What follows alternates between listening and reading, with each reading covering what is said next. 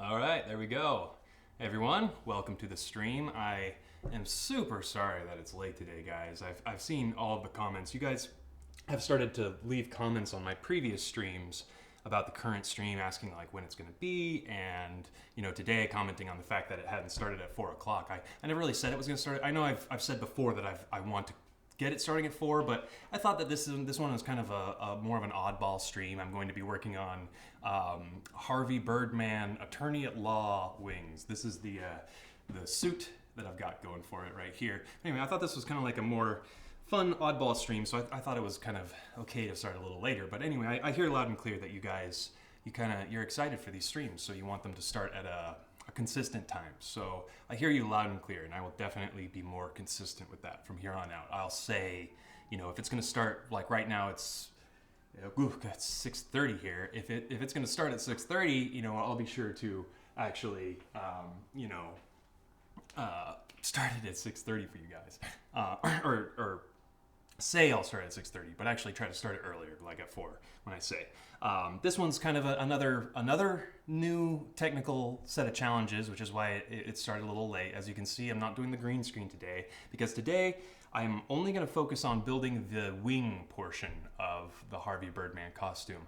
I've actually already got this helmet working. It's already printing out in my garage. If you look at here. I wish I had my 3D printer. I wish I had started it. I started the print yesterday, and it's still going. I wish I had started it in here so that I could show it to you guys right now. Anyway, yeah, thanks for tuning in. But yeah, I'll be more consistent in the future. Anyway, back to what we're gonna do today.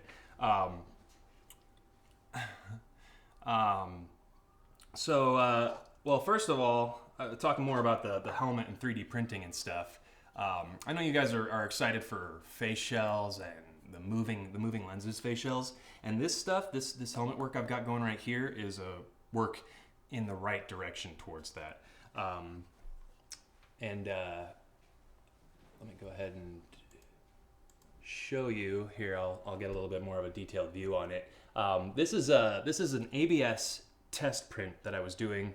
If you can imagine how it is right now, that's how it's printing out in the garage right now, and it's about right here. It's almost finished with this half of the helmet, but I had to stop it because the corners were peeling up. ABS really has a consistency of peeling up from your bed if it's not hot enough and heated, and okay, I just looked at the comments. Let me just say really fast, Bree Jones. I have to stop because Bree Jones just came in here with this kind of rude comment saying, "What the fuck is this shit? I didn't come in here for Birdman. I came in for Spider-Man." Okay, first of all, where does it say that I only do Spider-Man stuff? Guys, you really, sometimes it can be frustrating for some of us makers. Like we're not always pigeon-toed. I have a convention coming up this weekend. I'll say that really fast just to kind of explain why I'm working on this.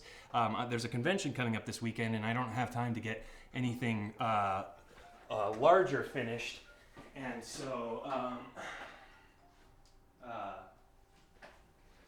yeah, so I mean, Bree is also one of the jerks earlier today who was saying that because the stream was late that they were frustrated and unsubbing. And once again, I'm sorry that that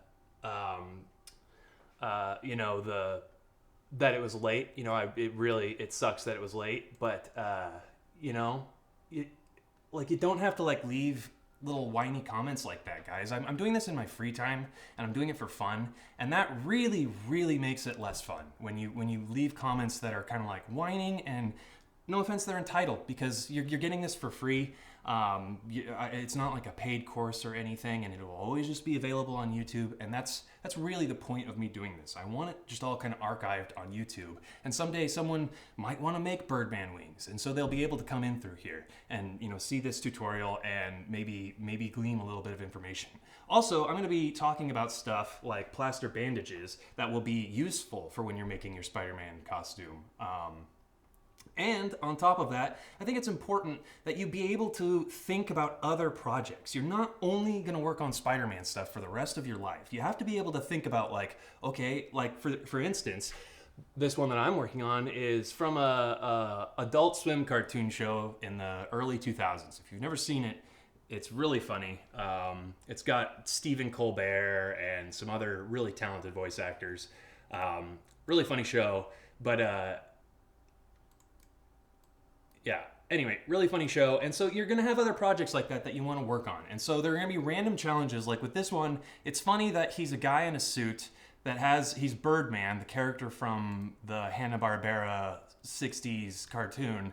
And it's funny that he's wearing a suit and he has wings. So the wings are a component of it. So I thought that would be a fun thing to go from start to finish and kind of go through how you tackle something like that. So with getting over all of that other stuff, if you want to, keep complaining about that stuff, that's fine. And I will be going to more Spider-Man stuff. If I only exclusively did Spider-Man stuff, I'd be out of streams in like a month. So, I kind of have to intersperse stuff like this so that I'm not just, shotgunning out all the Spider-Man information I have, which I know you guys kind of want to see. So, I have to do that all of that stuff in due time, essentially. Okay, so getting into what I'm doing today, kind of changing gears here. I want to work on these wings. So the first thing that you have to do when you do a project like this, and I've said this before in other streams, is you go through and you find your reference photos. And this is a good one too, because before I've always done stuff with reference photos that are live action. So like Spider-Man, you have live action reference photos usually, unless you're doing, say, like a comic book suit. Like this is a good example of, he's a cartoon. So you have to make some adaptations, like his skull. I don't know if you can see it as well right here, but his skull is ridiculously small. So while designing this helmet, I actually had to make some slight alterations to the design. And so that's something that you have to do for Spider-Man too, because his proportions are crazy. Anyway, and so Bree, I'm sorry, I'm reading your comments. I'm sorry, I know you guys do want to see that Spider-Man stuff, but like I said, if I only did Spider-Man stuff, I'd be out of streams in like 2 months. I'd probably be able to keep doing different projects, but it would be a constant rehash. It would just be designing a pattern, sewing a pattern, designing a pattern, sewing a pattern. So this kind of stuff is, you'll be able to use it. Maybe, think about this, because also let me explain really quick what my plan here with this is.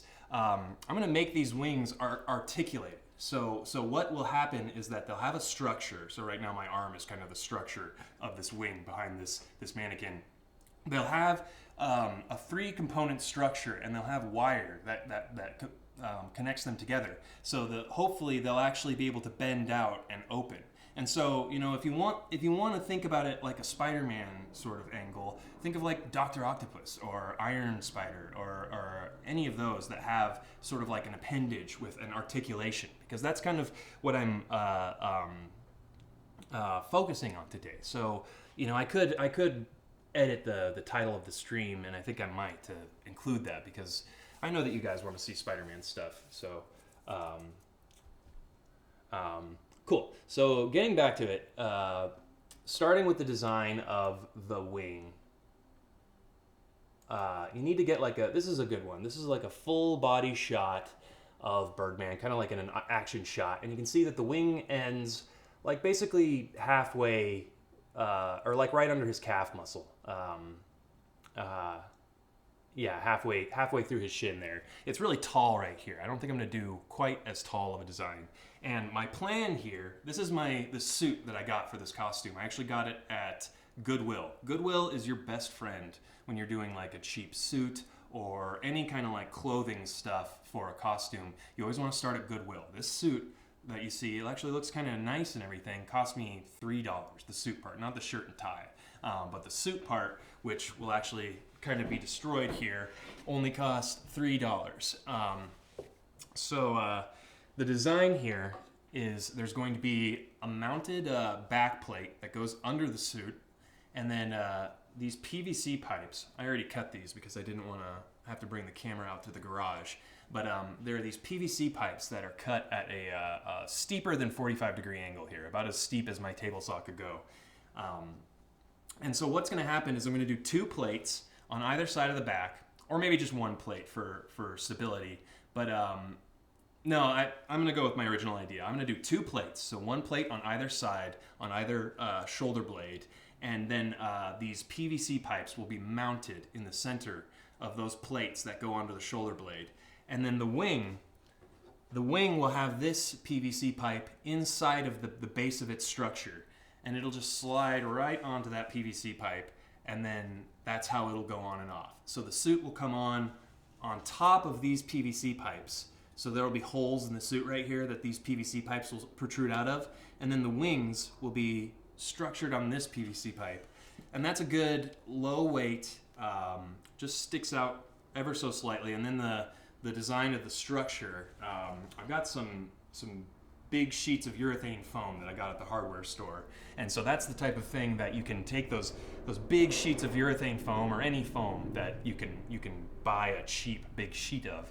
And I'm going to be carving the structure of those segments and then putting wire in between the segments so that they'll actually have a degree of posability. It'll actually be like a wire armature for the wings. So I can actually do pictures where the wings could be potentially extended. Then for the actual wing portion, and I'm planning on doing all this stuff like right here on the stream. So I think this will be a pretty fun stream. For the actual wing portion, I got this at the fabric store. It's sort of like a plush blanket. You might be able to hear the helicopters. That's Los Angeles for you. Helicopters all the time. This is a plush sort of blanket material I got at the fabric store. But this will basically be what is draped over the armature of the wing and give it the wing sort of detail. And then I'm going to cut it and do some stuff to it that'll make it look more like feathers and the kind of the arm of the wing. All right. So first things first, I'm being pretty quick with this because I want another thing I want to emphasize. This is very much like if you have a con you're going to, like a convention, and you want to do a costume really quick, or even like a party or something like that. You have to have the ability to do a project quickly, be able to go out and get all of your materials as cheap as you can without spending a ton of money.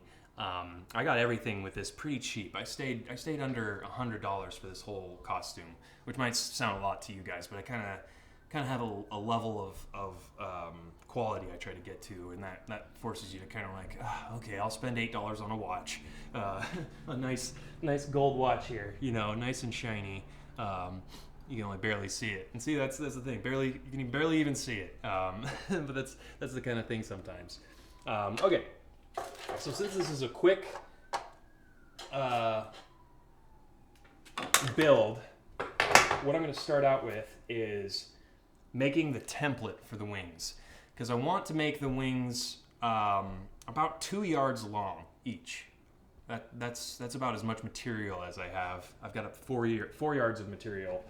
That was another way to stay under budget. I could have gotten more of that material, but I wanted to also keep it sort of light. And so what I'm going to make my template on, this is painter's paper. I got this at the hardware store too. This is like in the painting section, and you can buy a big roll of paper, and it's kind of like butcher paper, but it's kind of waxy, slightly waxy. So it's designed so paint and stuff won't soak through. So there's an advantage of that as well. But I use it just as paper for templates and stuff. But you should have a roll of this from the hardware store. It's really nice to have. So roll out about 2 yards of it. So like I said, I'm trying to make these wings about 2 yards long.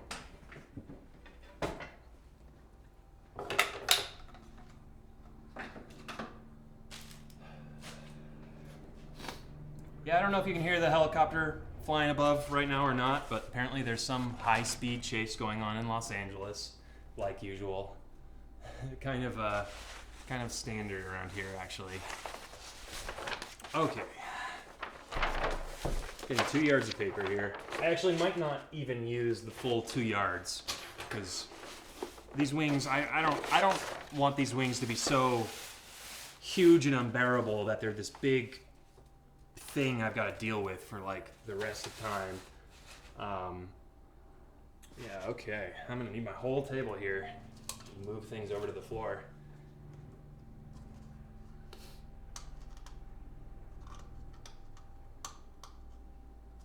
Um, Flubdub asked if I've ever done a newer version of Iron Man since the first suit that I did. I've always wanted to, but one thing, I don't know if anyone out there has made an Iron Man suit, but one of the biggest things that anyone who has made an Iron Man suit or started an Iron Man suit will tell you is that it is so much harder than you think it'll be when you first start out. So it's kind of like that first suit you do, like you kind of luck into it because there's so much work that goes into every little piece of armor on an Iron Man suit, and then it's also tedious because there's two halves of everything. You know, you've got everything is symmetrical so that you know, if you make the left arm of the costume, you have to make the right arm exactly the same but symmetrical, and that can really be so tedious, especially on like the leg and the back and the arms and the hands. I mean, everything. Doing that by hand. That Iron Man suit took me about like 6 months of work on and off to get done, and I think that's why I've never done another one since then, because it's just so much work and you have to really commit to get to the end. And you know, I'll be honest, some of you guys that have followed my work for a while have probably noticed this. Like, I don't get to the end a lot. I don't get to the finished product a lot. I've said in these streams before, I'm more about like the process. I like to figure out new ways to do things, and you know, once that's done and it's kind of just a matter of refining, it kind of starts to lose its appeal to me. And so that's why, you know, I love working on Spider-Man stuff, and I'm always going to come back to Spider-Man stuff, but I'm not exclusively going to work on Spider-Man stuff forever. I've got some really cool projects coming up, that non-Birdman projects that are going to be really cool. Okay, so I've got 36 inches here. That's a yard. And then another 29 inches or so until my paper rolls off the bottom. Yeah, okay, that works. Okay, so this is a huge wing. Basically, just have to imagine what it's going to be like coming off of an actual body, and how you're going to manage it, essentially. So I'm going to bring the mic over on top of the paper really quick. Move everything over. All right, great. So I'm going to make some lines with a Sharpie. You can use a regular Sharpie and then this fat Sharpie too. This will be pretty helpful. Okay, so yeah, I'm just going to make my line right here. Since I'm just eyeballing everything, it really doesn't matter too much. So now, looking back at the reference photos, the Birdman reference photos.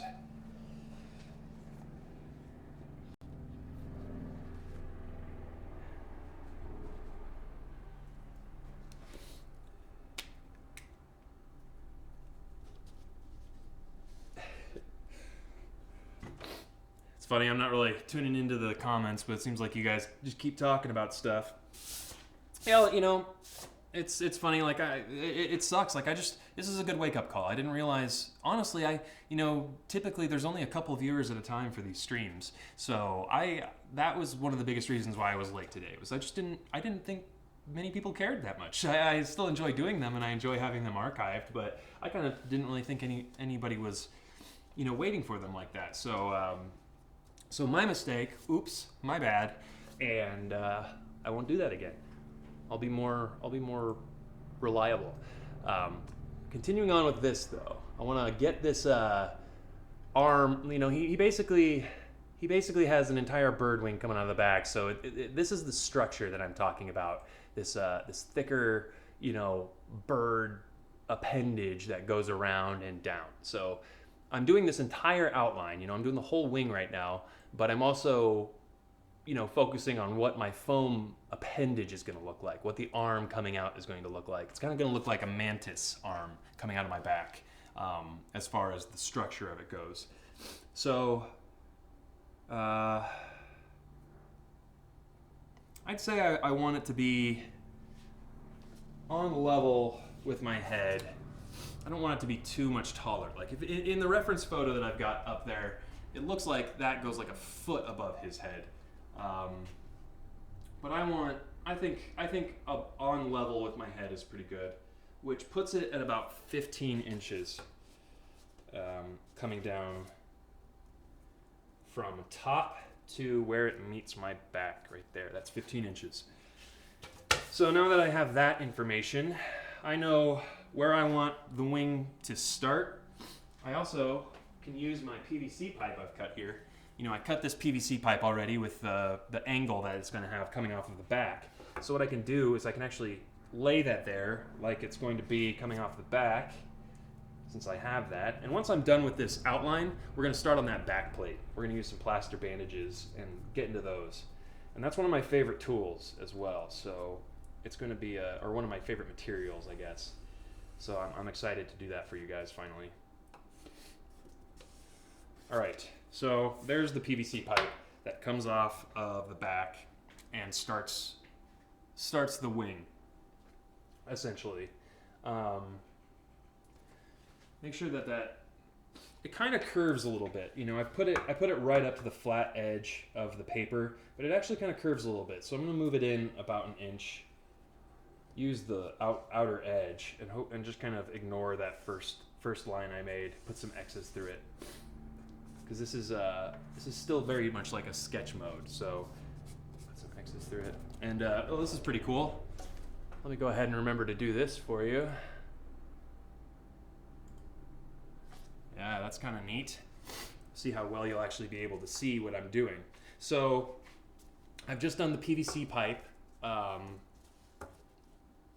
the back there.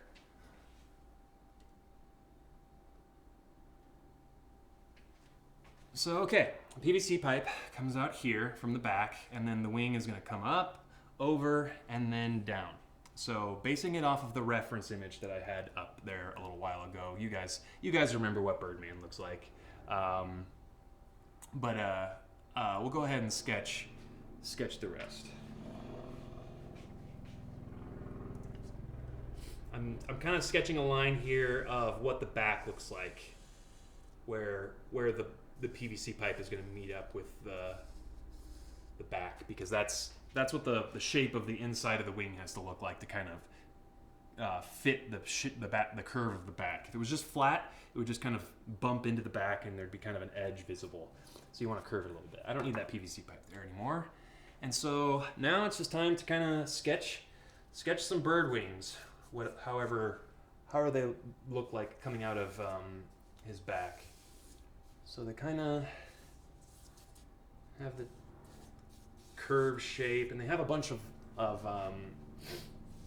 sort of like joint segments in them. I think that's kind of depends on how it's illustrated though. All right, and I'm going really far down on the back here too. I might need to move where the PVC pipe is up a little bit. I'm just kind of doing that with a makeshift line here, so that it's a little more in the center. But here we go.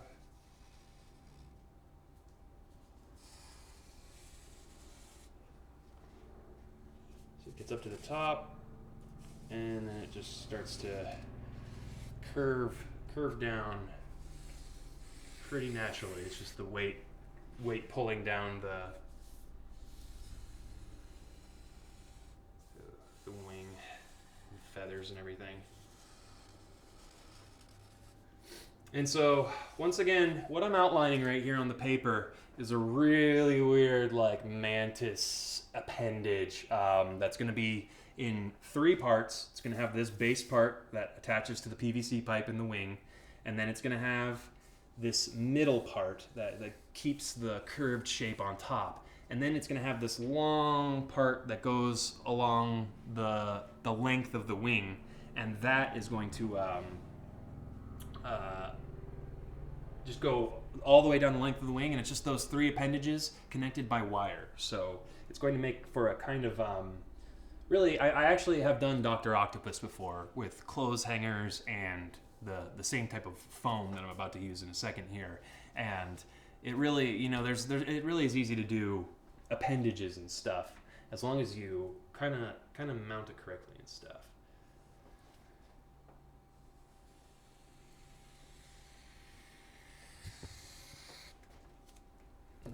computer and stuff, since I know where the wing is going to be now.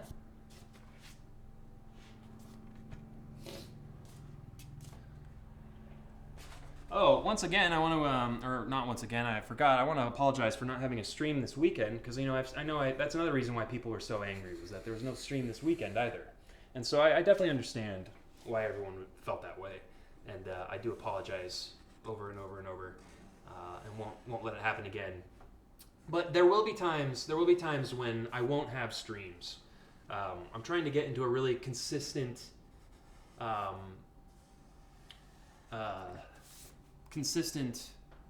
schedule with it, but there's still sometimes we had friends in town and my dad is in town and things like that, and so that kind of real life can sometimes get in the way of streams.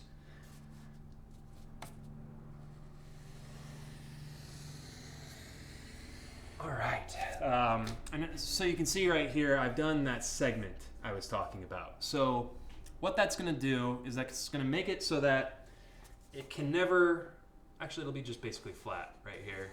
It can never close more than this much. It'll never have the ability to close more than that.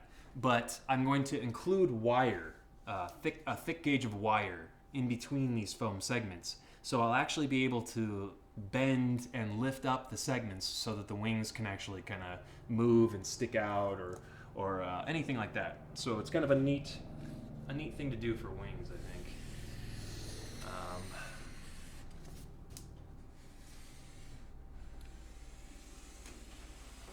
And I don't know that I necessarily need the structure of the wing to go all the way down. I might only need it to go basically to where that curve stops, because then the wing is basically just hanging under the weight of its own strength.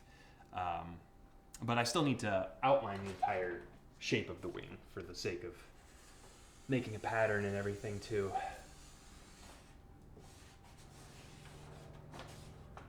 All right, so that's the structure. This will just basically be a large, stiff foam mantis arm, like I had said earlier. And so the next step is the feathers. If you look back at Birdman here really fast, just so you can see what I'm referencing here. He has a couple layers of feathers here. He has a top layer underneath this appendage. Then it separates to this middle layer here and then goes all the way down just to that final layer. So it's really just 2 layers. But that allows it to kind of, and then it also looks like it kind of comes into a crease up here for the sake of opening. And that's probably close to how bird anatomy is, because, you know, the animators had to animate these wings opening and closing a lot, so that's how they designed it.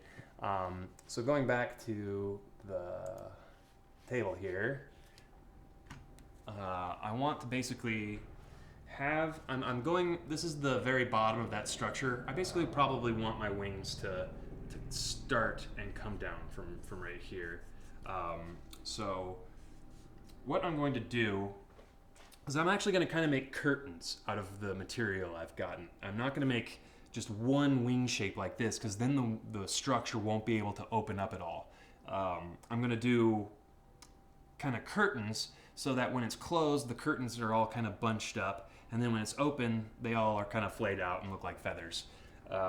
Okay, so I'm going to start, and I want to offset the curtain, like the kind of curtain panels of it a little bit, so that it doesn't just open up in the middle and expose a big gap in the middle. So I'll probably make one for each of these segments, or have it, no, I need to have it overlap the segments. So like I'd have a segment of feathers to like here. Okay, and this would work also for like if you were doing like a Batman suit, if you're doing how Batman has, in Batman Returns, he has like a big mechanized metal wing thing.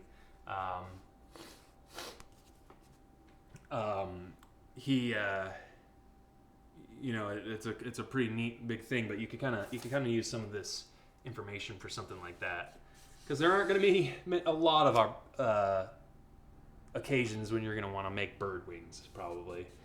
This is kind of just a random stream. That's why I also called it a one-day build. It's just kind of a random thing that I'm doing today. And thank you guys for tuning in. I really appreciate it, and I wanted to kind of, get these things out there like that. Okay, so that's one panel of this feather here. I'm going to keep working downward on the paneling. The next one, since I said I want it to overlap, I'll probably have it start. I really only need like 2-3 panels at tops. So this is kind of like the back panel.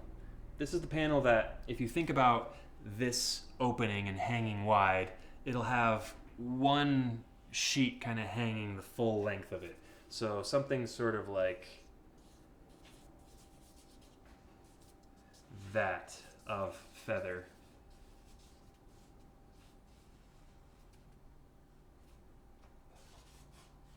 And yeah, and then they do this kind of cartoony bird wing effect of just bumps. I'm gonna actually, the way I sew the fabric, I'm gonna actually kind of do a effect with it a little bit.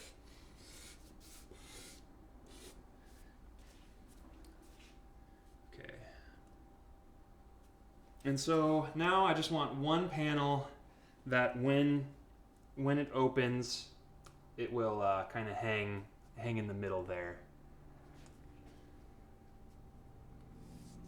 And I think that I want it to go all the way out to here, because you want a good spread.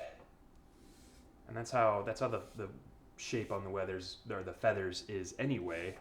It kind of makes it kind of V in the middle here. So that's three separate pieces of fabric that I've basically got my pattern pieces for here.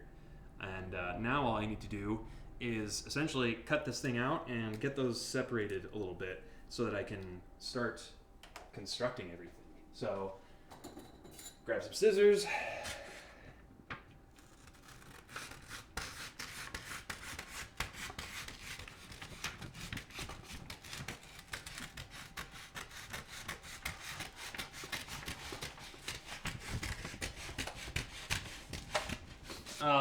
You might see here that I've got a bunch of different lines. You might wonder, like, how do I pick which line? That's part of how I sketch. When I sketch, I do, and this is kind of just sketching in general, you end up doing a lot of lines. Animators do this. You do a lot of lines, and then it kind of becomes clear which line is the best one out of those lines. It kind of, like, the best line is typically in the middle of all those other lines you've made. You just kind of have to approximate it at that point. And so I kind of just go through random shapes like that. I bet that sounded good right in front of the speaker like that, or the microphone. All right, so, let's roll up. Great. That's going to be really easy to work with. All right.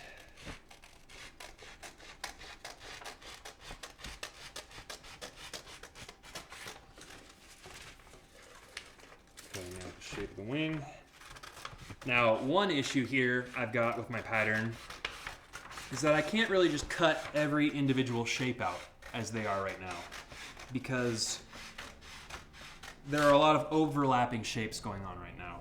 But I think it'll still be fine because I really just sketched all these shapes out, so I'll probably be able to just kind of guesstimate every one of the materials as well on top of this pattern.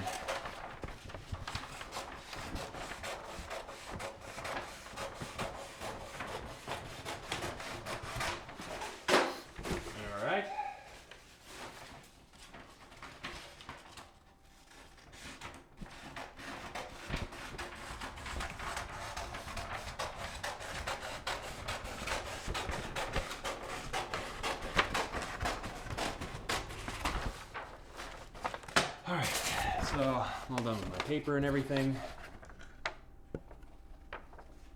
All that stuff.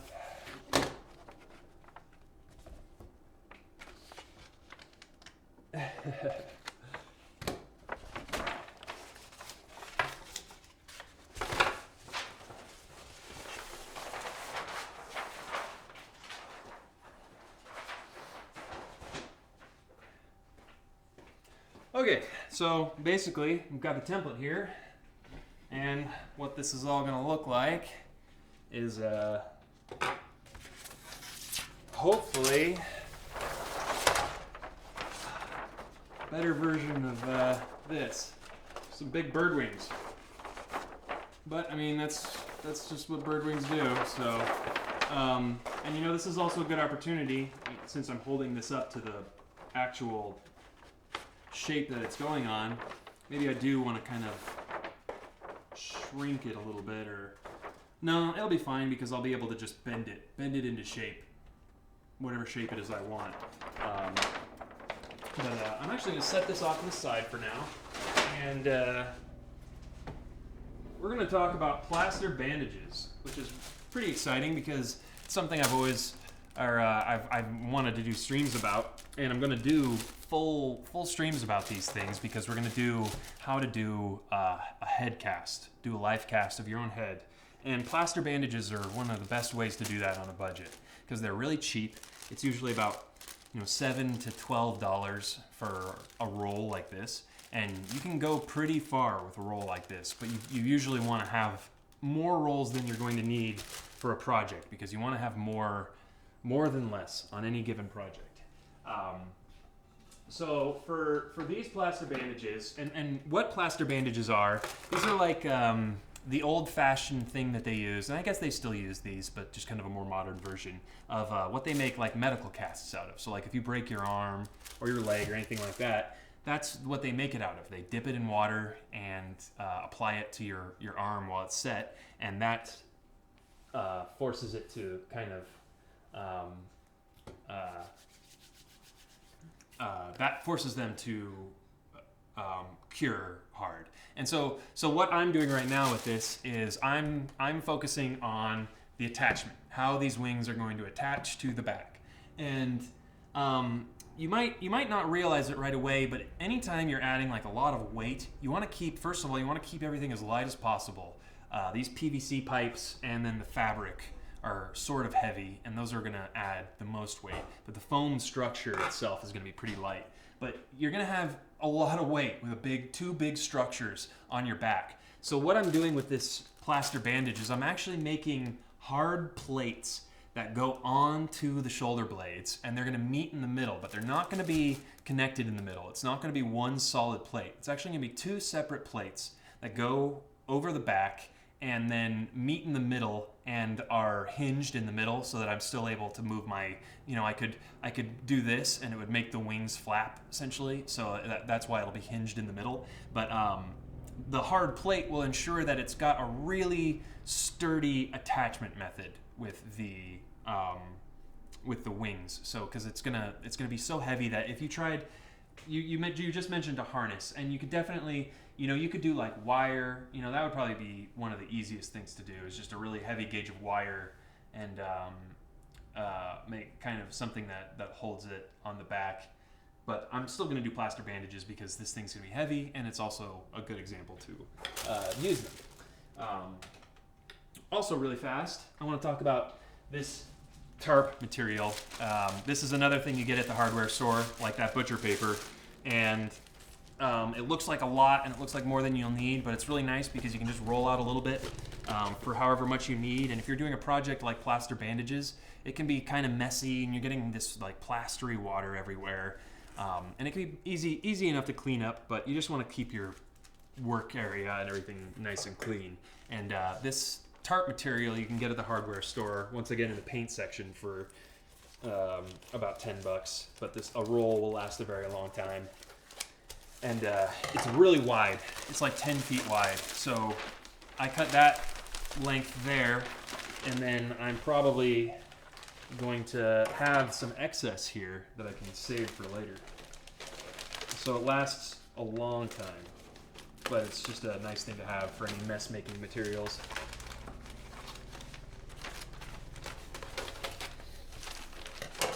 Okay, so as I get ready for the plaster bandage process, I'm just going to be getting these bandages wet and applying them to this, to this mannequin. I'm going to take the suit jacket off so I don't ruin it. But I'm actually going to apply these directly to the mannequin with the PVC pipe in place.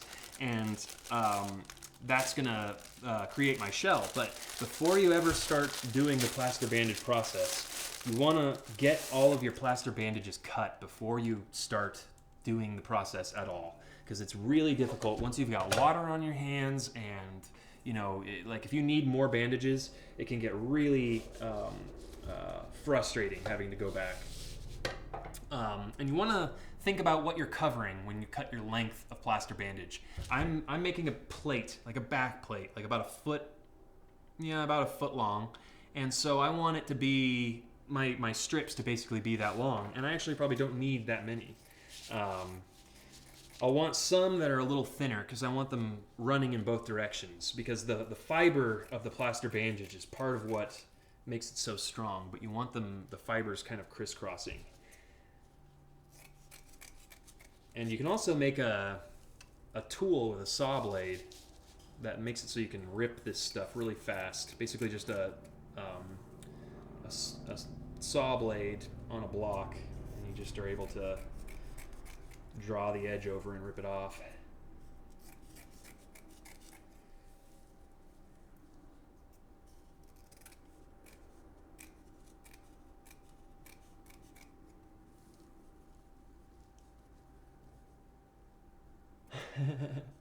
That's funny. I'm looking at the comments now that I'm doing this.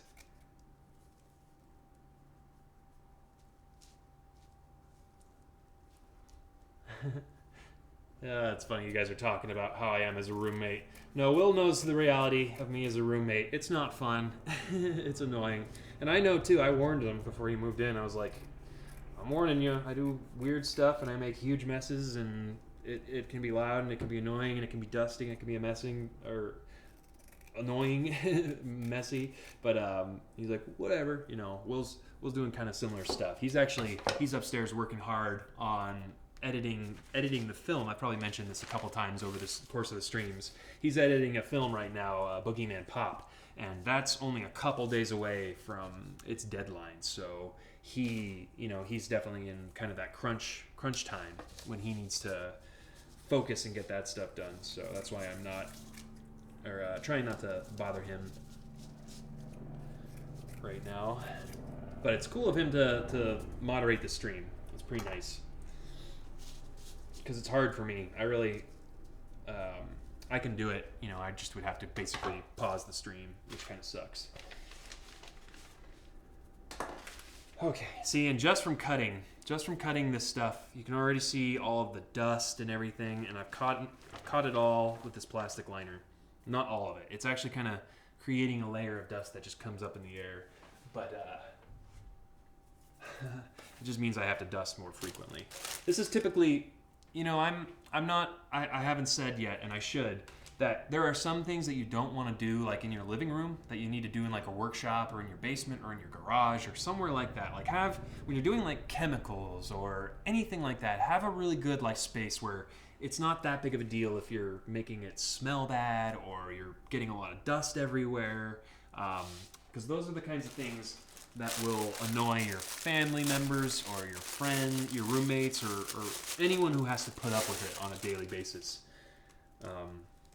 And you know, sometimes despite our best intentions, I think this has happened to me a few times. We'll start projects and not finish them, not see them to completion. And so sometimes the projects will just sit. And I mean, this table right here, this is part of why I did this stream, is because this is the first time this table has been clean like this and able to be filmed in like years probably. It is always just covered in junk. And now you can see my other desktops are covered in junk to kind of accommodate it. It's just like I'm a really kind of a messy guy. Like I'm getting a handle on it, and you know, I've learned a lot of helpful techniques for it, but it's difficult. It's very difficult doing this kind of stuff in a house or in an apartment or anything like that, and not just annoying everyone that you live with.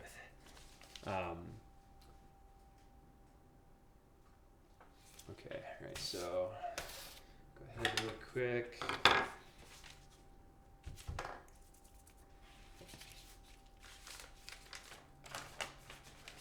Flubdub just said, McLean, what job do you work at? I'm kind of floating around at the moment and trying to focus on the face shell STLs and things like that. But I've kind of had odd jobs out here in Los Angeles. It's funny, when I first came out to Los Angeles, I actually stood out on the Hollywood Boulevard. And if any of you know what that is, what that entails, and I'm sure some of you do, that entails, oh great, I got dust all over my nice new suit.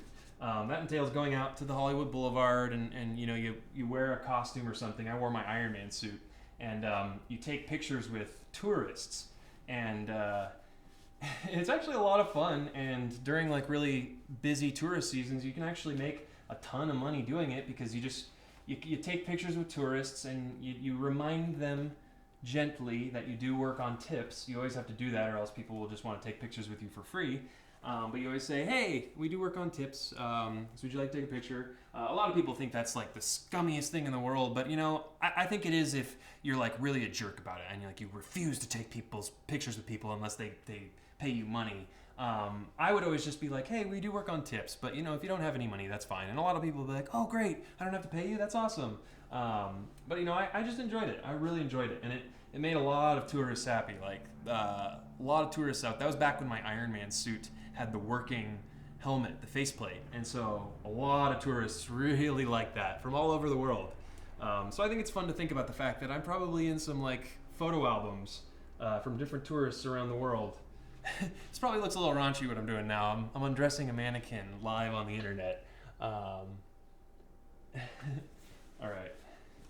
But yeah, to answer your question, I've had a lot of odd jobs out here in Los Angeles, a lot of part-time stuff. I just never really have anything to say or share about that kind of stuff. I do like serving and stuff occasionally. I just, this is the kind of stuff I came out here to do and want to do, so. So yeah, that's always what I gravitate back towards. All right, so.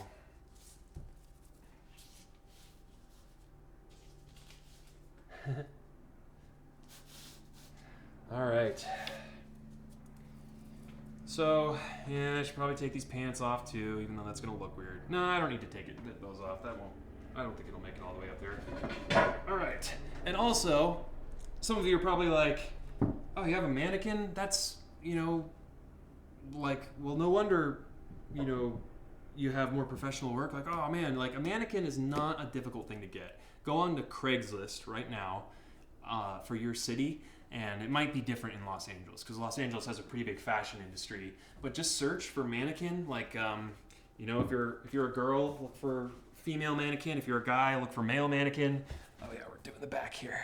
But I think this cost me $60. Yeah, mannequins really are not very expensive, because a lot of times the people that have them, especially if they're in kind of junky condition, but a lot of times the people that have them just want to get rid of them because they're annoying. They can take up a lot of space. I have an entire closet essentially right under the stairs over there that my mannequins. I have 2 mannequins and then a mannequin head.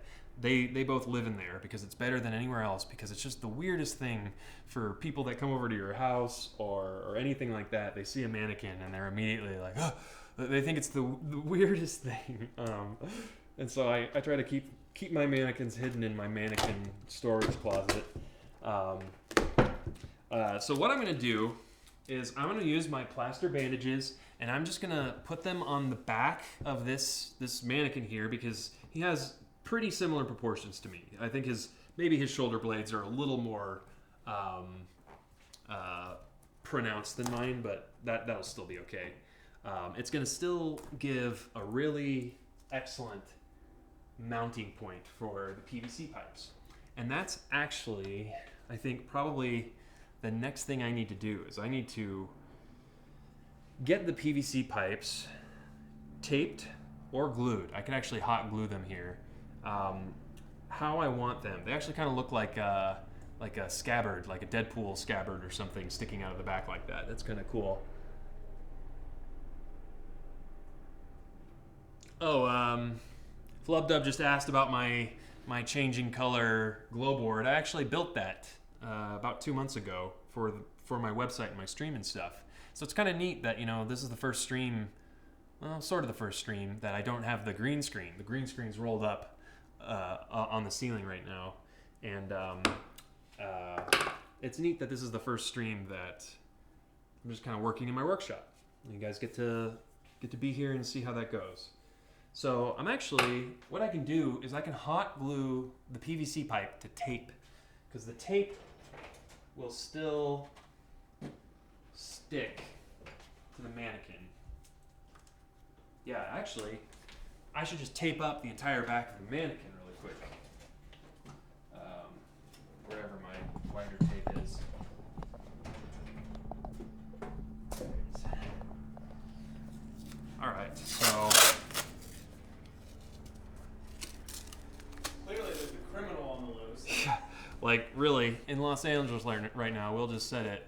You probably can hear those helicopters going by. That's a common aspect of living in Los Angeles. Just the annoying sky lawnmowers that go by every now and then. I mean, they're called helicopters, but I call them sky lawnmowers because they're just really loud, really annoying. And sometimes if there's like a criminal in your area, in some apartment complex nearby, they'll just circle in the middle of the night for an hour or two, just circling around that area. And it's like, yeah, of course, if they have to catch criminals, that's understandable, but man, are they so annoying. And I've lived in a couple other cities, and I've never lived in a city where they're so prominent as LA.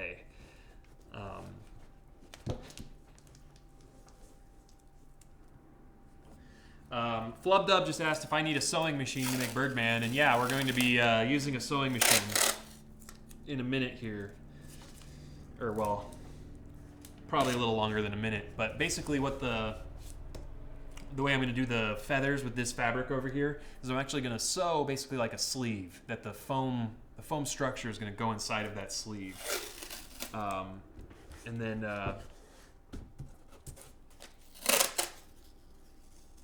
yeah, and then that'll basically be the end of the project when that happens. Well, the end of the wing portion of the project. Because at that point, the arm will be all carved, the wing will be sewn, all of that will be done. So that'll be pretty exciting.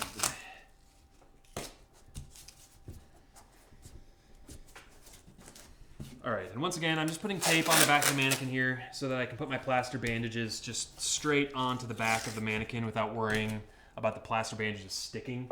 That's one thing. Don't just run off and try to do a head cast without any knowledge, because plaster bandages will stick to hair, they'll stick to skin. So I'm gonna do an entire stream about doing a plaster bandage head mold pretty soon, because I know you guys wanna learn how to make face shells and stuff. And that's basically like step one.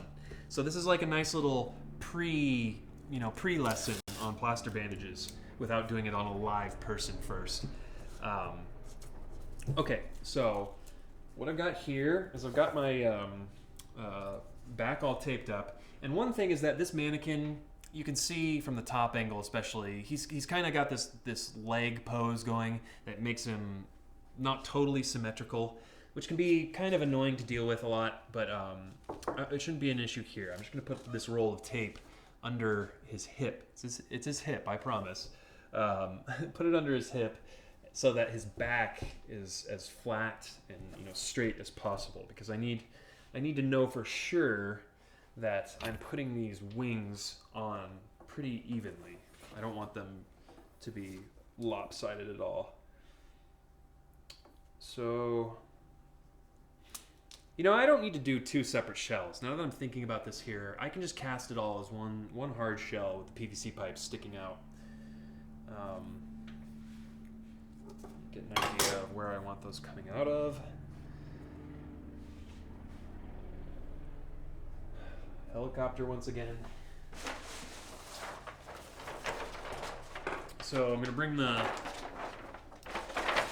outline here again to show you. That probably sounds great.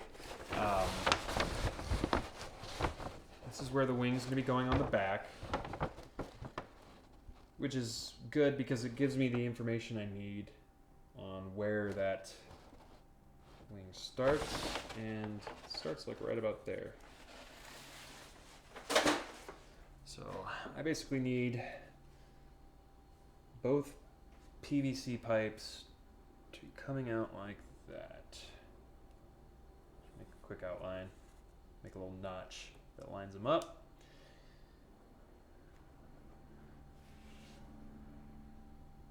Yeah, that's pretty good. Because I want them to be pretty back. I don't want them sticking out too much because then they become annoying. You have to really worry about them all day as they kind of hit people in the face and are always hitting people, which actually can be kind of funny, but you want to be able to do it on purpose. Okay, so I've got my glue gun here, handy dandy glue gun. Glue gun, if you're just starting out, glue gun is great because it's good for, it's cheap. It makes pretty strong glue connections on most things. The biggest thing is that you can actually kind of hurt yourself with it a little bit. Like every time I use the glue gun, I hurt my fingers. I tap the glue and hurt my fingers a little bit. But it still is a really versatile tool. So if you don't have a glue gun, pretty much everyone who makes stuff needs one. So I'm gonna get some more masking tape here so that when I glue this wing portion, I have some tape ready to tape it down, not just stuck holding it there. So lining it up again.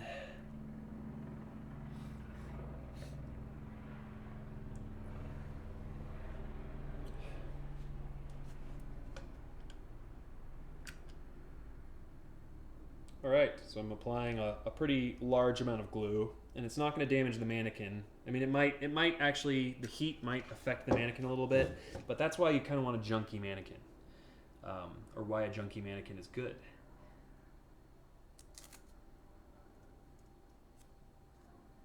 Oh wow! Now the guy flying the helicopter is saying something. That's pretty crazy.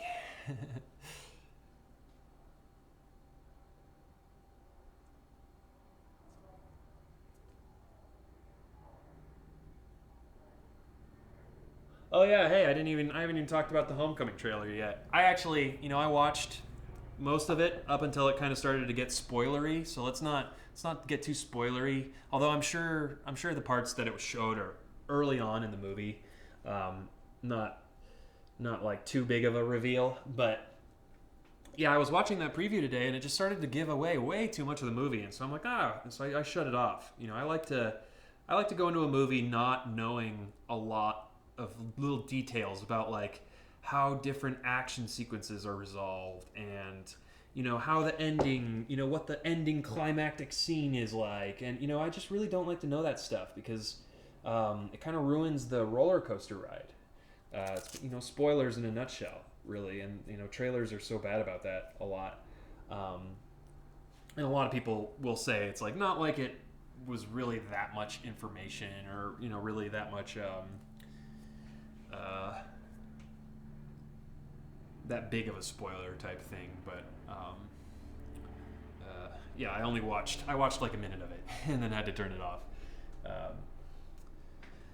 Cool. So now both of these wings are pretty sturdy here. So when I start applying these plaster bandages, it's gonna be pretty easy to get them these PVC pipes nice and mounted really in a sturdy way. So this is my water here. This is just like a little Tupperware of water. And what you're doing when you're doing these plaster bandages, I'm pretty sure I've got enough here. Hopefully I've got enough. So you wanna live on top of your tarp here. You really don't want to be splashing water everywhere or anything like that. And actually, you should usually have like another bucket of water, like that's just clean water for washing your hands off. I have a rag over here that I'm going to use just in case I ever need to like use my mouse or something and not mess it up. So you've got your water over here. You want to kind of get it as close to whatever you're doing your plaster bandages to, because that's where the dripping is going to happen. You're going to get a lot of dripping, and it's plaster water, so it drips and then it dries. I don't need my glue gun, so I'm going to move that.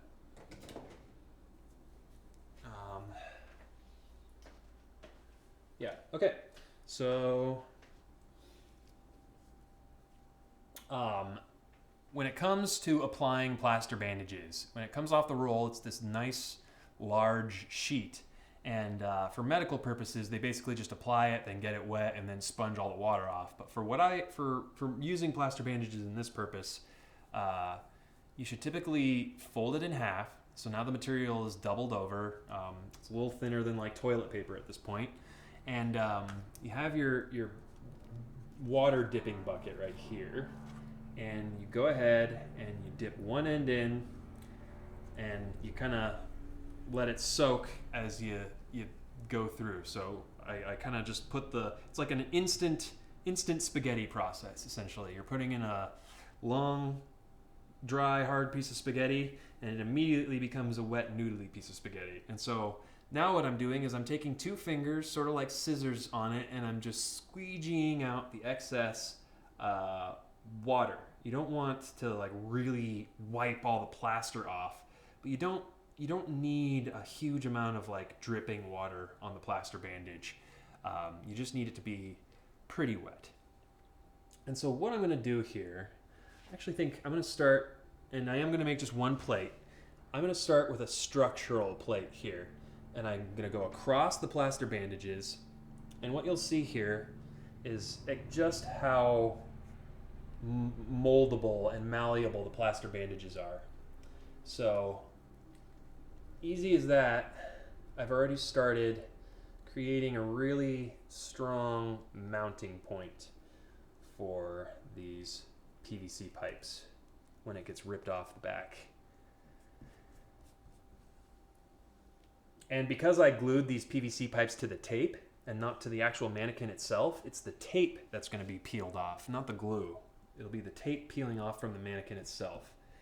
I probably could have put some mold release, like some Vaseline or something on top of this tape, but tape is typically pretty waxy and not too bad about having stuff stick to it. So I'm going to do another plaster bandage piece.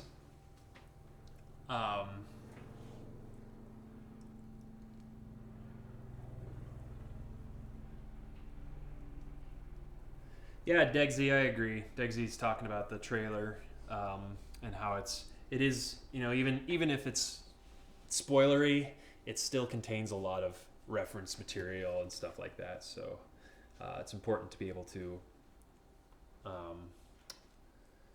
go in and watch the trailer and get whatever reference photos and stuff you need out of it. Thankfully, a lot of times people will do that. You'll find photo galleries, like image galleries that people compile of reference photos, and a lot of times like spy shots that they get off of the set. Okay, so that's just two strips that I put on there, and that's just going on top and below the PVC pipe structure, and then enclosing it on either side. And let me talk really quick about the plan for how I'm going to construct this plate, because you might be wondering how strong this plaster bandage back plate is actually going to be. Well, the plaster bandages are actually only there temporarily, and I'm actually probably going to cast a plastic back plate. I'm actually using these plaster bandages as a base to cast a plastic back plate, a lot like how I used to cast my Spider-Man face shells, just with urethane plastic. You mix part A and part B together, and it creates a liquid plastic that hardens after a few minutes. But what you can do is you can make a shell like this and slush that plastic around inside of a shell like this. You just have to make sure that you really apply a lot of mold release, otherwise the two will bond together. But what I'll be doing is making a plastic shell that, because these PVC pipes are embedded into this plaster portion, the plastic will actually come up and inside of these PVC pipes. And so the shell and the PVC pipes will actually kind of create one solid plastic chunk that will not really be able to like snap off or break. Because that's kind of a big aspect of making stuff that you kind of you get a handle on as you grow and get better, is the durability aspect. How durable are the things you're making? If you're making a large wing project like this, you want to make sure that it's not just going to break off the first time you wear it. Otherwise, it really starts. It's like a setback. It gets kind of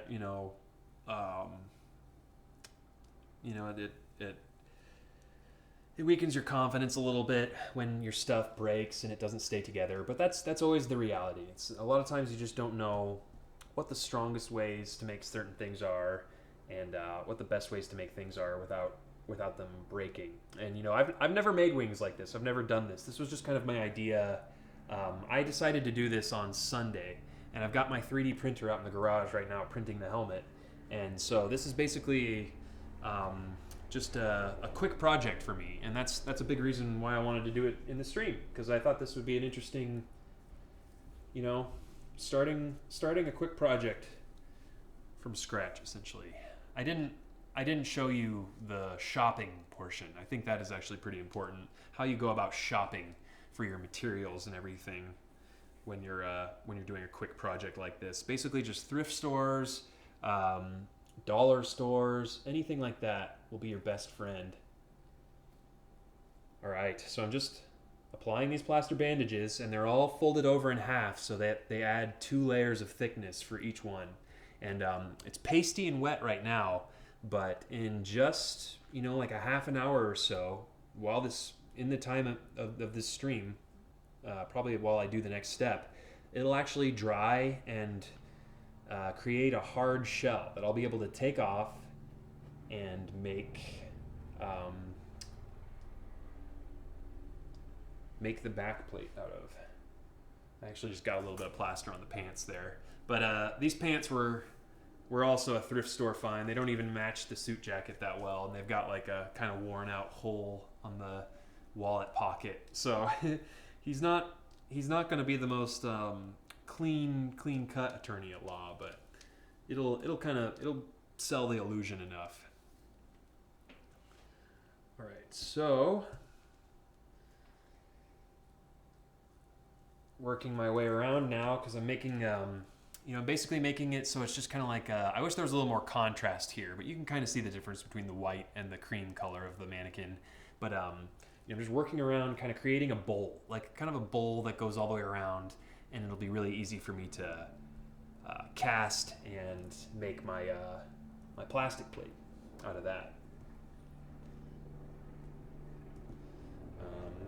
Okay, so I only have a few more of my longer pieces of plaster bandage here, and I think that's all I really need. I only need a couple more pieces to strengthen certain areas and just make sure the whole structure is actually pretty strong. And what I could do is I could actually add some wooden dowels or maybe some wooden paint stirring sticks, and things like that really add a lot of structure to plaster bandages. Because they have the fabric embedded inside of the fabric is infused with the plaster. So when you get it wet, that is what starts the process. And so it's pretty strong, and it has the fabric to back it up, but it will still crack and split because of the nature of plaster. Because plaster doesn't really bend or flex. It will only break. It either doesn't break or it breaks. It doesn't bend or flex or anything, and that's its advantage. But that also means that it will just either break or not break. Okay, so I think all I want now is one more that goes across, and maybe one more at the bottom to kind of make that outline a little larger. But one more that goes across that is primarily just structural. It'll just make it so it can't snap in half. And so because of that, I'm actually going to kind of bunch this one up. As you can see, I'm kind of bunching it into kind of a stick almost. And it might be a good idea even to go up onto the PVC pipe with this one, just to keep it from, because I've only done a slight amount of structure on the PVC pipe to keep it in, so that might actually want to break a little bit. Don't want to ignore that.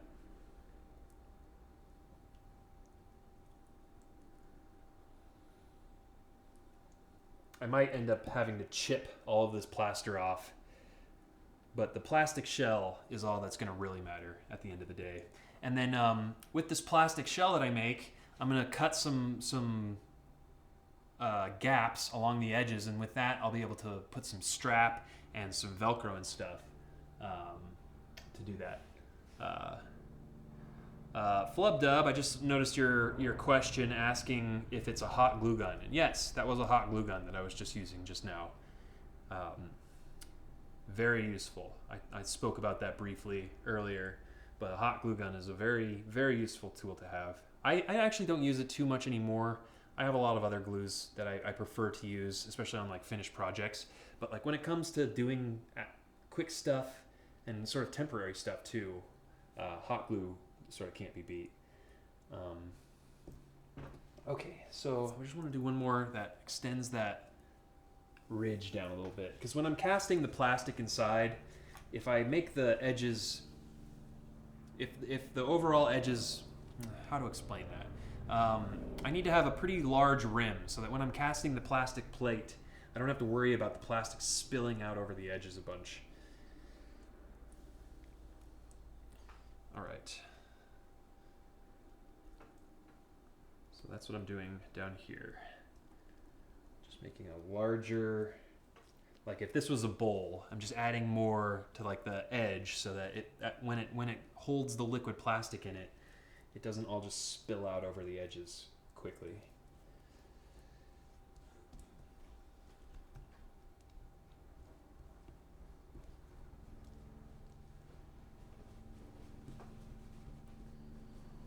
Yeah, more helicopter stuff. It's pretty funny.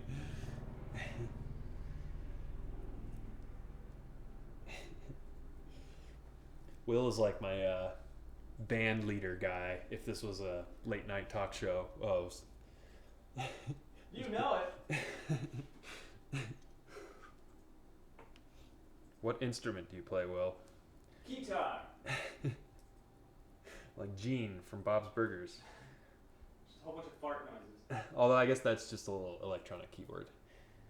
I'm gonna change my instrument. I want to play that one. I'm changing it. The dog bark fart noise keyboard. Okay, so wipe my hand off with this rag, and I also got a little bit of plaster on the pants, so I'm cleaning that off.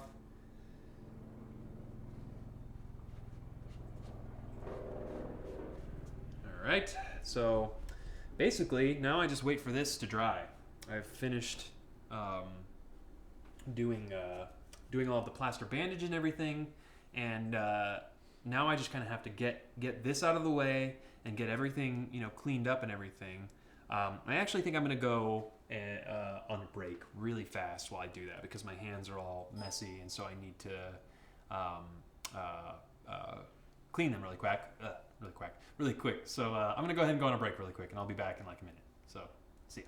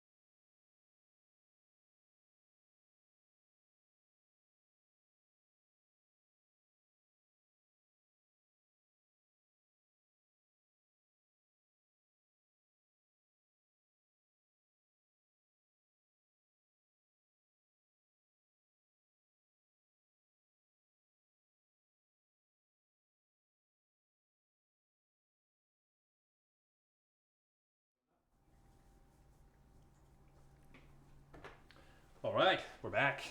As you can see, not too difficult to clean up. I was gone for like 2 or 3 minutes getting those plaster bandages put away and everything. But with a plastic liner, anytime you're doing something messy, plastic liner like that is the best because that stuff is actually pretty cheap. And it's easy to just, you know, throw it away when you're done. So now that I've got, oh thanks. Now that I've got my workspace all clean and clear here, I think before I move on to the foam structure phase of all this, I'm gonna do the fabric stuff. I'm actually gonna do the fabric-y wing parts because I know that the foam construction phase is gonna make a really big mess. It's just gonna get dust everywhere. And the fabric construction phase is actually gonna make a pretty big mess too. It's gonna get fuzzy blue fuzz everywhere throughout my house. So, you know, it's actually, both of these are gonna be pretty messy, but I don't want the foam dust on the fabric, whereas I can get the fabric fuzz on the foam. So that's kind of part of how you need to like think of what stage to go to next. So I'm gonna be going back to my template I've made here for the wing. I'm gonna take some masking tape that I've got here because it keeps doing that. I could, you know, I could roll it out and kind of tease it. I'll probably do that. I'm just gonna take it on the edge of the table here, and I'm just rolling it on the edge of the table, kind of against the curve it already has.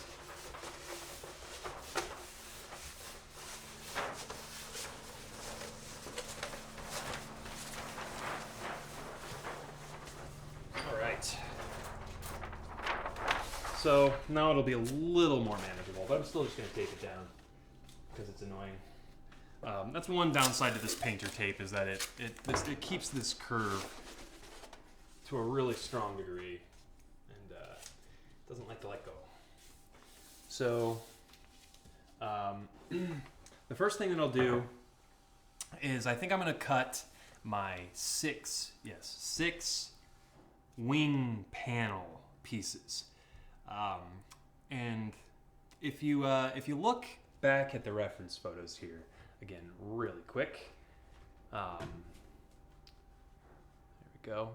If you look back at this reference photo I've got on the little tiny screen, he has this sort of darker blue segment inside of the wing, and then lighter stuff below and above. And this fabric that I'm using right here, I'm not sure how well you can see the color and everything, but it's kind of got a lighter bluish color on one side, and then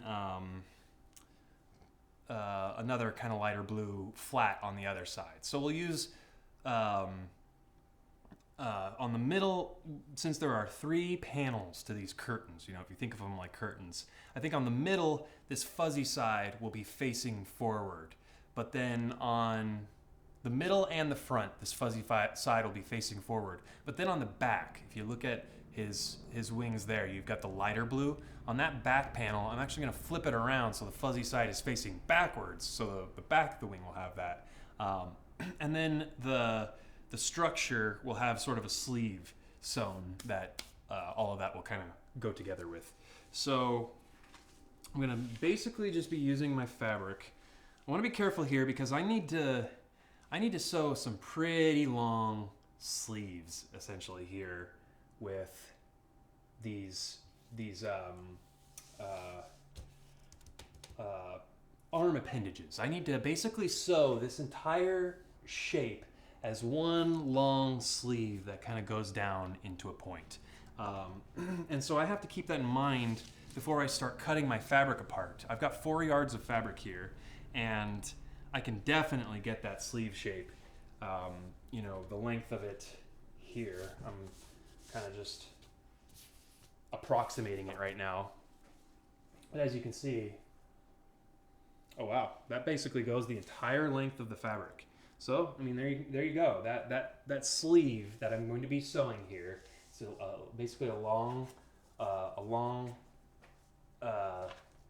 like a shirt sleeve that goes over your arm, and it will go over this foam structure and then curve down with it, and then the feather panels will be sewn into that sleeve. They'll be sewn like while I'm sewing the seam for if that works. I might just have to sew those afterwards, because that, now that I think about it, that's a lot of fabric that would have to be bunched up inside of the sleeve in order to get those panels to kind of just be in that seam. But I'd be able to just sew them on afterwards. So I'm actually going to go ahead and figure out my measurements really fast for that middle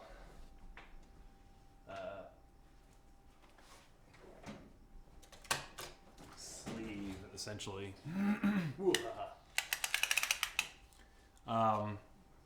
This is a measuring tape. It's really handy. It's you can find these at like fabric stores and craft stores and stuff. But it has a button here that makes it, you know, extend and retract. And then it also usually has a little notch right here that allows it to become this loop for measuring, you know, round things. Like you can really easily measure a person's head, like if you're measuring for a mask or a hat or something. This measuring tape, really good for it, because then it sticks at whatever that length is, and it shows you, well, it used to. This one's about a decade old. I have another newer one. But it's really good for measuring stuff. Okay, back to this. So I just need to get the length, the overall length on this upper portion, you know, because that's the long side, the outer side. I need to get the overall length of that portion, because I'm going to be making the sleeve that length, in essence. So I'm going to get my Sharpie so I can just write this down and not forget it. This portion, and also you'll notice that this side is a lot shorter than this side. I'm just going to go ahead and try to make it as long as this side. I don't want to have to deal with that yet. I'll be able to trim it and stuff later, but for now I'm going to make it about as long as the other side. So that's about 18 inches. Not as long as the other side, I'm just going to overshoot it. This middle portion is another 8 inches. And then I'm probably not going to be able to measure all the way down on this portion. But this is the advantage of using measuring tape as opposed to a ruler, is that you can actually measure some curved surfaces, although this is being a little difficult here. There we go.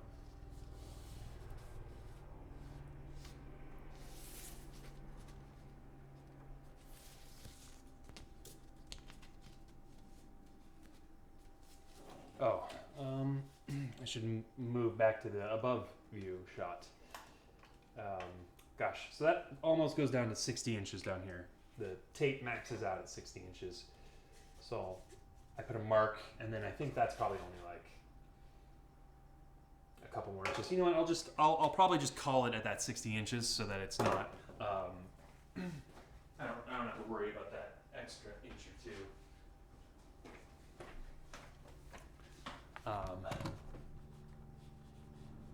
Move you back here so you can see what I'm doing here.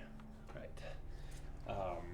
So yeah, I guess that goes off on the above camera, but you can kind of see it on the front camera.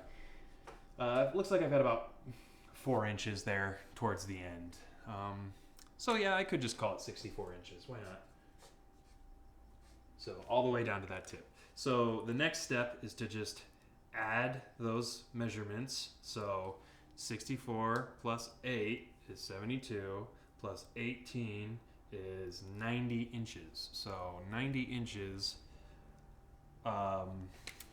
Here, I'll draw basically a diagram of what I'm going to be doing here. So, yeah, this is a good spot.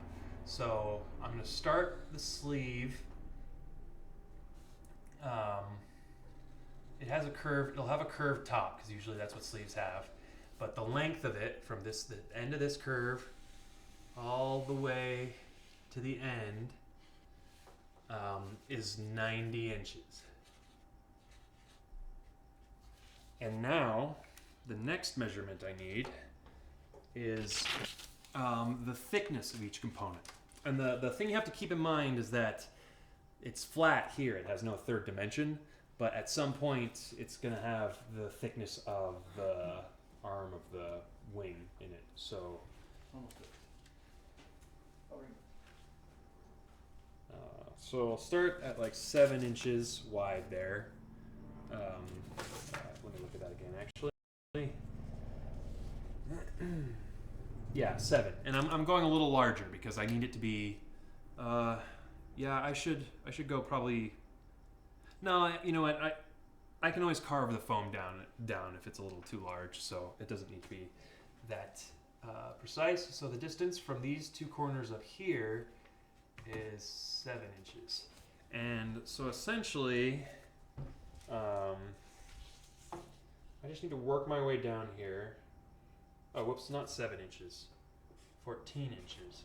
7 inches on either side. It's 14 inches total. It gets small quick here.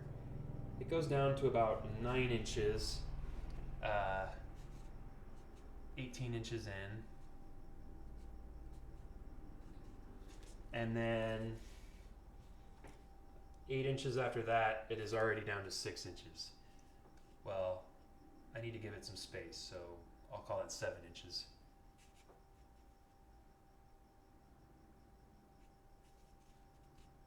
And then it goes down to a point. So basically what my pattern pieces are going to look like are long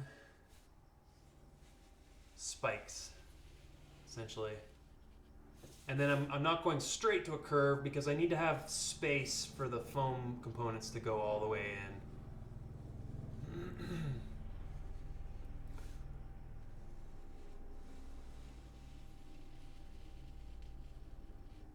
All right, so that's the pattern piece I need for those sleeves. I need 2 of those sleeves essentially of fabric. So I'll go ahead and move my template here.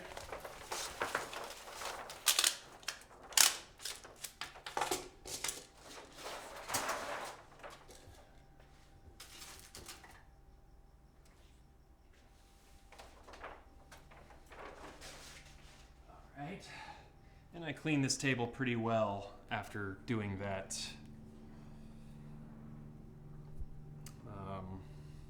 plaster bandage tutorial, so I don't have to worry about that too much. This is probably, honestly, where the floor comes in handy. I love working on the floor, and I always do.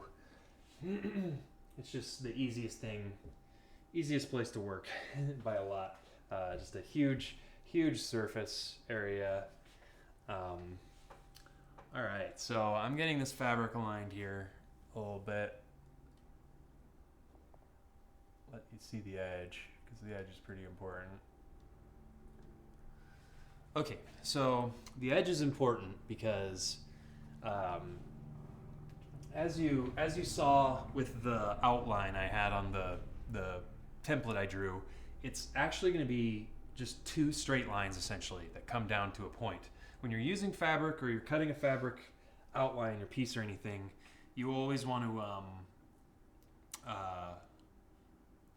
to take advantage of whatever straight edges you already have. So in this instance, I've got this nice straight edge that comes from just the fabric having a straight edge on it.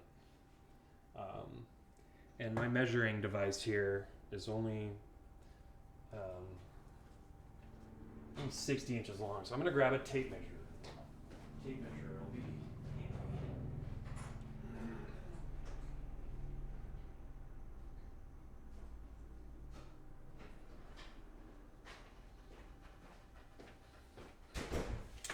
All right, this is a tape measure, obviously. I'm sure you're familiar with this. And easy enough to just get 90 inches marked out. And that's long. That's a long pattern piece, but you know, that's what it takes.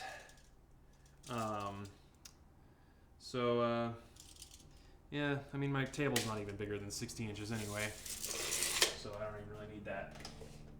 I just need to mark 60 inches essentially.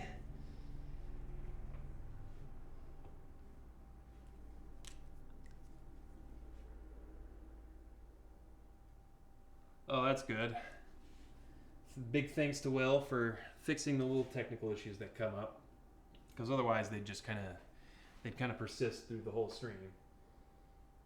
All right, so I'm marking 60 inches there so that I can mark another 30 inches on top of that.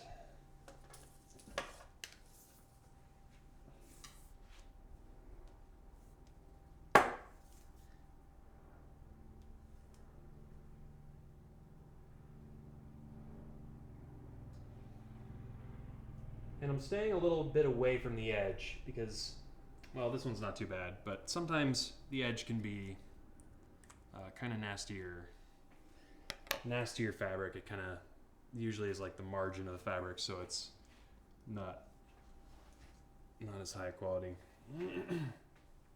Okay, so I need to mark the sizes that I have for the patterns. I have it down here. I already put it back on the table, but I have it down for my reference on the ground.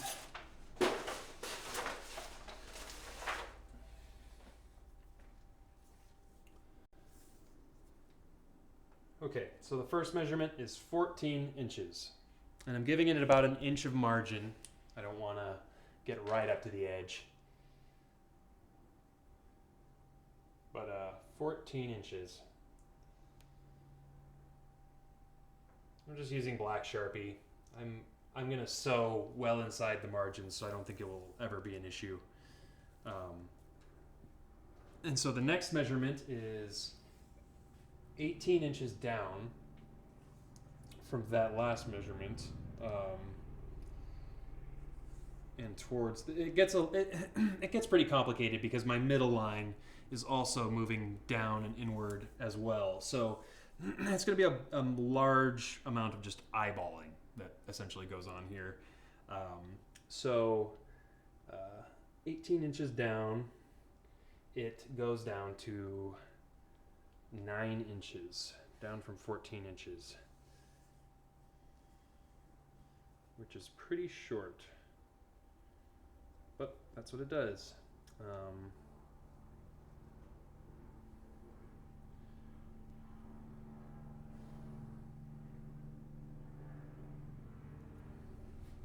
And so I kind of make up the difference in the middle here. Basically, what my pattern is going to look like is just a curve on this side. It'll be flat on the other side, but it'll be a curve on that side. Just because.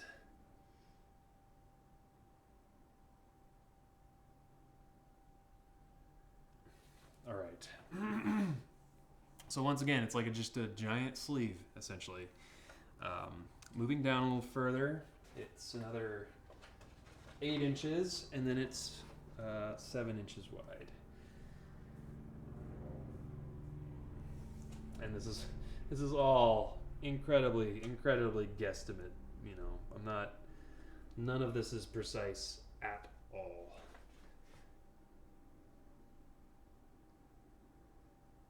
These wings might look terrible. Who knows? That's the nature of quick builds.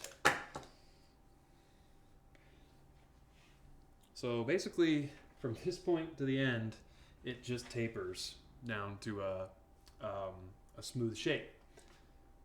So hopefully, I've marked enough here to get all the way to the edge.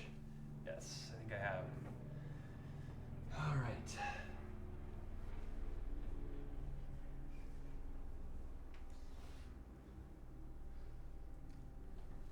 So this over here is the point where the 90 inches in length, and I've got the 7 inches here, and it just tapers down to kind of a nub of a point down here. I'll go ahead and draw the shape of that sort of nubbed outline.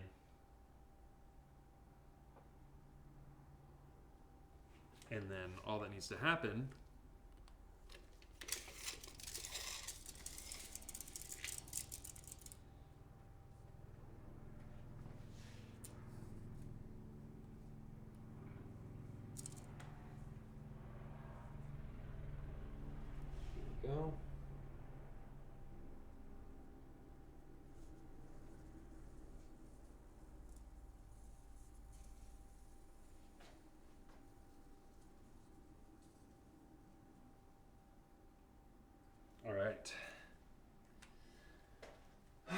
right, now this is gonna be almost as messy as foam. This is gonna be a messy process what I'm about to do right here, because this is actually sort of fuzzy fabric. It's like a fuzzy blanket if you think about it.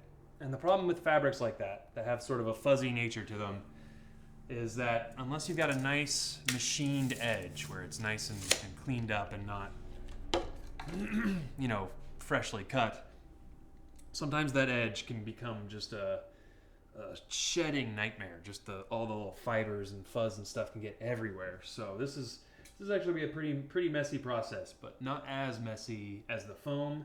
And also I don't care about getting this fiber mess on the foam. So I'm cutting this out and keeping a pretty large margin from the outline I drew.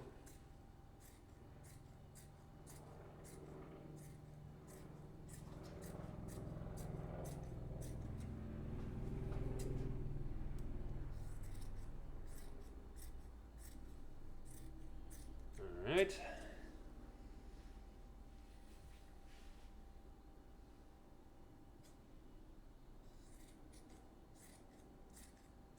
And then once I've done this, I'm just gonna trace this. I'm gonna copy the outline on the other side, and then I'll have two pieces, two of the exact same sleeves. So, oh gosh, it's just raining little fiber and fuzzes. I need a vacuum or something to be able to not have this get everywhere, but I'll just have to sweep around here really well. It's gonna be all over me by the end of the stream. So essentially what we've made here is a little sleeve that's gonna house the foam frame for the wing. And you know, my arm is basically doing what the wing is going to do. And then there's just going to be draped fabric in between this sleeve, sewn into the kind of sleeve of the wing. And that's what's going to make it, you know, an actual completed wing.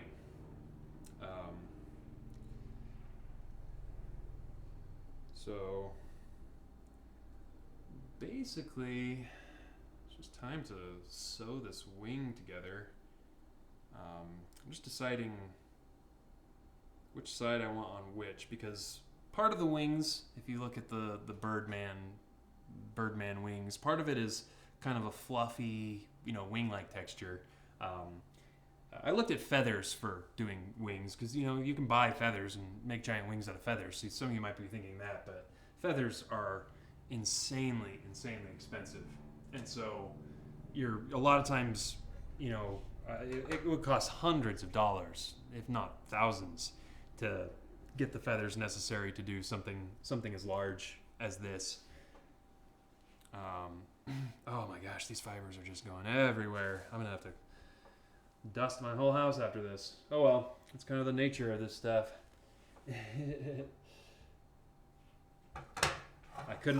The problem with fabric stuff is that you can't really do something like this out in the garage, because you don't want your fabrics and stuff to get nasty. But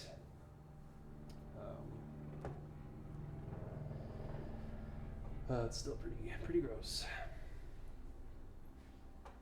All right, so I need that outline.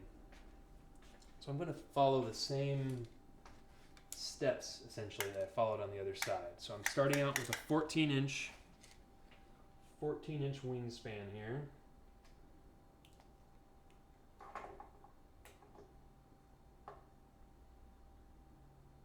And then that goes 18 inches over to a width of 9 inches. And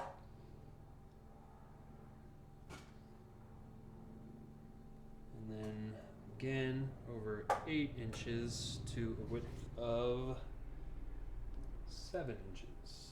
Yeah.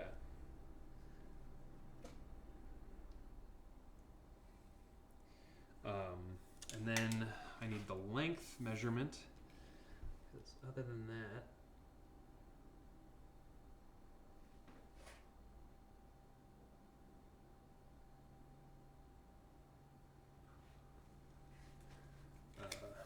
yeah. Okay, and I mean, I basically know that my table is about 60 inches long here,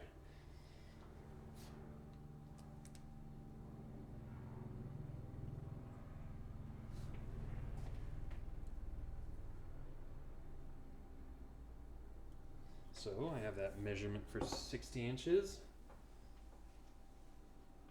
Now I just need 30 on top of that.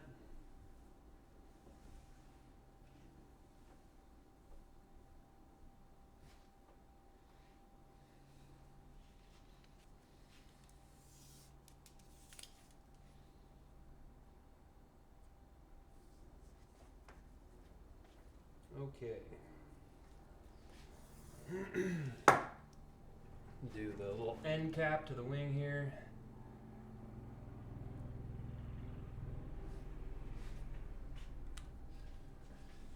Alright. Get all this lined.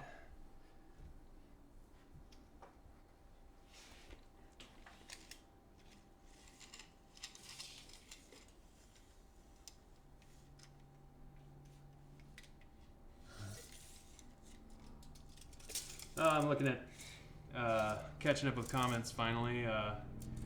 Thanks for joining us, Al, and thank everyone for tuning in right now. I enjoy having you guys hang out with me while I work on projects like this, because I'm not sure if you might not have seen it from before, but this is a project I'm doing for WonderCon this weekend, which is a convention here in Los Angeles.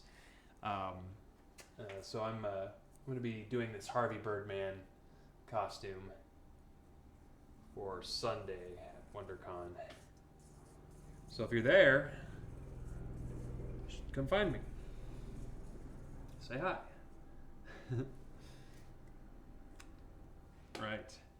So time to cut that one out and make another huge cloud of fibers everywhere throughout my house.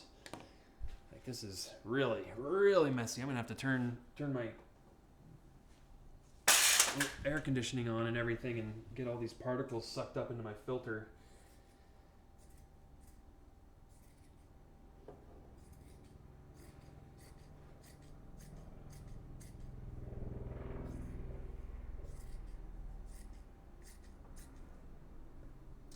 Also, the helmet, the half of the helmet is actually pretty close to finishing. I bet it only has like a half an hour or an hour left to print, and so I might actually have that done by the end of this stream. So that would be a pretty interesting thing to be able to bring out, because this helmet's actually going to look a lot like how the face shells are going to look when they're 3D printed.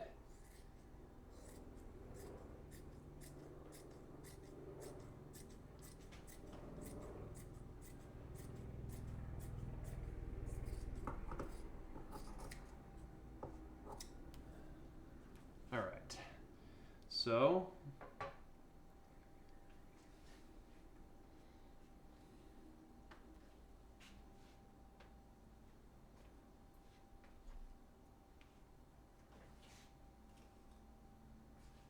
man, these fibers are everywhere, all over me.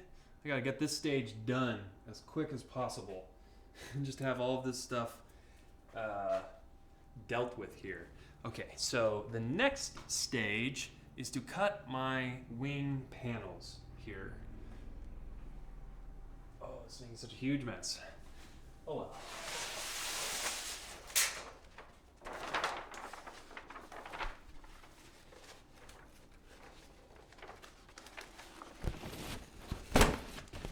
All right, so I'm getting my outline here once again. And so I want to just go ahead and kind of figure out the size and shape of my panels. And I've got a lot of excess fabric here, I think. And so I don't need to worry. I'll cut the larger ones first. Like, I think the third panel, the back panel, is one of the larger panels. And so I'm going to go ahead and cut that first. And when you're working with fabric, you always want to You want to be doing as much of a sort of puzzle, like a Tetris puzzle piece type of construction as you can, constantly trying to use fabric, place your fabric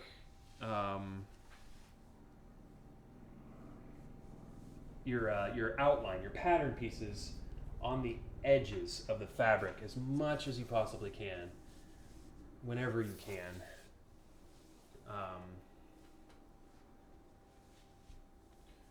Okay.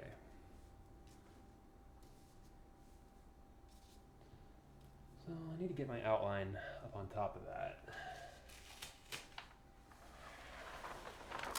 Oops. Just bring the fabric up on top of the table. Keeps wanting to slide off.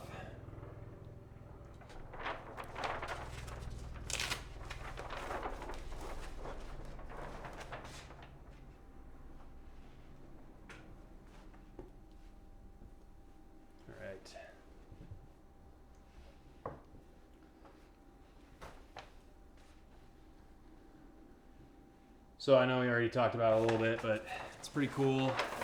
Pretty cool with that new Spider-Man trailer that dropped today. I know it was kind of revealed yesterday, but it's got that new like drone, like the spider tracker. I only saw the little like GIF version of it, but it's cool that they've actually got that incorporated into the story. I think that'll be a really neat aspect. It'd actually be pretty cool to build something like that, like a sort of articulated version of that could be 3D printed, that could like magnetize. I think Darren on Facebook was talking about that. He wanted to see a sort of magnetized 3D printed version of that spider from the trailer. Okay, so right now I'm just really guesstimating. I'm getting the outline of this right here. I've got the fabric up at the edge where I need it, and I'm just kind of getting a larger shape than I need it to be.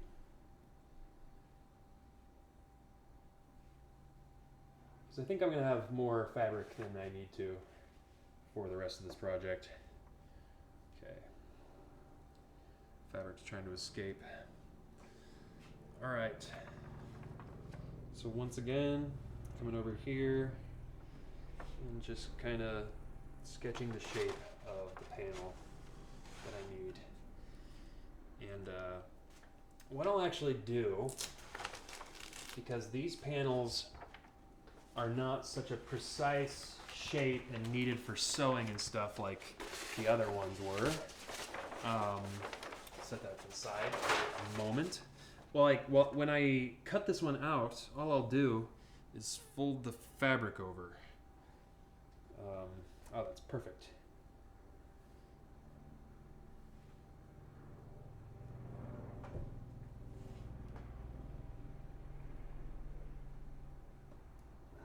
Oh man, I just whipped this fabric a little bit to get it to sit flat, and I watched the cloud of fibers going everywhere.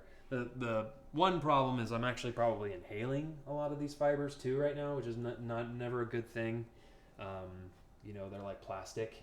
Ugh. And also, I read an article the other day that these little microfibers that I'm so worried about making my house dirty are actually, you know, one of the plastic microbeads in the ocean, kind of that same level of problem.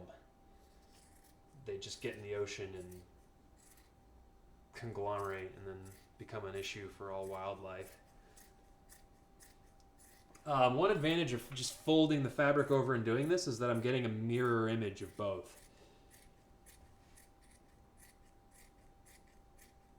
So basically the construction of this is a lot like bat wings. And I could have cut the feather shape into there, but I think I'll do that a little bit later. Right now it's kind of like a giant dragonfly wing. I'm going to mark really fast though.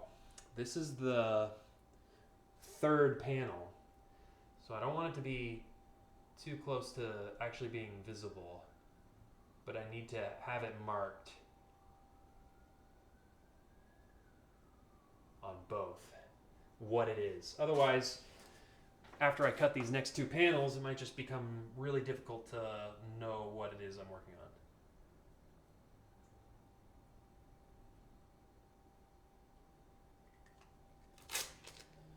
All right, so can move these aside now. Oh gosh, so much fuzz.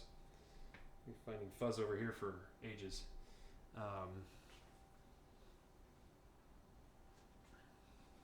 Just trying to get this fuzz stage over as quickly as possible.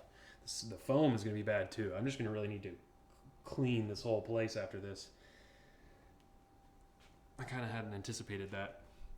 Okay, so I don't have quite as much fabric here as I thought I did, but you know, it's good to realize that now, while I still have the ability to plan all of my cuts here intelligently enough. You know, I definitely have enough material here to finish out the inside of both of the remaining wings.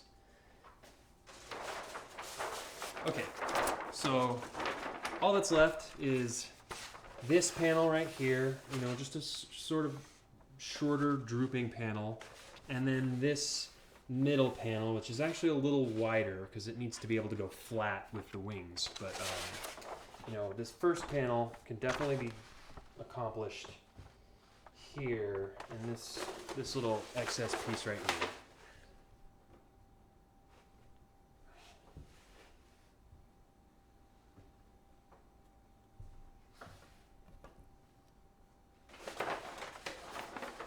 So I need the straight edge here.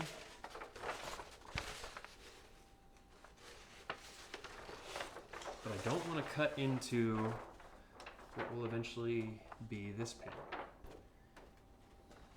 And this panel is actually a little bigger too, so it's actually probably a better idea if I do this one first.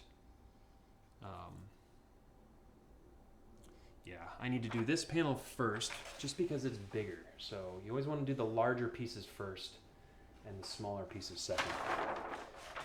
It's just the logical way to kind of do these things. Or I could move it to the other side.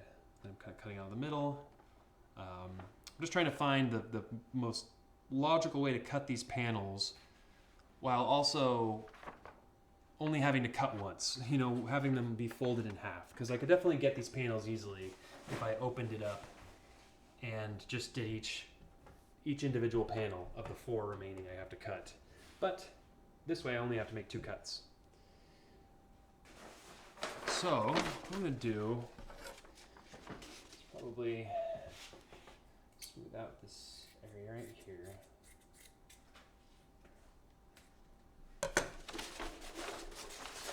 And I'm going to do this panel. And so this is the middle wing panel, and it looks a little smaller, but it needs to actually be a little bit bigger so that it can curve inward a little bit. So I'm actually going to start like right up here, come down to here.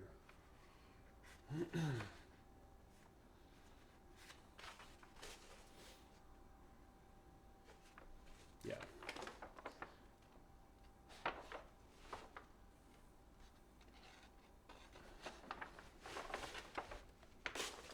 And then finally,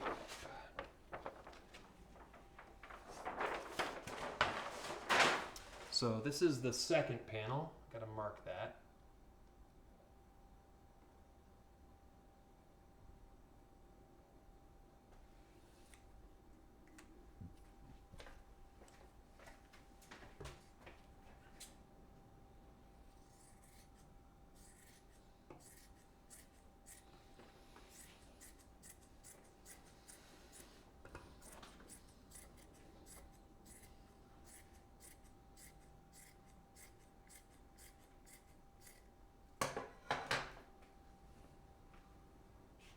Oh gosh, so much fiber falling everywhere.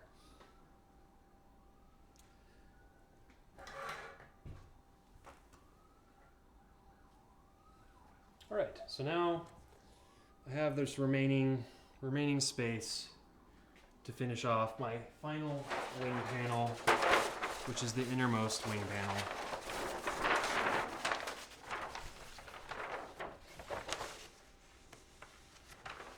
And I think something like that'll work.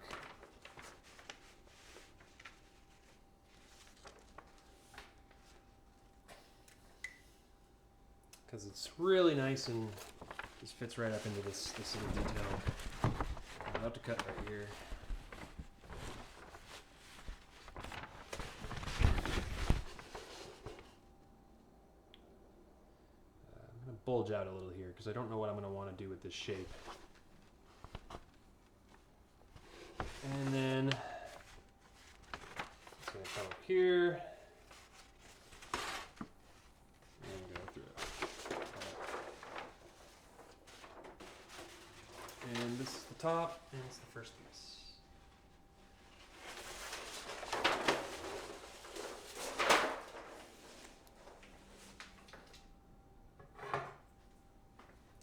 Okie dokie. I'm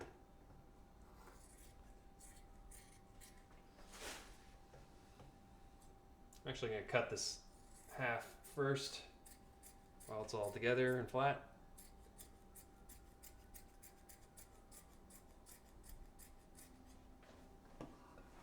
Now I'll cut this.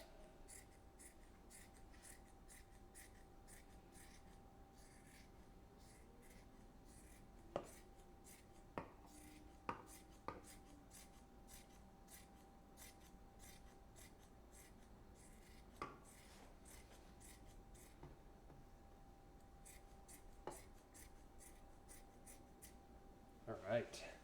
So now I'm essentially done with this fabric, unless something goes wrong. All of this is just spare fabric, and I can put it in like a bag and seal it tight because it's just going to keep shedding little fibers for all of time. Ugh. There's so many little fibers and things around here, which is not too bad. I'll probably be able to clean it well enough. My hope is that the fibers just aren't floating everywhere else throughout my house. As long as it's all kind of contained to right here, it's not too bad. not as bad, at least. Oh, I didn't mark one of those pieces. Mark that really fast.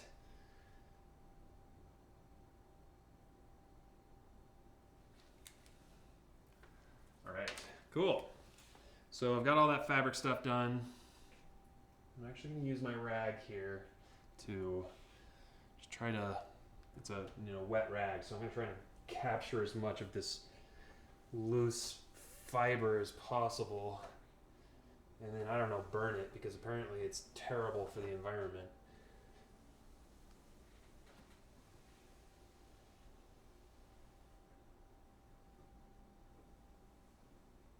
Oh yeah, you can see just fiber dust on everything. Well, that's why you gotta have a good place to work, like a garage or a basement or something like that. But even then, your work area might not be good for doing something like working with fabric, because you don't want to ruin it by dragging it through glue or paint or something. So it's a struggle, especially when you're working from home.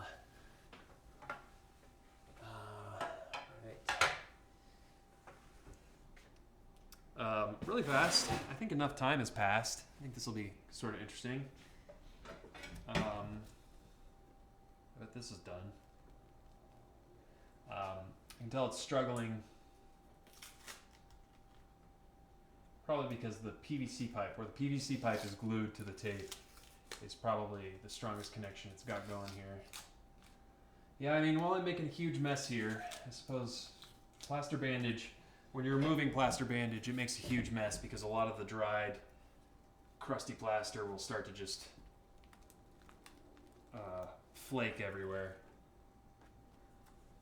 Yeah, it's these PVC pipes. All right, that was working really well.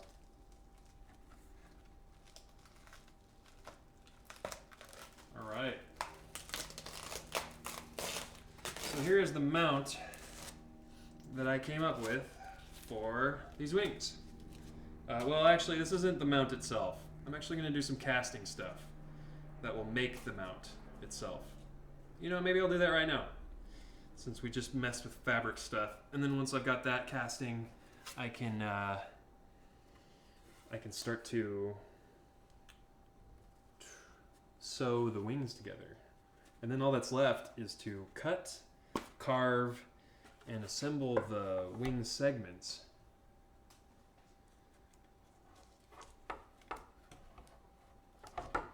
Okay.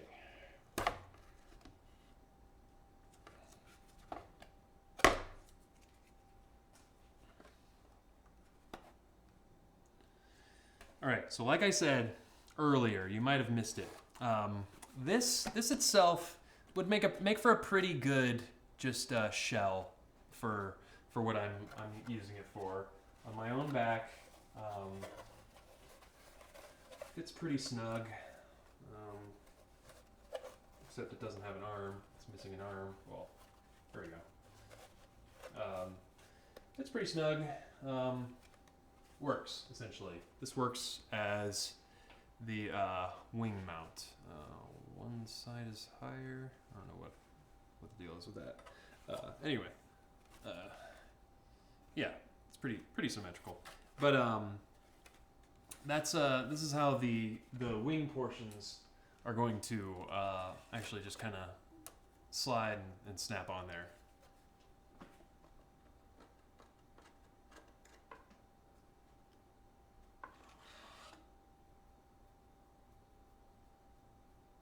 Hey Jared, I'm just now looking at your comment. Sorry guys, sometimes I go off and I look at comments and go silent. Jared asked a question about pattern design and about how much of it is just mirroring the pattern. And yeah, I'd go check out that stream if you're interested in that. But yeah, I've talked about it and it's a lot. I mean, it's very rare unless your design calls for it. Typically, your patterns are going to be totally symmetrical. You're not going to have a ton of your pattern like having to design both halves of the pattern. You should typically be able to use the symmetry of the body. All right. So I could, I could just use my plastic. This next step is creating the plastic part of this shell. And you guys might have seen me do a little bit of this, but for like the Spider-Man lenses. But this will kind of be a different beast, I guess you could say. Essentially what I want to do here is I want to fill this tray with plastic because the plastic is going to kind of add a strength to it that the plaster doesn't have on its own. They'll give it a little bit of bend and flex to it. And it'll also go into these PVC pipes and it will give it, it'll anchor the PVC pipes by that. Because right now, it's just plaster bandage holding these PVC pipes on, and with enough force, like if something pulled on the wings or if they got caught, they could actually snap off and break off right now pretty easily. So with what I'm about to do, I think that solves that issue pretty well. So the next step, I don't want the plastic to go all the way through these PVC pipes because the PVC pipes are open on one end, and if you were to just leave them open, the plastic that I'm about to slush around would just pour out completely. So I'm stuffing this paper towel into the PVC pipe, and that should wick and hopefully just keep the plastic from going all the way out, although it'll probably seep a little bit. And then I'm going to push it in a little ways, and this is as far as my anchor is going inside. And so I want a pretty deep anchor there with that plastic. I want to get rid of this hot glue, because the hot glue will just end up weakening that connection.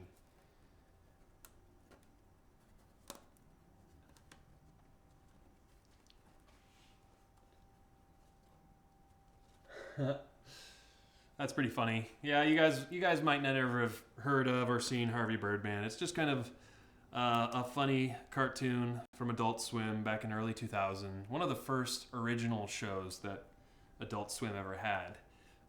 Adult Swim is a part of Cartoon Network, and Cartoon Network is owned by Turner. And so that's why they were able to do these funny cartoons where you have like Harvey or Birdman, and Birdman's just a weird superhero from the 70s or 60s or 70s. I'm not sure when, but he was just like a Saturday morning cartoon kind of superhero But because Turner owned the rights to that superhero and Turner owned Cartoon Network, they were able to make a show with the character and kind of use stock footage from the show.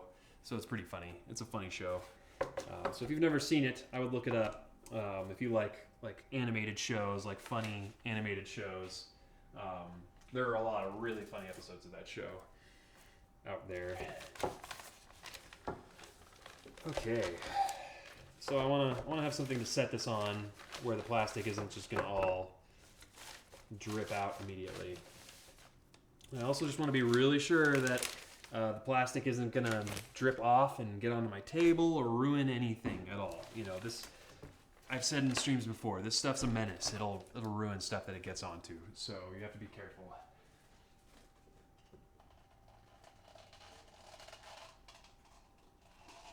All right. Excuse me, mannequin.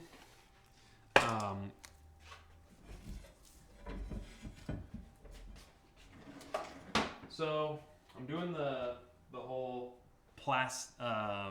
liquid plastic thing before. You've probably seen me do before, where I just mix part A and part B.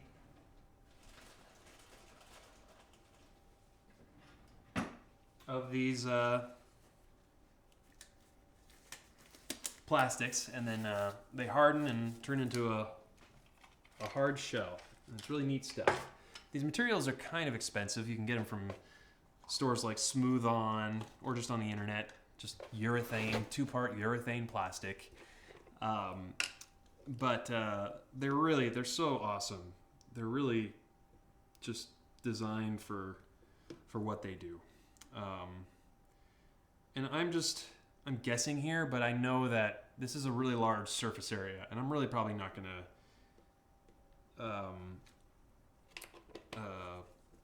fill that no matter what. I mean, I'd have to use a lot of plastic. So I'm just gonna have enough for this initial layer to really strengthen the plaster bandages and to get into the PVC pipe and anchor that. And then if I need to, I could add another layer, but I'm not sure if that's gonna be a necessity or not.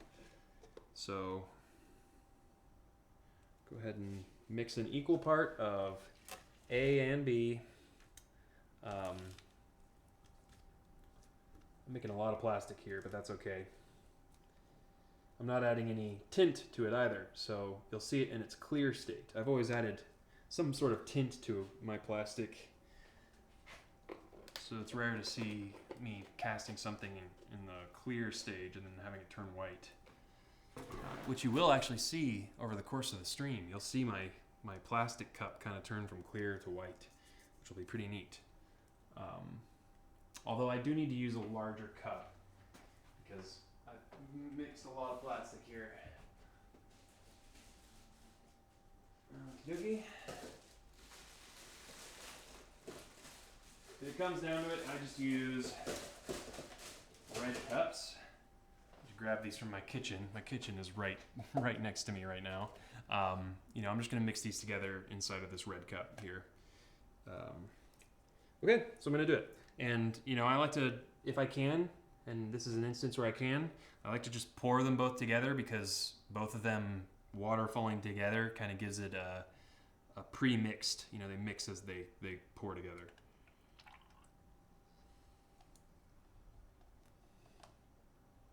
So you know you don't have one material sitting on top of another. So trash those. Those are done. Go ahead and get my popsicle stick here, or tongue depressor, whichever works best, and start to mix it. And this is kind of a good little lesson on slush casting. I haven't done anything on slush casting yet. Basically, slush casting is where you have your material, if it's latex or plastic, and you move your material around and you slush the material around, and that's what gets it on every surface inside of your mold. And so that's essentially what I'm going to be doing here, but just not quite as much moving and rotating and stuff. The thing about liquid plastics is that it's a thermal reaction that gets the plastic to do what it does. It becomes hot. It becomes really hot, and that's what kicks in the chemical reaction. And I can feel the plastic starting to get warm in my hands. And if you just kind of let it sit still, it would actually get hot. It would actually, like, the more plastic you have, it's kind of a cascading reaction where the more there is, the more there is heating itself up. So I can feel it getting pretty hot here. And once you feel it getting pretty warm, the warmer and warmer it gets, the more like viscous it gets. It kind of starts to have a honey consistency as it gets hot. So as it's getting hotter, it's also getting thicker. So I actually kind of like to have it get pretty hot in there and get fairly thick. This plastic might go straight through those PVC pipes and just start leaking out the end, so I've got to be conscious of that. But basically, I'm just working quickly to coat the surface of the mold. And the plastic was already pretty hot when I was molding it, or when I poured it a second ago, so it's already pretty hot here, so it shouldn't take very long at all to start doing its chemical reaction. And because I haven't put any tint or anything in it, you'll actually start to see it turn like white and swirly. You know, it's kind of yellowy colored right now. You might not be able to see. You might only see a glossiness to it. But it's kind of already, it's a yellow color, and as it cures, it will start to have swirls of white. And the real reason there are swirls is because there are inevitably just different areas that heat faster than others, especially when you've got thinner areas and thicker areas of the liquid plastic. Some areas will just inevitably heat and cool differently. I've got some curing over here, and it's coming out of the PVC pipe, which is interesting because the plastic, all the plastic that initially went inside of the PVC pipe stayed as a solid lump of liquid plastic, and that's where it's starting to cure from. So now that it's in this starting to ghost cure phase, I take my glove hand, obviously not your regular hand. You don't want to get this liquid plastic on your skin, really. But it's like a gel now. So this is when it's time to work with your fingers and your hands. It's like basically I'm molding gelatin. And this is good because it was pooling a second ago. It was creating these pools of plastic. It still is, but it always wants to just kind of, the plastic that hasn't started hardening or doing its hardening process is always just wanting to pool and find the lowest area. And so you always have to be fighting against that when you're doing a slush coat. You just don't want a giant puddle of material. And you also don't want bumps. Bumps were always a really big problem when I was doing face shells with slush casting, because those bumps will actually bump into people's heads and be uncomfortable. I'll probably end up putting some like foam or padding on the back of this thing so it's not digging into my back in any places, so it's comfortable to wear for a day.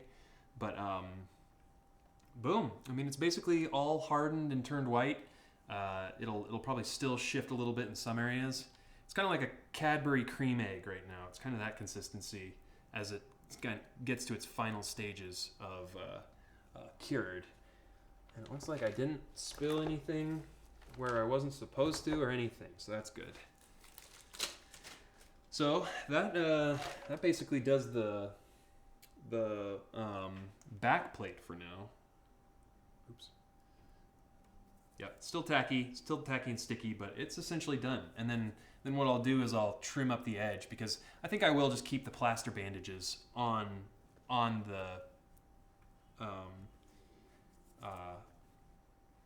mold. I don't need to try and rip those off. Both of them will basically work together to make the plate really strong. And the fact that even these PVC pipes are pretty hot from the plastic that's up in there. I mean, this is a pretty strong back plate. Now all I basically need to do is install the straps that are going to keep it strapped to my back, and basically just go right over my chest so it's not visible from where the suit and tie and everything are. Okay, so I can set this thing aside for now and kind of clean up my plastic mess.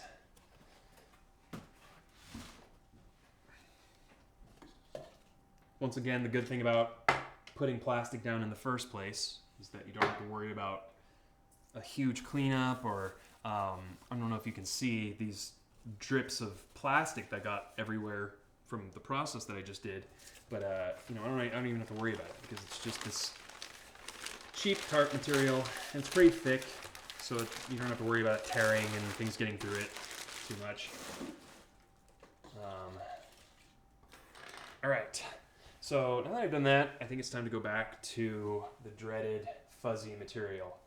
But the nice thing is that this next step I'm about to do with the fuzzy material will actually defuzz it in a lot of ways. Because what I'm going to do, I think, is I'm going to bust out the serger. And I don't think you've ever seen me use the serger before.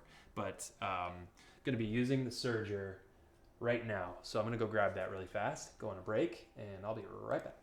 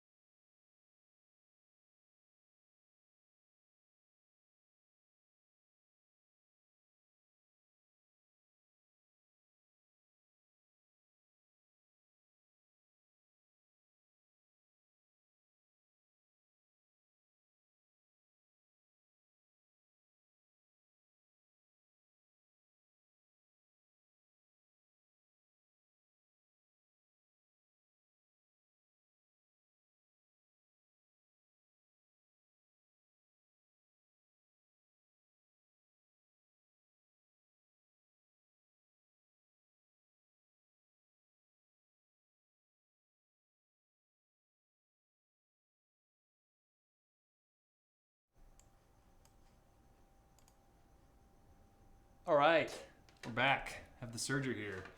Thanks again to you guys for sitting there and tuning into this stream.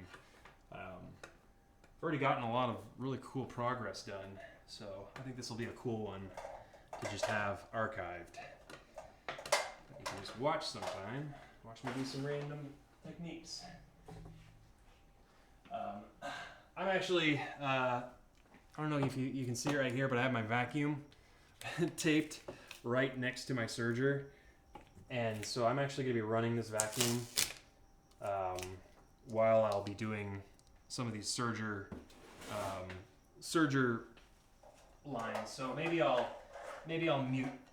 mute the volume on the stream before I run the vacuum and do those lines, rather than deafen everyone. Oh gosh, this fuzz is everywhere. Yeah, so speaking of muting, gonna go into silent mode.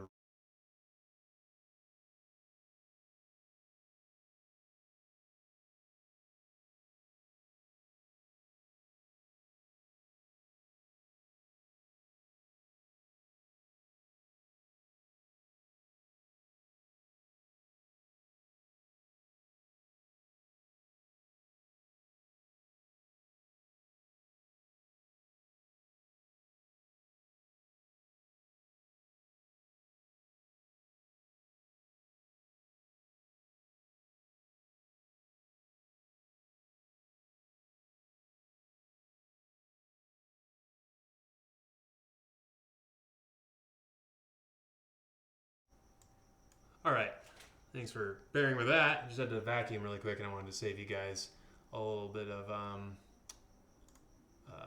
noise. Yeah, that'll work pretty well. So I've got the other camera here set up, looking at the serger now as I surge these things together. Very messy. This has been a very messy one-day project, to be sure, but a very fun one. Haha, that's funny. Degsy just said it's 4 in the morning where he's located. Thanks for tuning in. I appreciate the view. Okay, so these are still shedding a horrible amount, and that's actually why I have the serger here set up. I'm going to be using the serger to sew these next components together. Because the thing about the serger is that the serger cuts the fabric at the same time that it's sewing it together. So it gives you a really nice collapsed edge and makes it a lot easier to deal with the material and everything.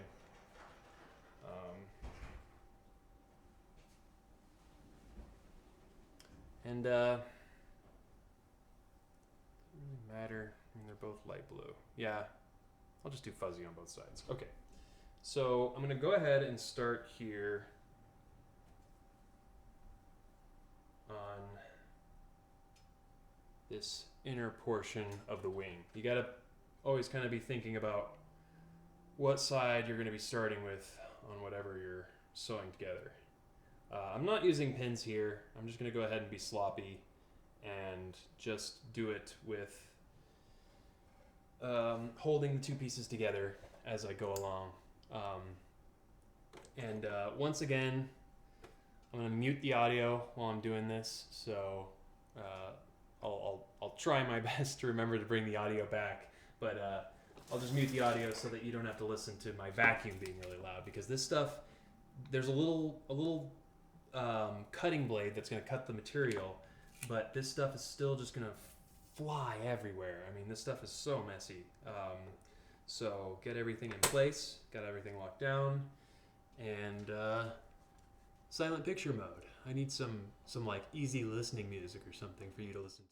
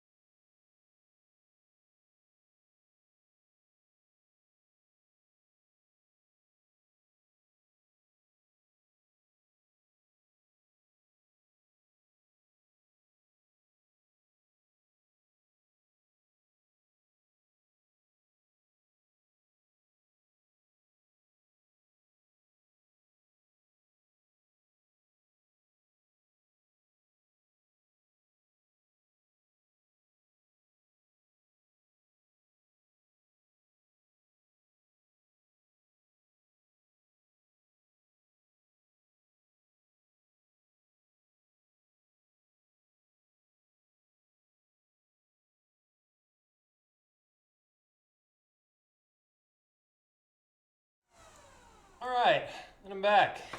Thanks for sticking around during that silent mode for the serger. That worked really well using that vacuum at the same time as sergering because, as I was saying earlier, this stuff creates so much dust or little fibers everywhere, and without the serger doing its job, it would have been a lot more difficult. So I've got basically what here is like a really weird sleeping cap. Like a cartoonishly long sleeping cap. But what happens essentially is I'm going to pull it inside out here because it's the other side we're worrying about here. And I'm going to turn on the vacuum really quick because everything I do with this is creating.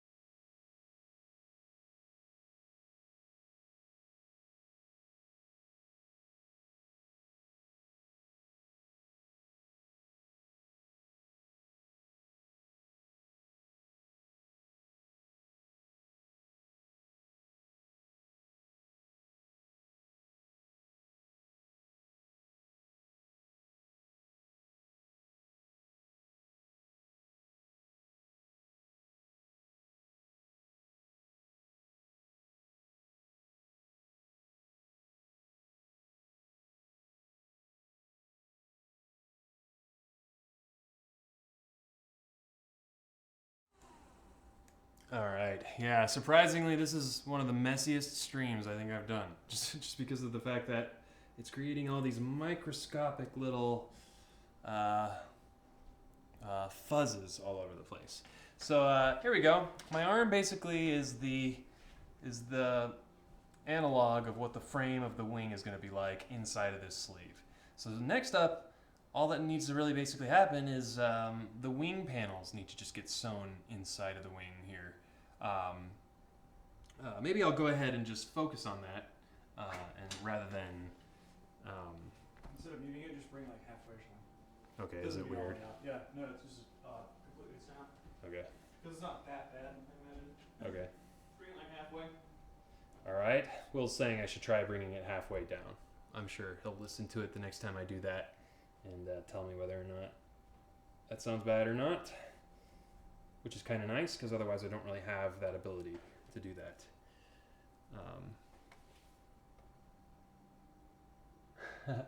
Hey, I'm looking at the comments. Jared just commented on the fact that I'm wearing a black V-neck in every stream. There you go. You get it. I mean, it's probably because there are a lot of people, like a lot of like TV people, and like I think the Mythbusters, one of them wears a black V-neck. I mean, a black V-neck is kind of just a standard thing, but that's kind of why I picked that as something to just always wear, and that way all my streams kind of look similar. Okay, so once again, here's the weird sleeve. So if you're doing like a octopus costume or something, or like a squid for like a kid's project, like a school project, that'd be pretty funny. You know, that would basically be serviceable for that.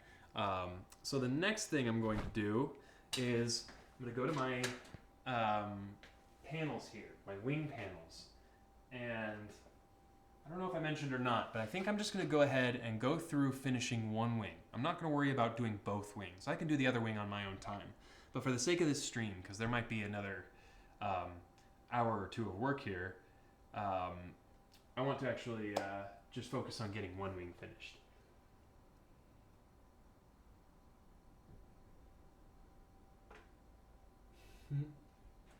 Okay, so... Oh, that's the sleeve part. Okay, so finding my my wing portions here. And I'm just gonna go ahead and serge the edges on these because I'll be sewing these wing panels just directly onto the suit. And I just don't want to be constantly shedding fuzz. The problem is that I don't have any white fabric for my serger right now, and so it's gonna be black edges on the fabric. But I think that's preferable to the material just shedding non-stop everywhere. And so I'm going to also go ahead and give Will's suggestion a try here and try just bringing the volume down to 50% rather than muting it entirely. Just get my vacuum ready to go here so that I can suck up all this unholy fuzz.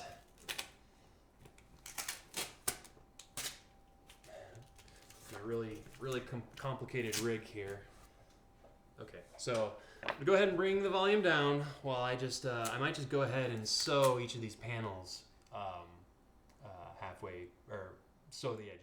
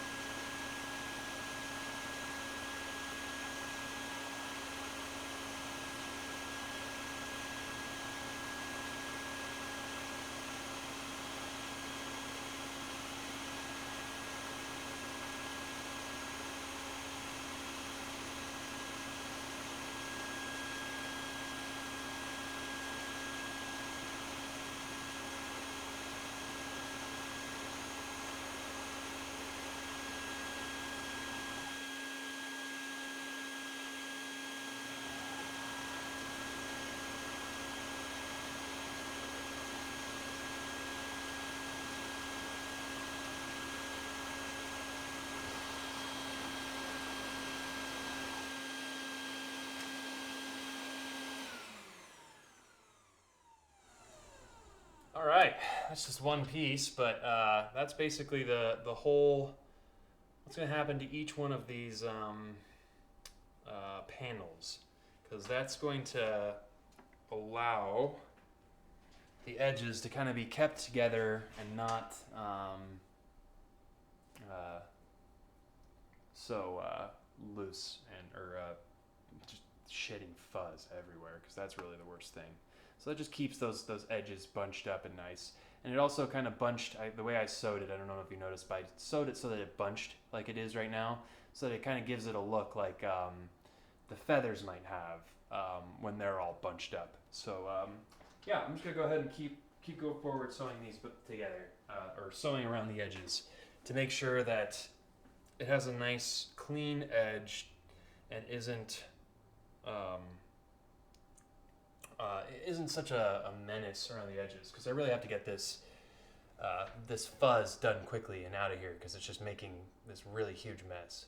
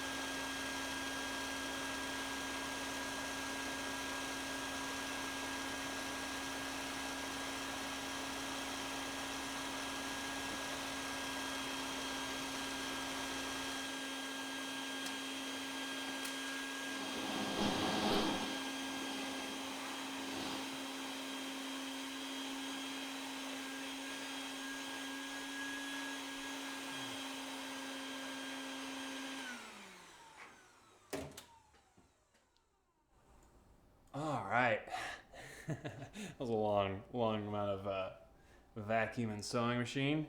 I need to give my vacuum a break. I think I'm not even done sewing all these outlines, but I kind of smell a burning smell, and I think it might be that little tiny vacuum working overtime down there.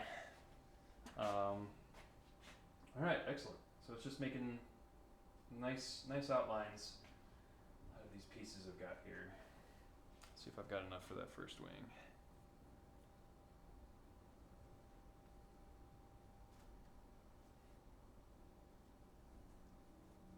Yeah, I think this is both of the pieces for the first wing.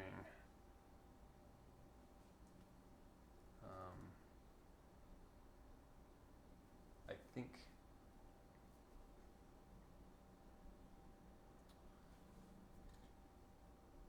Yeah. Okay. So I've got all of the wing pieces I need, so I want to go ahead and start sewing those together.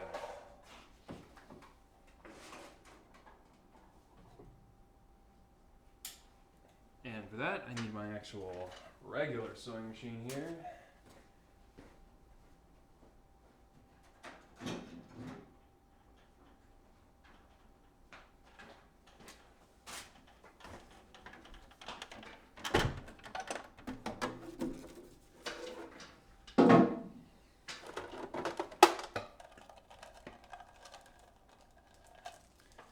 Yeah, and you can see I'm very prepared. This is very much one of the more live stream of the streams I've done. I always have had my streams fairly structured, not super structured and planned out, but fairly structured, so that there was always kind of a concise theme and kind of moving through a sort of a lesson plan. But this time it's definitely just getting things done.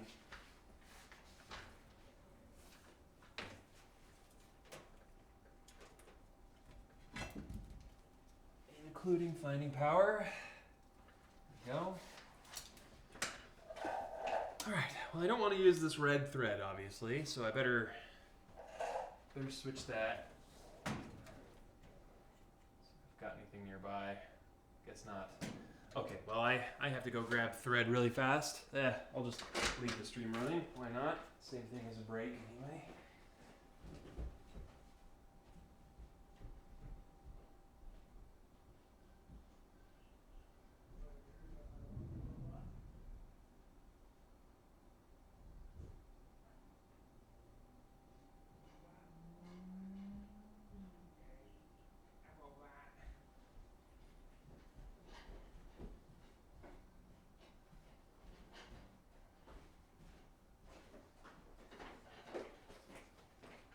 Okay, back to what was just an empty stream. So I've gotten a light blue thread here, very similar color of blue to the material I've got. Maybe not perfect, but doesn't really need to be, because especially with this big fluffy material, this thread is all going to be kind of hidden inside of the material anyway.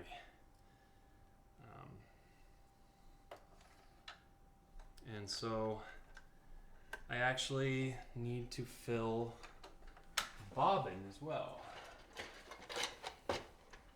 since this is a new thread.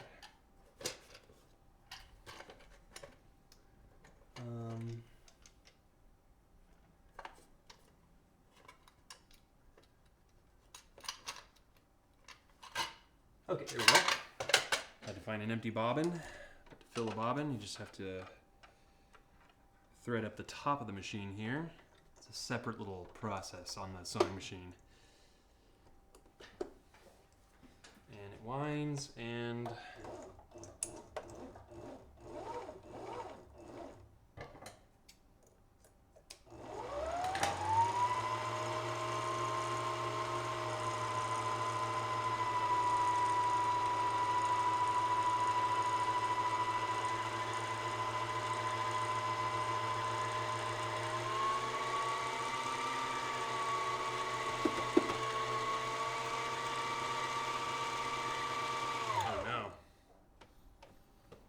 looks like I'm actually almost out of this thread. Well, I know probably got something that will work upstairs. I've got a lot of thread. Okay, I'm gonna finish filling this bobbin. Might as well.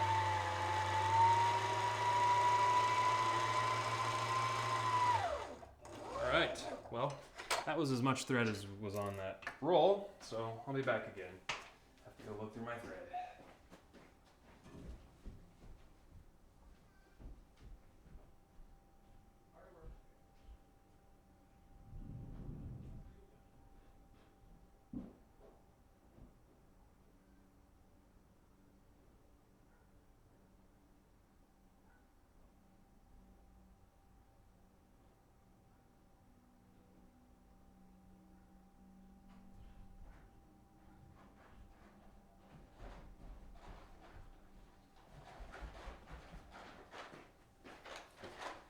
Okay, back again. This time with big old container of thread. This is definitely will have the right color.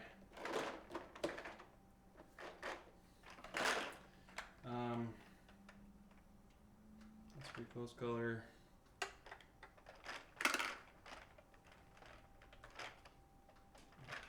Close.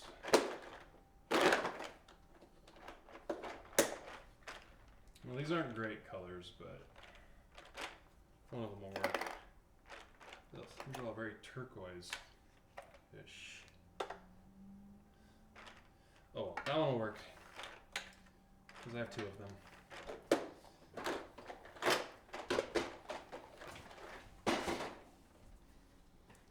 Okie dokie. Go ahead and put that in the sewing machine. Here it is.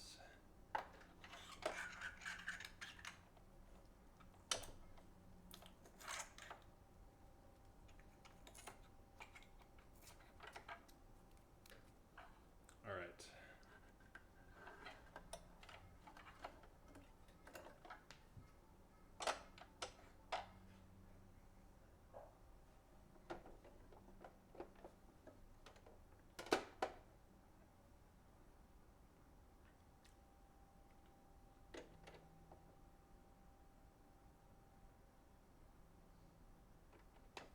Have to snip that needle or that thread.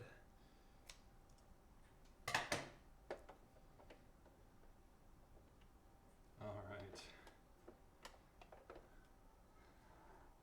I'm sort of amazed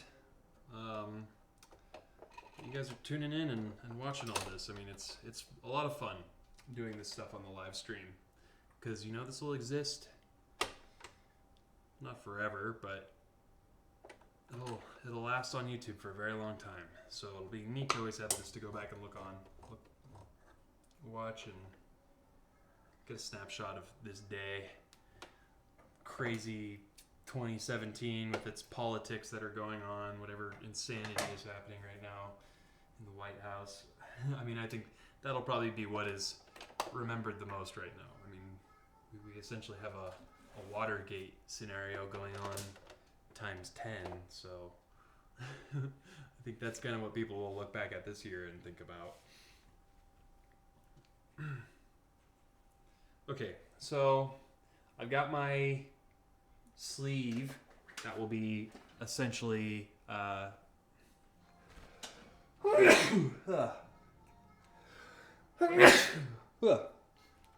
Gesundheit to me.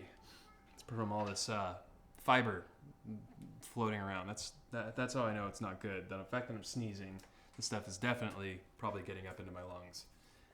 All right, here's the wing base as it is right now. It'll go on like that. Keep the wings on my back. Keep them in a nice angle. Cool. That back plate worked well. All right. Getting that out of the way. Got distracted. Making a huge mess. But that's kind of what these streams do, I've noticed. I tend to make a huge mess because I just don't have the time to adequately move things around and get things put away in between activities. Okay, so I've got my wing sleeve essentially, and I've got the seam at the bottom because that's where I'm going to sew my feather panels, I guess you would call. So this is the second panel. It's going to probably be underneath here.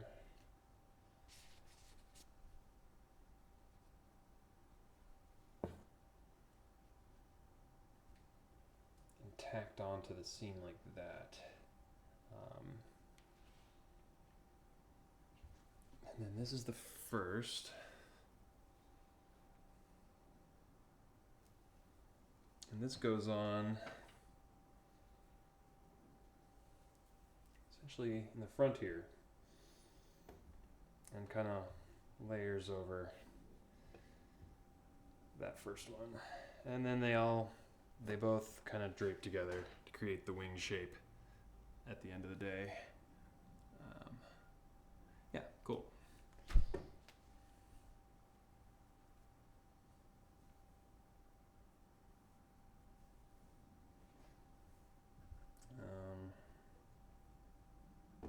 To look at my outline again, I'm kind of losing the direction that those things are supposed to go.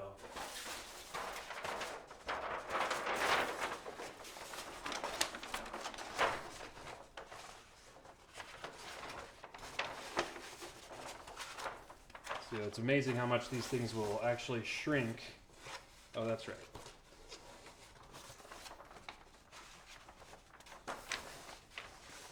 It's amazing how much these things will actually shrink. Pattern pieces.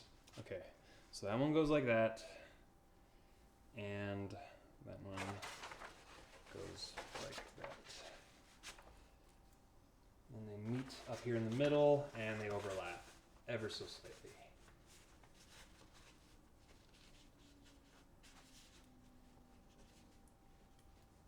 So that is how I'm going to be sewing those two panels on to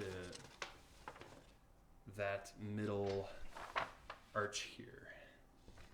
So if I get my pins out, I can actually start to pin that down and just go ahead and tack that whole length of panel on.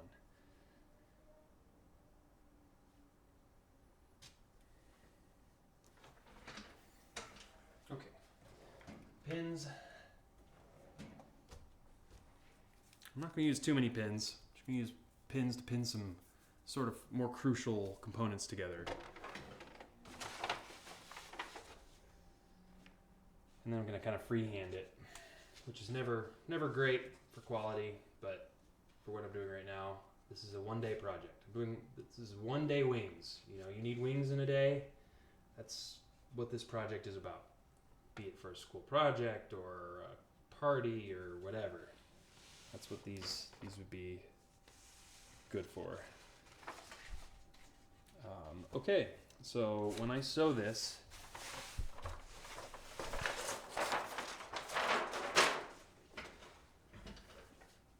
I'm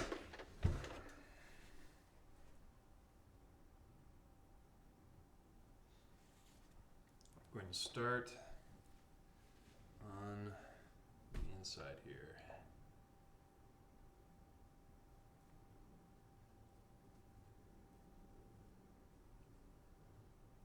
So I found my seam here because I don't want to go too far past it and into the actual shape of the like wing sleeve.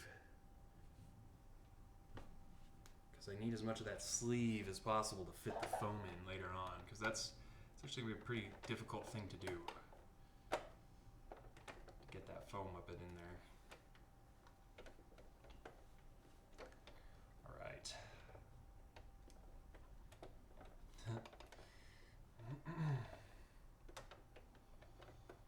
Basically like sewing a giant stuffed animal right now.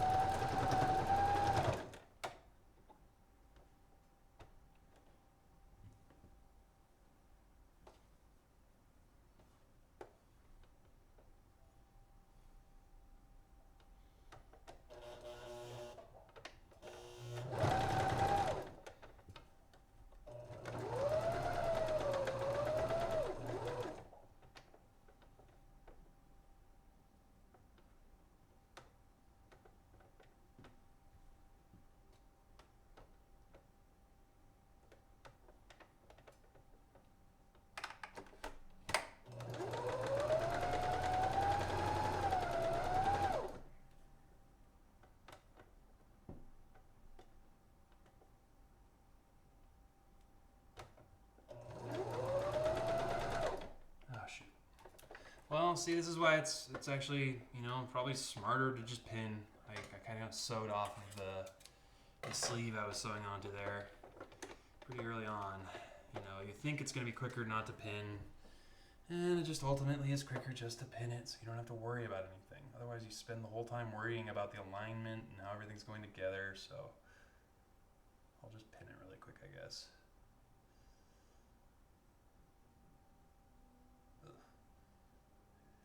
Preferably, it would have been nice to have sewn the wings inside of the actual seam going up on the sleeve, but there's too much wing material to go all the way inside of the sleeve aspect of the wing. It would get way too stuffed up inside of the sleeve while you're assembling them together.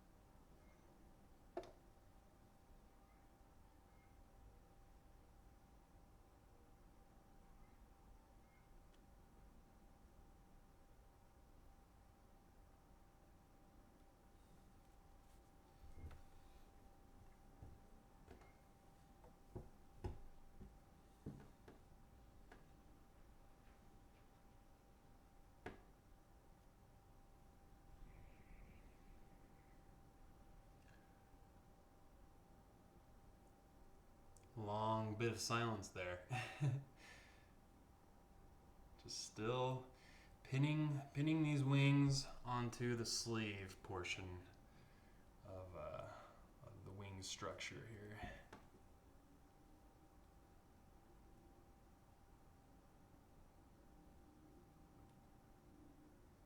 Pretty difficult material to work with. Not the easiest stuff.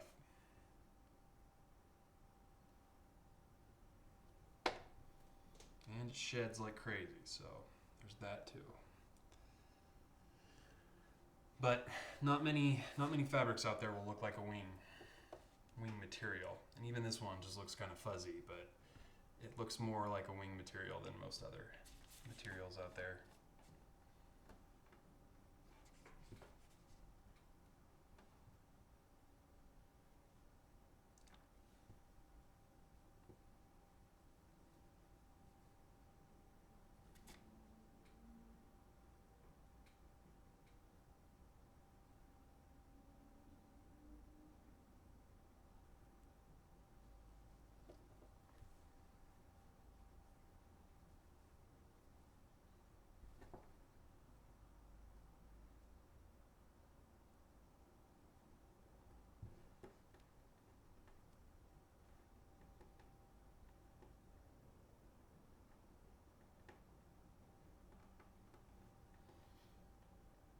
Hey Jared, I just saw your post about the production pieces. Yeah, I didn't even know you had more than the chest and the arm piece that you sent me. So if you've got more of those, yeah, I mean that'd be awesome. Sounds like basically the pattern is out there now, the actual movie pattern. So that kind of sucks that it will reduce kind of the how much work I put into recreating the pattern, but whatever, that stuff's kind of bound to happen. And I think it's still really worthwhile to have the ability to make this stuff on your own versus a lot of companies out there or people that make sort of like products and stuff. They kind of solely rely on like actual production stuff, like production used pattern pieces or like actual production like face shells or any of that kind of stuff. They rely a lot on getting their hands on that and then just kind of using that forever.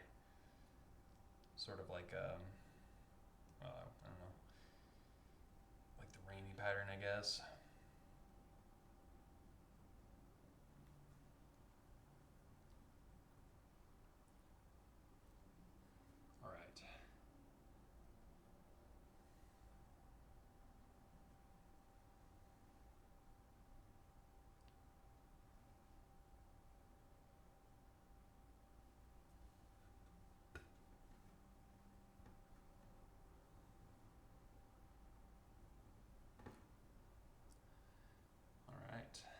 pretty far down towards the end, which is good. Really gives it the kind of wing design.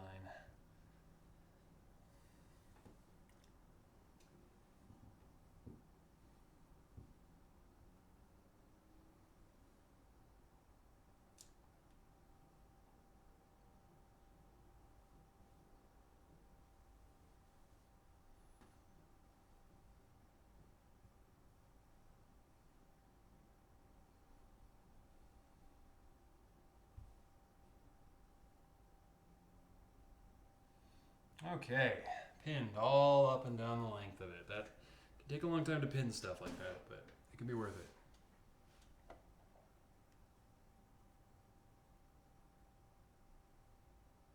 Oh, that's cool. I didn't realize Jared just mentioned that he has the photos of the production pieces, not the production pieces themselves. That's pretty cool.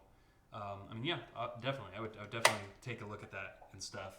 I'm not super interested in like really starting back up on ASM2 at the moment, just because there's so much other stuff to be done, like MCU and some other exciting stuff I've got going. So it would be really cool to look at though. So thanks for that offer.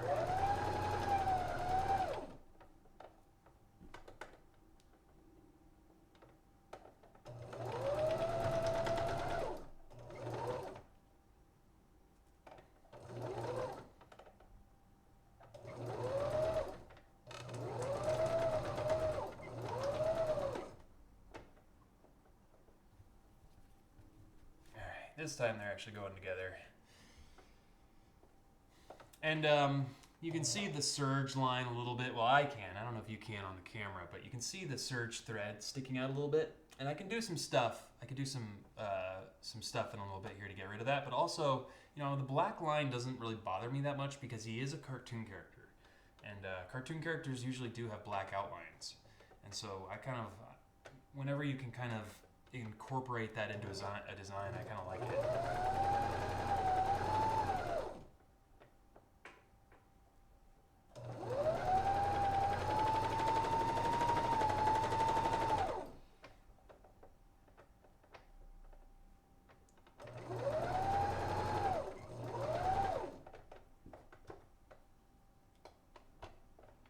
Oh no, I lost the piece a little bit.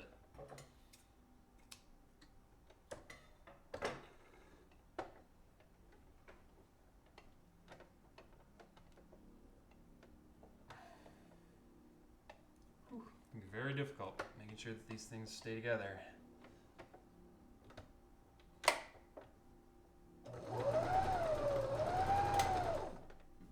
Yeah, this is not the cleanest thing I've ever sewn together, for sure. But once again, one-day project.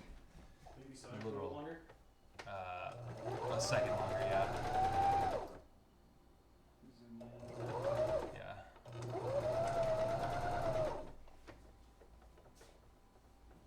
Thank you. We'll just adjusted the camera a little bit so it's a little more in detail.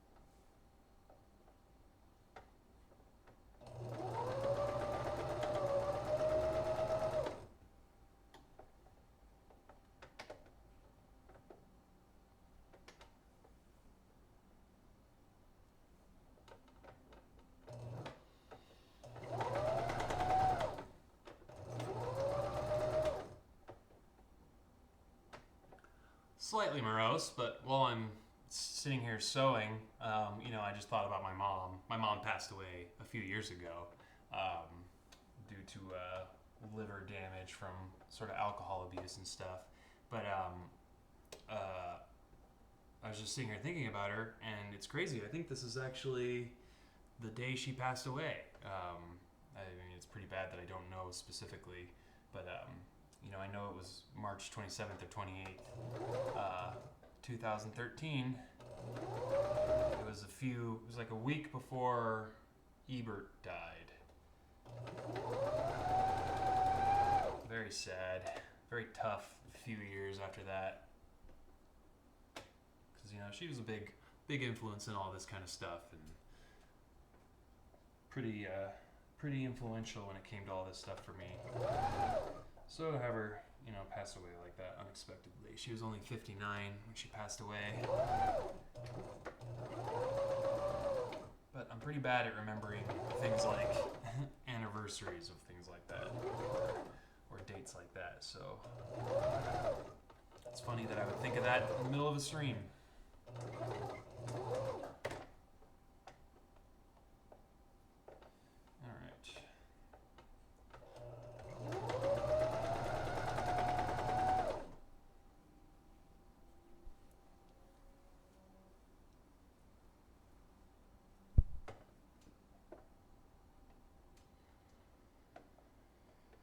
Okay, good. I think these are turning out well.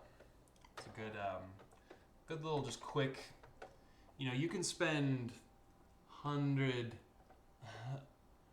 and hundreds of dollars. Thanks, guys. I just saw your messages of hug and pats on back. That's funny. But anyway, you know, this is very much the quick solution for like wings. There's like a whole world of wings out there.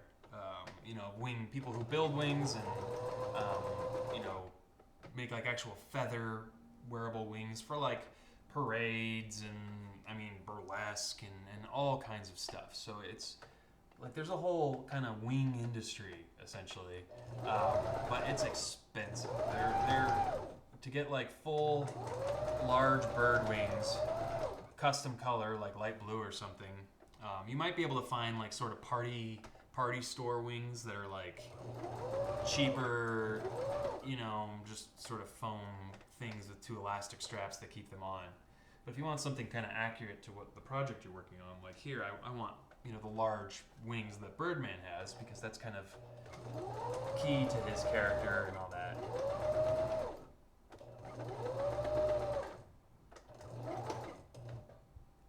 All right, so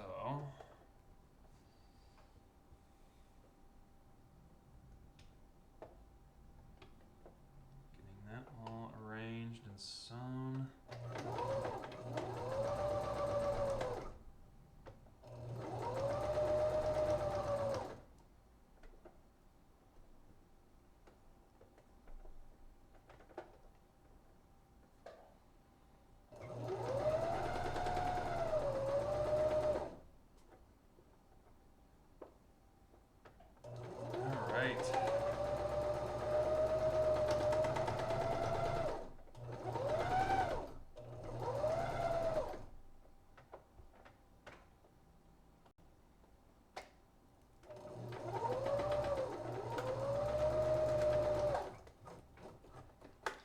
There we go. So that is two front panels, frontmost panels, I should say, of this wing.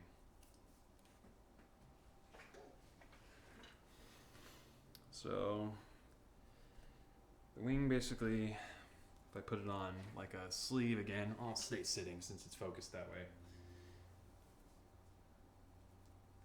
The wing essentially goes on like this thing. And there you go. So those are like the two, you know, sort of outward facing portions of the wing. So now all that's left is the one backmost portion that kind of goes in between and kind of fleshes out the design of that. So you just gotta lay it down flat like this.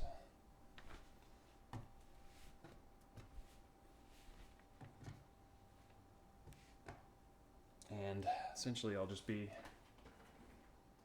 using this last panel, make sure I have the right one here, to fill out the back and also sort of the front middle side of the wing, so that ultimately the full body of the wing, you know, looks something like that. maybe a little nicer, a little more cleaned up.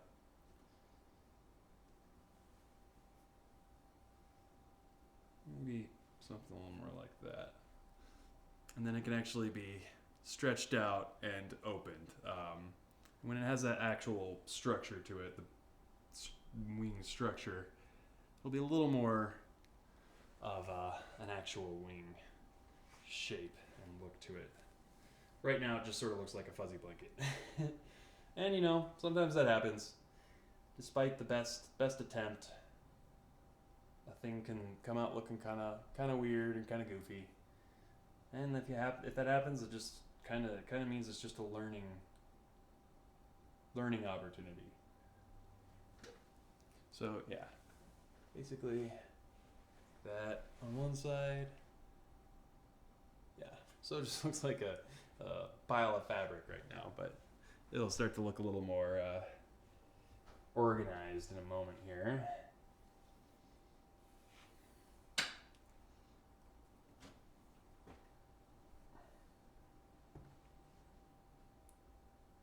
Okay.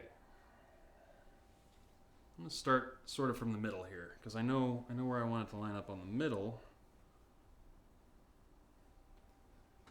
which is basically just where it sort of creates a full wing shape.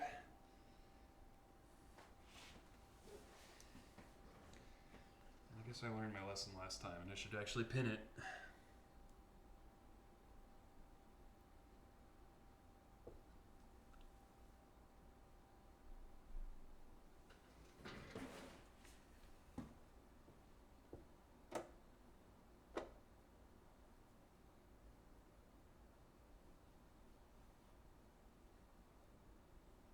Okay, excellent. So, tack that on really quick. I wish it would tack on really quick. It'll actually probably take a minute or two.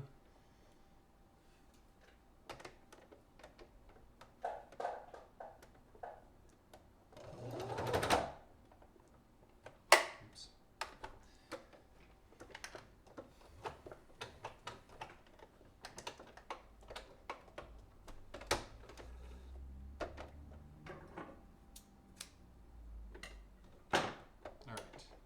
So I accidentally didn't put the foot down right there.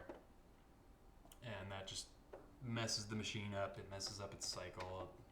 It makes the fabric bob up and down too much.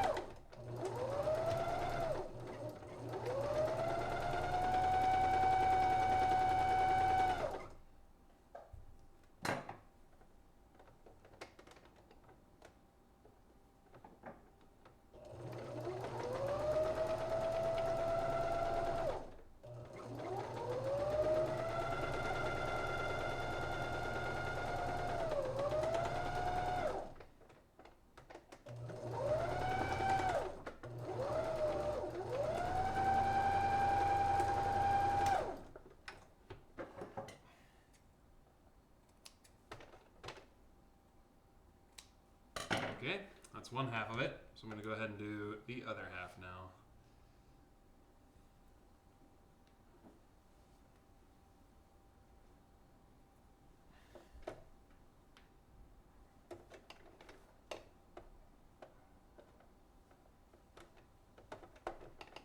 All right. At least this thing is, this fabric is really soft and plush, so I've at least got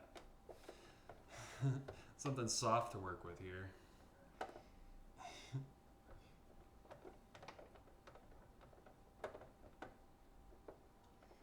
Okay, so start in the middle there. And I started in the middle rather than at the edge, because sometimes when you start at the edge, as you're sewing along, it kind of walks out. It kind of stretches along the length of the two pieces you're lining up. It can mess up the alignment.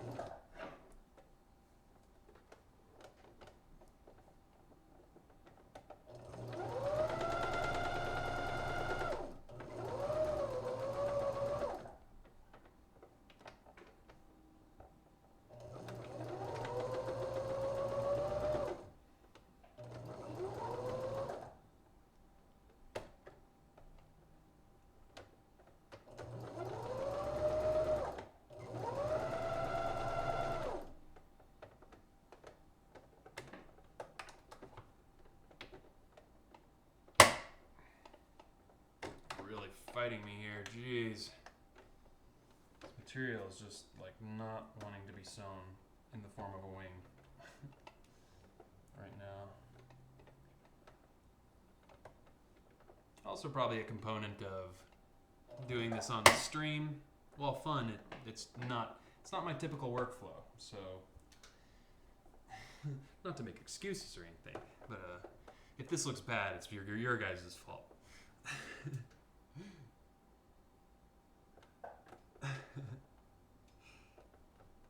That's funny. Funny reference. McLean Bucks.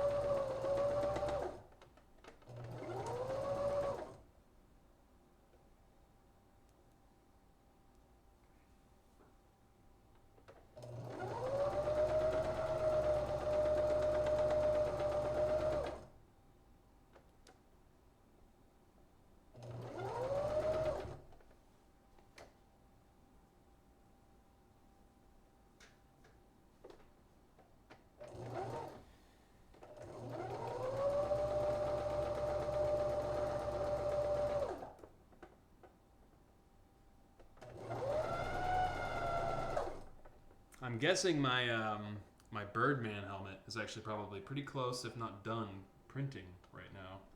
And so in a moment, I'm going to be done sewing. I'm going to take a little break once I'm done sewing here, and we're going to move on to carving the foam portions of the wing. Probably pretty cool. But I'll also go grab that helmet if it's done printing, that back portion of the helmet.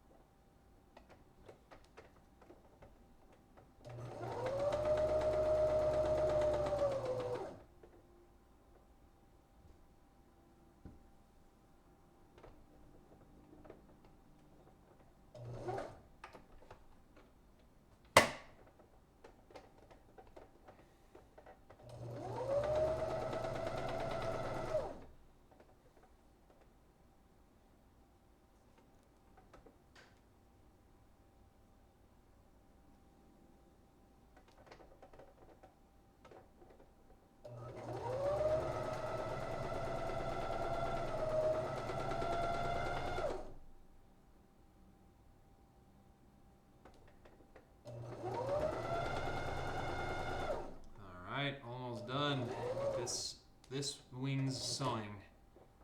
The other wing still needs to be sewn together, but I think I'm just gonna do that on my own time.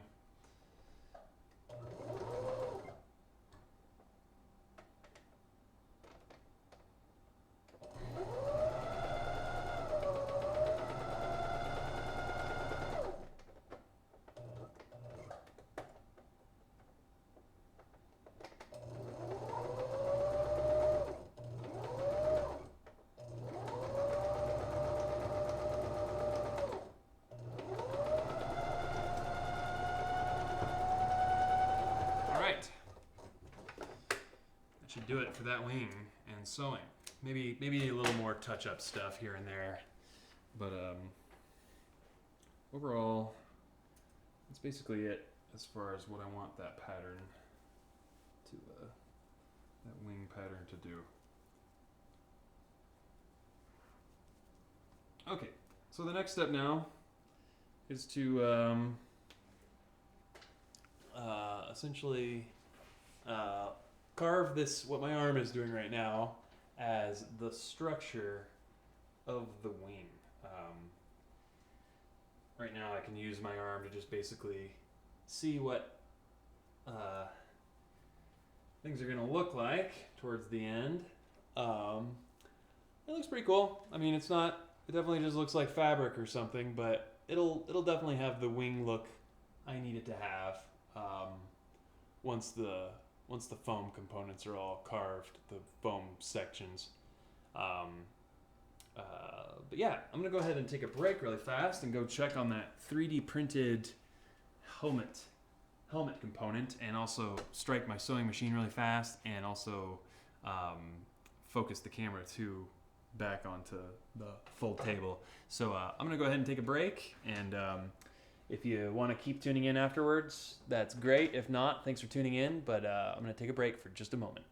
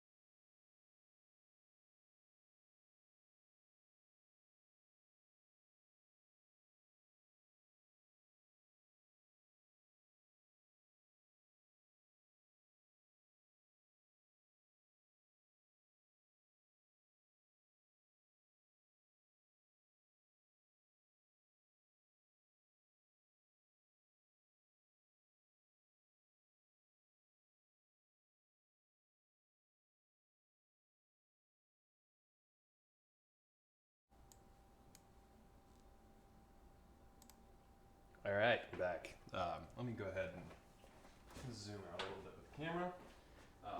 Thanks for tuning in, guys. I'm reading your comments too. Jared, it's cool that you're working on your own project as well. Your blaster. Here, let me make sure this is focused.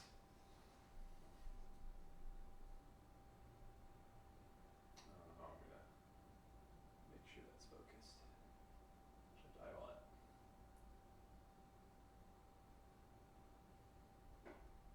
Oh, well, good enough. Yeah, that's cool, Jared. I saw your comment about working on your own thing. That is one of my favorite things about these streams, the fact that we can kind of all work on our own stuff. Switching camera modes here so you can see down on the table again. Because this next step here is foam stuff. And this will be fun.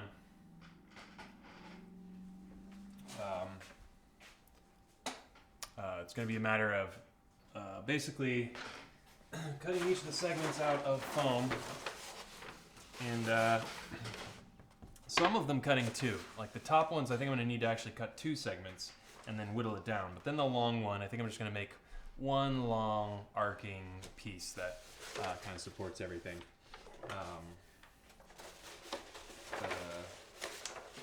What I'm going to do first here is, since I've already done kind of the feather aspects of the wings, I'm going to go ahead and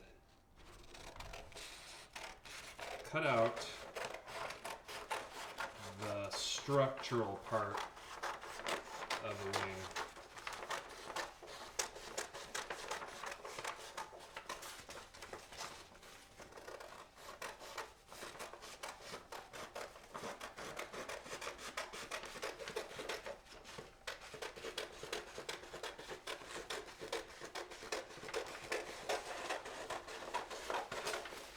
Cutting inside of the line here because I know for a fact, just based on working with this wing pattern I've made so far, that it's going to be difficult to get anything down into these wing sleeves. So my guess is what I'm going to end up having to do is basically cutting this out of foam, this long stick aspect of the wing. I'm sure it'll break eventually at some point in a couple different areas, like a boogie board or something. But carve that out of some kind of out of my foam that I have over here, and then just keep whittling it down more and more until it fits inside of that sort of sock. It's like a sleeve / sock that I made, a giant sock. So I'm just gonna mark these segments so I know for sure which are which. And now it's time to bring over a big old sheet of foam. Alright, this is another thing to get at the hardware store. And this is just some insulation foam. It's a urethane insulation foam. And so what I'm going to be doing here is marking my wing segments and then cutting them out with a blade or saw and then gluing them together with my hot glue gun, which I need to get powered back up here. I unplugged that so get my hot glue gun powered up again. And yeah, I'll just be cutting these segments out, gluing them together, and then this first segment that goes on to the actual back piece, I'll actually have to incorporate the PVC pipe inside of the design, which will be an interesting little process, but I'll do that here in a moment. So first things first, just mark this all out. And this is something I might want to wear a dust mask for, because there are certain dusts that are not too bad. Like I don't consider that the fuzz dust to have been too bad, but I mean it probably is just as bad, if not worse, than this. But this urethane foam dust is pretty gnarly. You don't want to really get this in and around your lungs.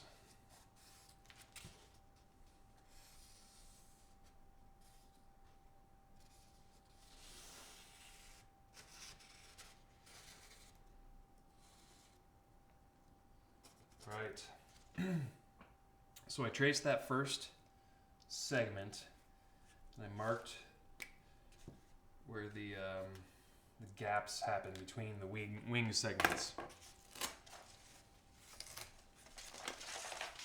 And so now you can either use a blade, and I think I'm going to go ahead and give that a try to begin with, or you can just use a straight up saw. And the saw is probably going to tackle the job a little bit better. That's pretty nice and easy.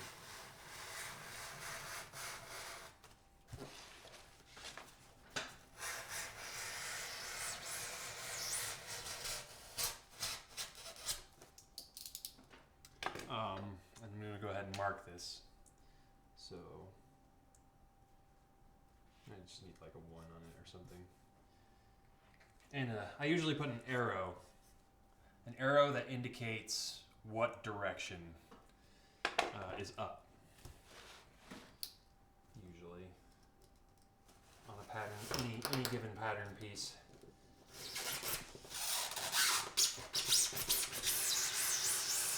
That's a nice sound.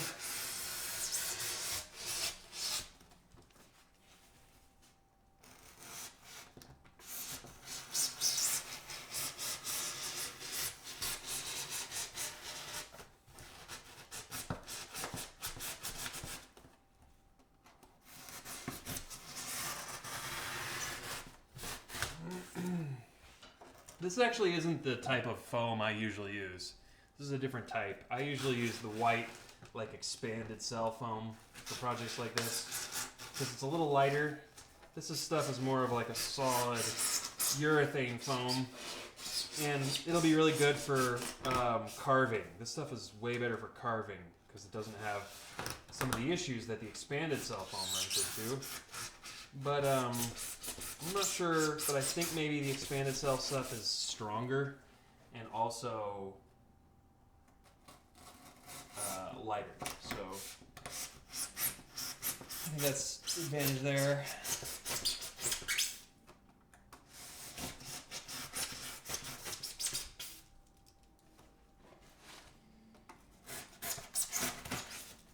So I've gotten the wing piece cut off in the top. At least it should. I went basically all the way through.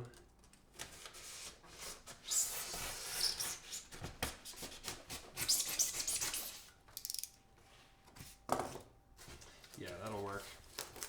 Because what this will have done is probably just trace a really good outline on the foam underneath.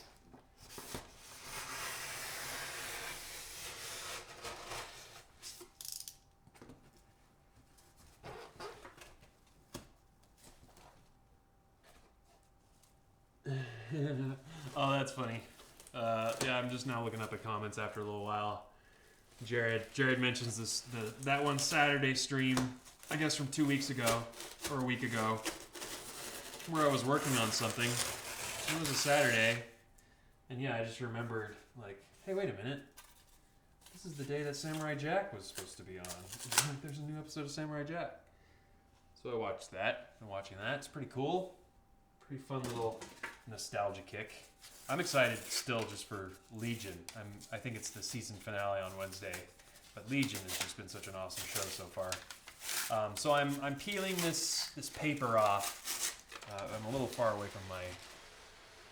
from my above camera. Sorry about that. I'm just peeling this paper off now because I want, when it comes time to glue these layers together, I want them to the foam to be glued directly to another layer of foam. I don't want it to be glued to paper glued to paper, And then you can see how easily this paper comes off the foam.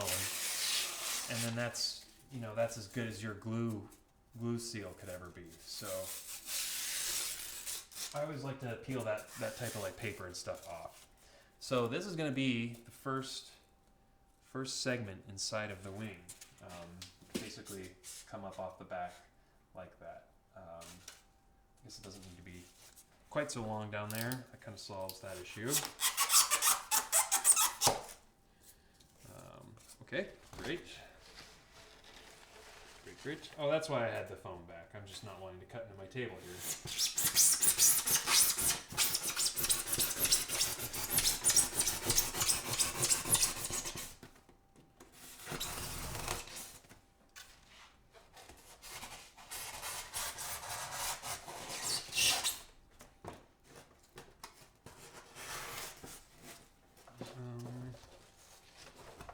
These two sheets are still connected. I had to rip this. This used to be a 4 foot by 8 foot sheet of plastic, and I had to rip it in half in order to fit it in my car and drive it home.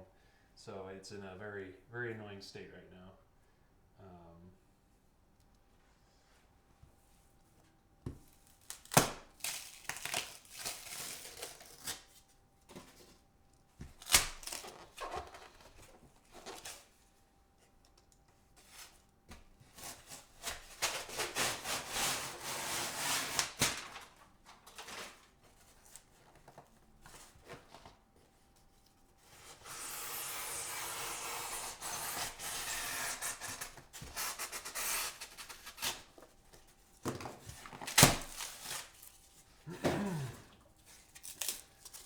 Okay. So this is essentially plus this inside one wing segment. So the next step is to make it so that that PVC pipe can fit inside there. Let me unify the shape here a little bit, peel out the paper.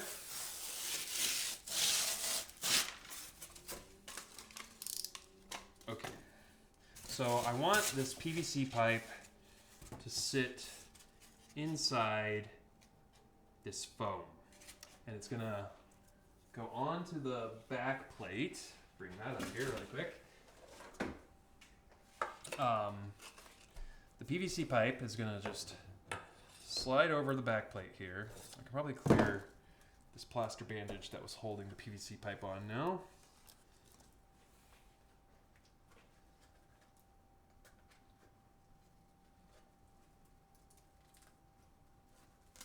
All right, good.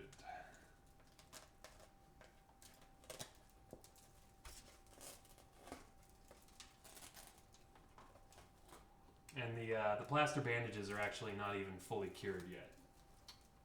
They're still kind of cool and curing, but that kind of makes this part easy, which is good. So that's how the wings are gonna fit on. The wings are gonna be two independent pieces, and then you put the back plate on, and then the wings will just fit right onto the back plate. So what I want to do now is start to carve out the indentation in the foam where, so it'll go on like that, and it will be inside of the foam. It's a high angle. That'll be kind of hard to deal with, but oh well.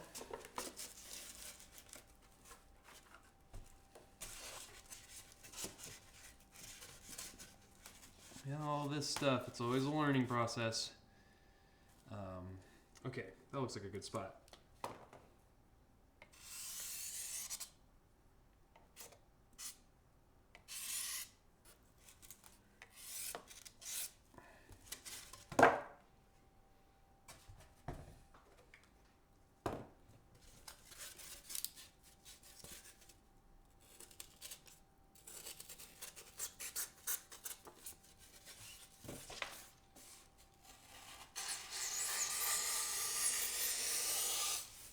I'm just carving out, I'm not cutting all the way through the foam here. Just carving out a little sort of trapezoid shape. And now that I've done that, I can try and slice in the middle. And I want to do this over the trash can. This foam actually isn't as messy as I thought it was going to be. It's not creating a ton of dust. It's probably designed that way.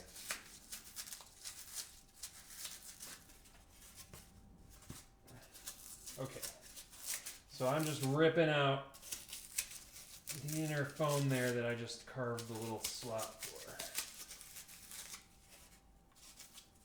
You could probably use like a knife or something else other than your fingers, but I use my fingers for stuff like this.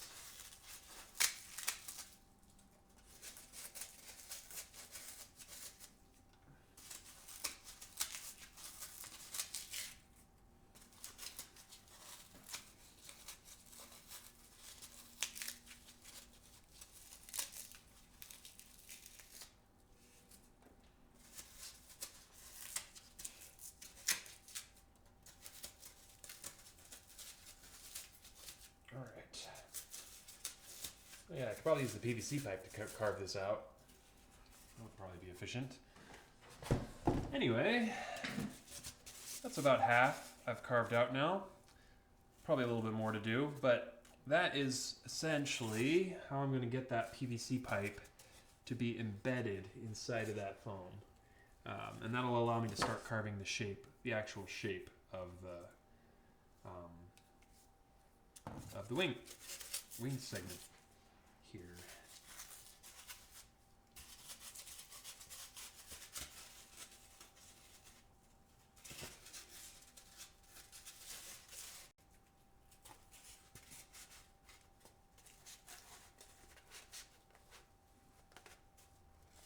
Okay, that's pretty good right there.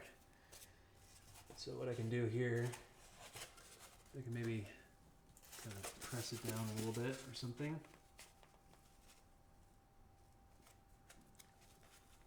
Give it to leave an indent. There we go. I did. And then basically just flip it over.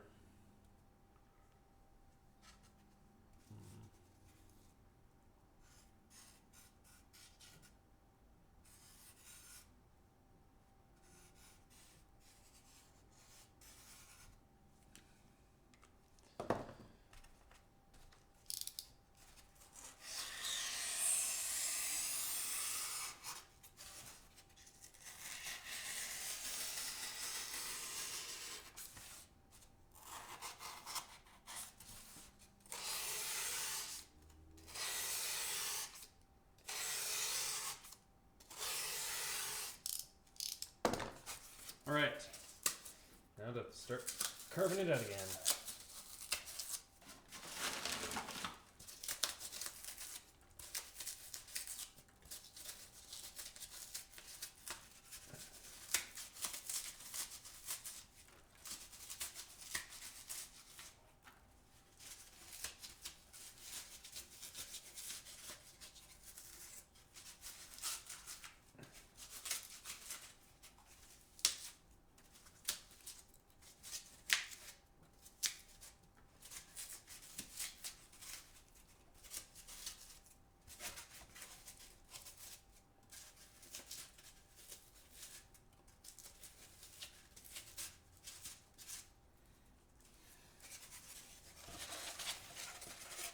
All right, so that's two sides there, and now I need to just start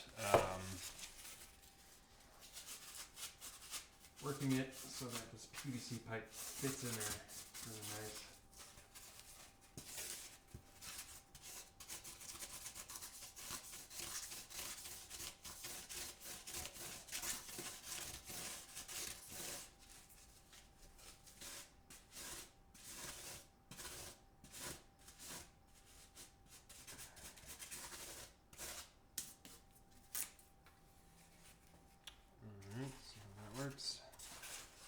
There we go. That's pretty good and flat. And then it should just sink right onto that back plate there.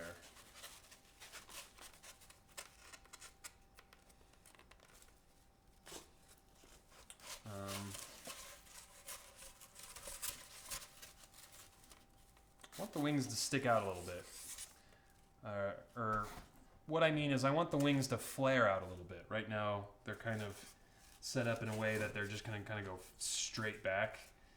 But I want them to flare out ever so slightly. So I need to kind of trim, flatten off this one a little bit more. It's keeping it from doing that.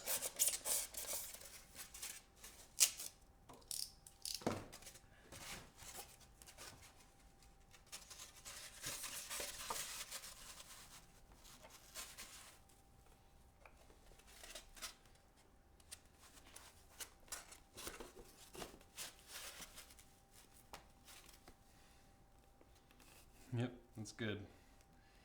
That works.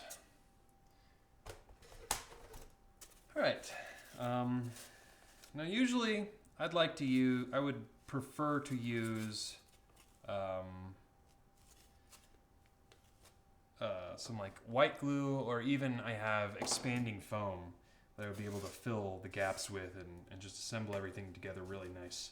But each of those kind of takes too much time, and I'm not too worried about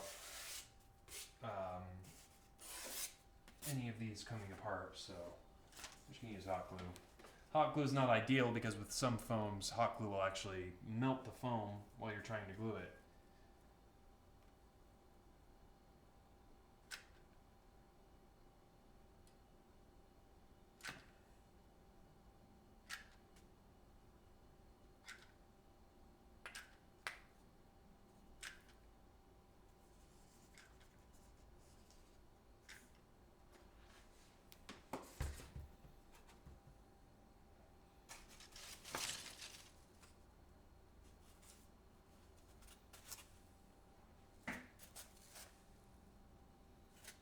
Okay.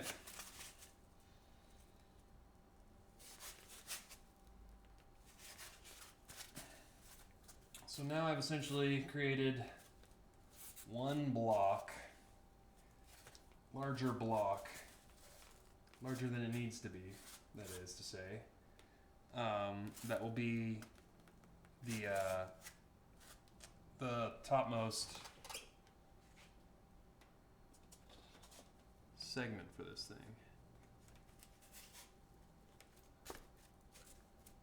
Right, works pretty well as that first mounting bracket on the back. Show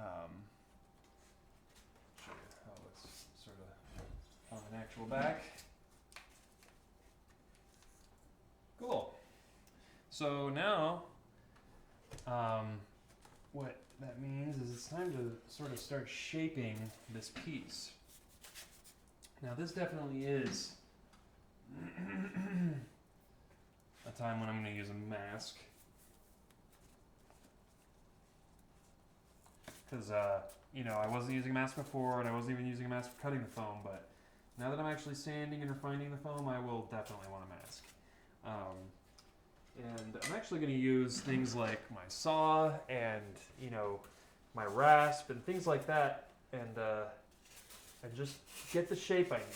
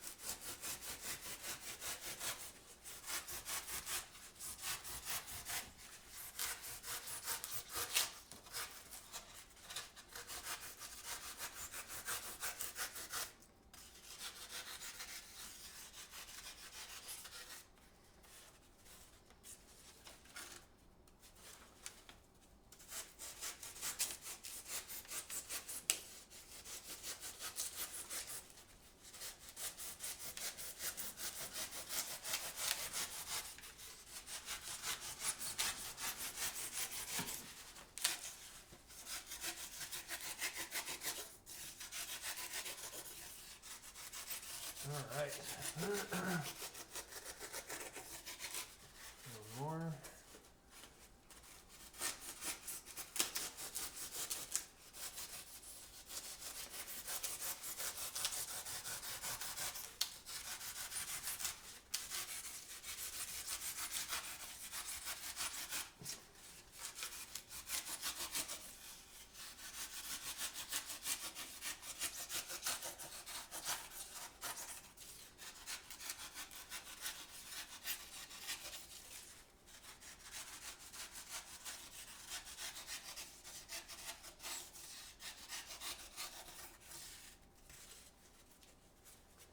Okie dokie. So, finish with my saw for a moment, making a huge mess, even bigger mess. I mean, I'm really gonna have to just move everything out of this corner and just sweep and vacuum everything. Okay, sorry, you can't even really see what I've been working on. I've been working so far away from the camera. What I've gotten is I've refined the shape a little bit more. It's hard to see the definition on the front camera because there's just so much white light hitting it, but you can kind of see it on the webcam. And so I'm going to continue to refine that. And I'm keeping everything over in this corner because I'm just trying to keep this dust down. I'm just getting so much dust right now.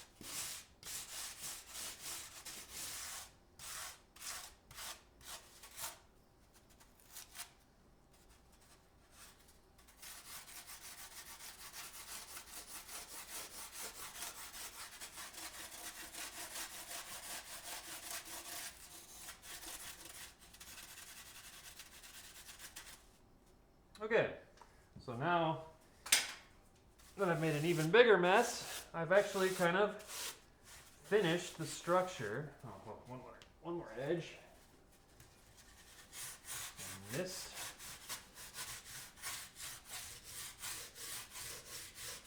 But yeah, I've just been going through here and really getting all the like really harsh edges because it's like a bird wing. Bird wings are just kind of like longer, elongated arms, essentially.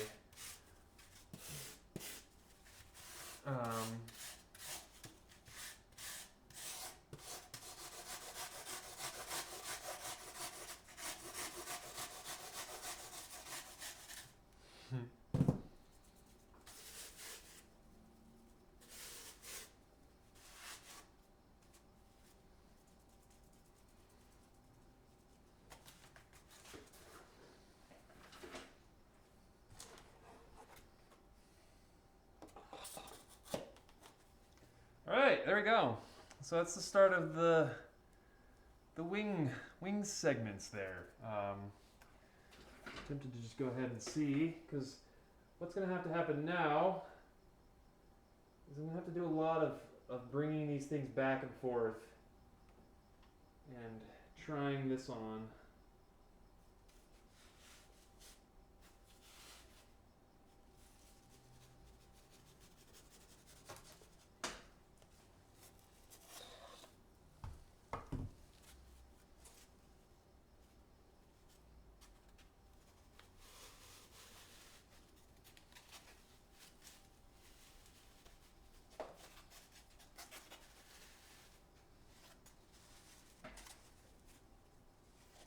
So far, so good. Jared just asked, or maybe not just, but Jared asked about opinions on Rogue One. I liked Rogue One a lot. I liked Rogue One more so than The Force Awakens. I thought The Force Awakens was kind of boring and rehashed the plot from Star Wars so much. A lot of, basically a lot of what other people's criticisms of it were. But Rogue One was really cool. I liked it a lot. I could see what people kind of have problems with, but I liked it a lot. All right, excellent.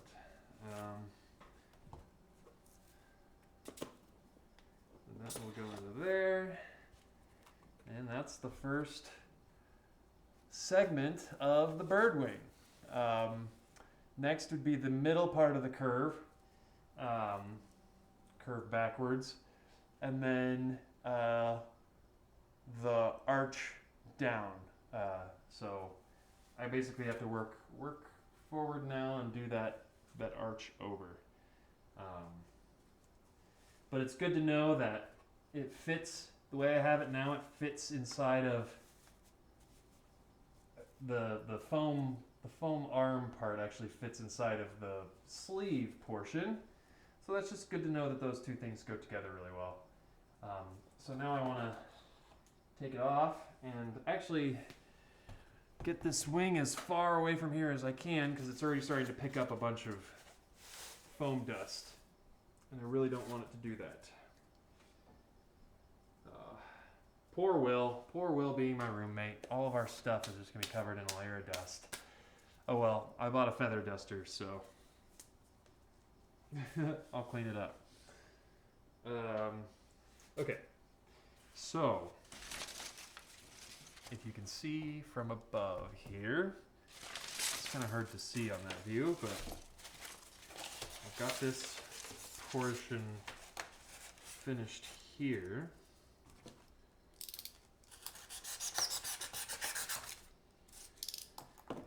Now, I want to go ahead and do this next wing portion. Get it on the...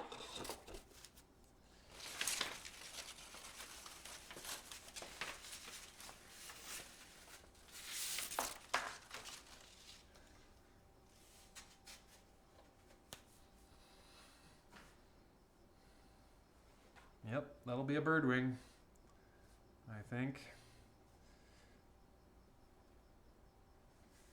It's actually pretty tall. It's taller than I had even initially anticipated. I could probably make it shorter, but that's kind of what the wing does in the show. So I'll probably just keep it. So next up, I'm actually going to carve this so that the joint is a little bit more makes more sense as far as the direction it goes. So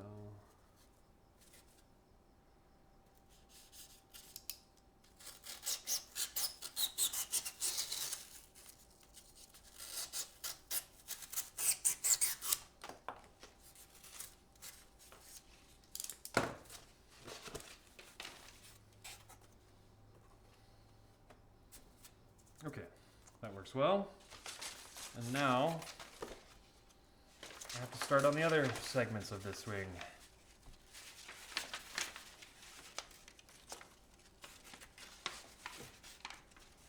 A lot of work going into this wing. I kind of hadn't anticipated that it would be quite so much. I thought it would go by a little easier than this, but that's kind of, as some of you probably know, that's kind of one of my problems with making stuff is that I can tend to be pretty bad at estimating time. Like sometimes I'll do things really fast, sometimes it'll take me forever to do things. It's a pretty detrimental problem in some aspects. Okay, so Actually gonna alter the shape of this. Right now, I have the shape in such a way that this next bend, it's gonna put a lot of pressure, a lot of weight on that next crease. So I actually think I'm gonna put the next crease a little further down. So not here anymore. I'll put the next crease a little further down, like here. And that should hopefully put less pressure on the wing.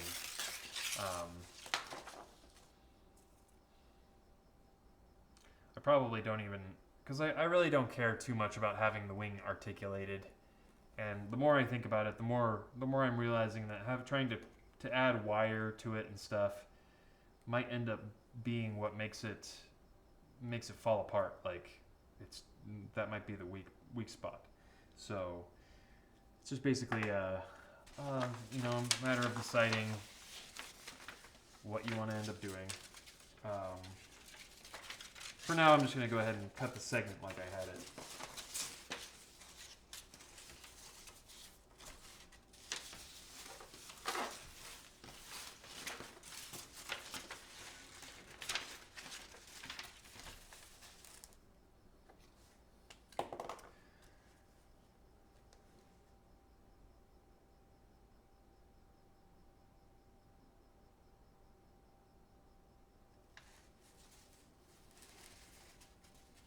Yeah, talking about Star Wars again, since that conversation has continued without me realizing.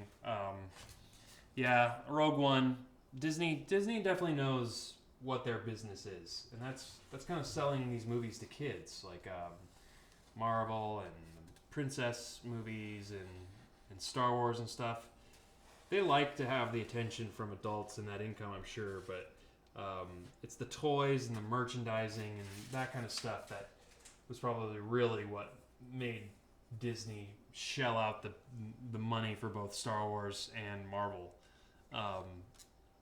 So they don't really care. All they care about is a really marketable movie that has a lot of toys and is like palatable and good. And so I think that's why Force Awakens was like a safe movie. It was really safe for Disney.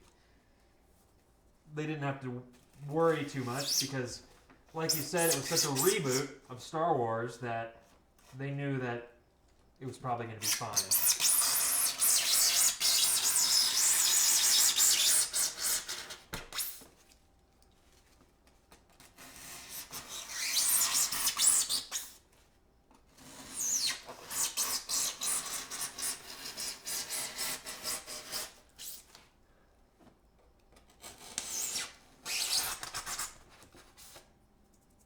Okay.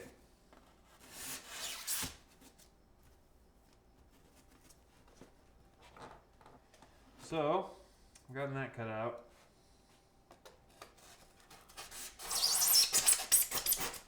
Cut. It's not cut out yet.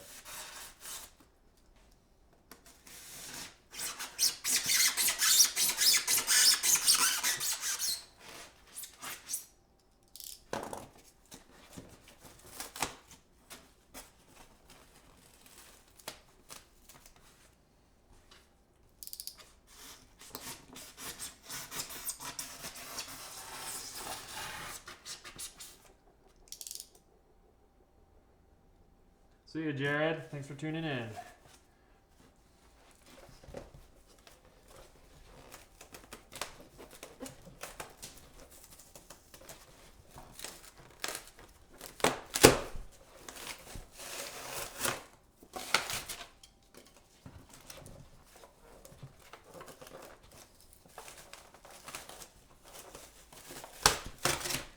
Okay.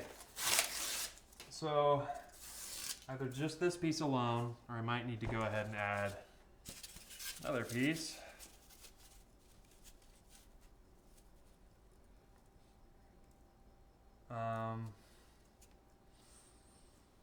I should probably add another piece for the sake of structure.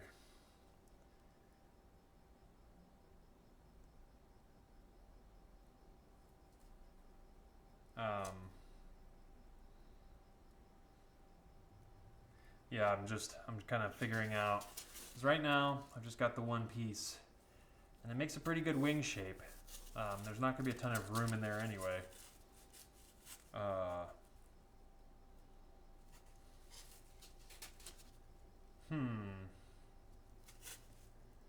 Yeah, I need to cut another one just to make the rounded shape.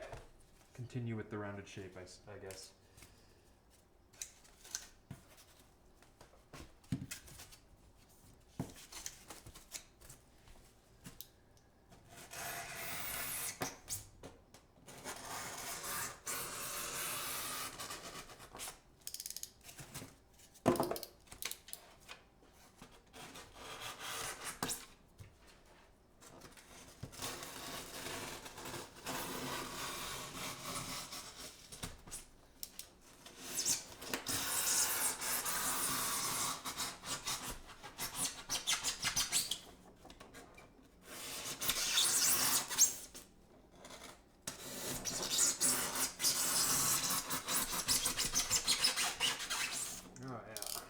Okay.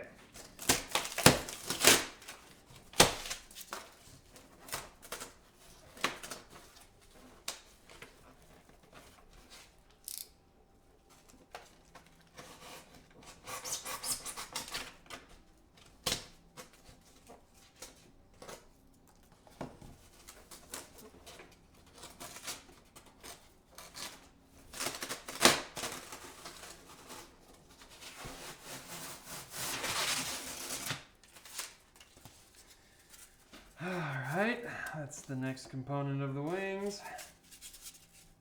Just have to glue it together.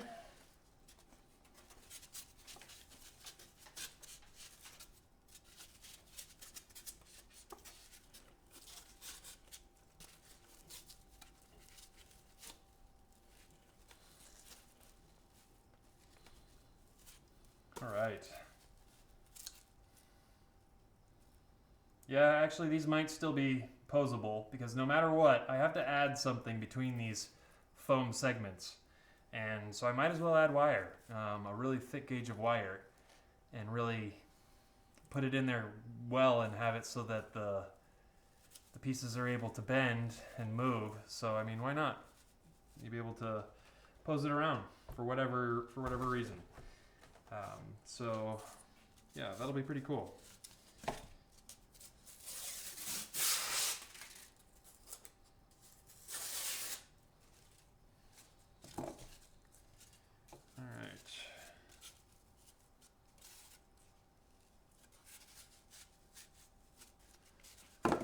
Hot glue gun again.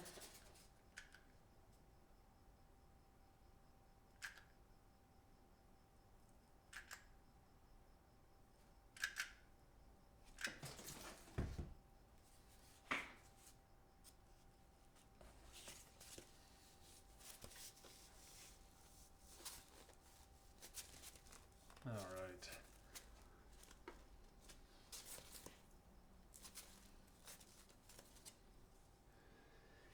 And time to start making more of a mess. More dust everywhere. Although I should wait till the glue dries a little bit more. Or cools, I should say.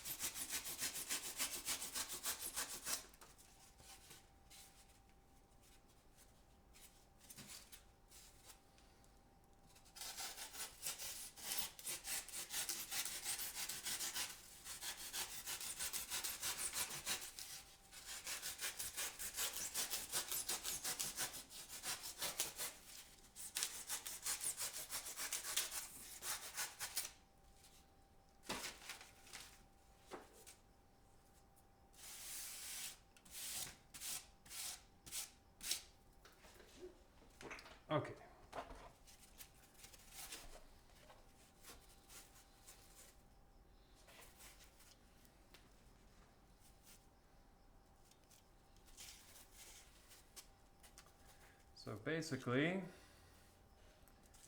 with bird anatomy, you kind of have like a stronger, like curved outer edge right here. So I'm gonna go ahead and just smooth that into the material. I'll take this off so I can reference it.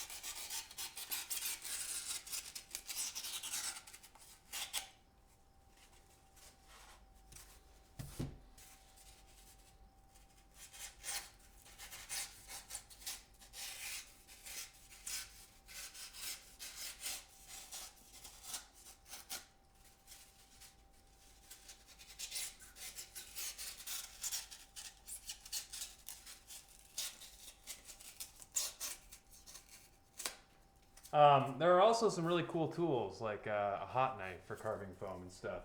I just don't have one. But some things out there like that can make the process a little easier. Not like this is particularly hard.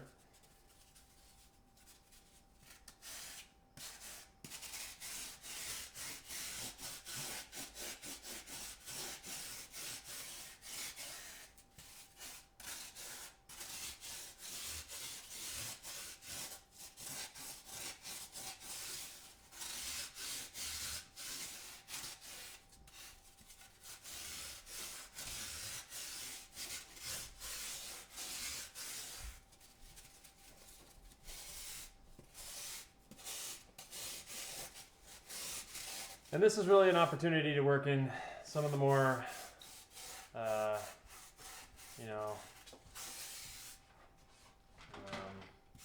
finesse, some of the details. Yeah, I forgot. This is probably one of the worst film things I've probably done yet, where I just work over the garbage.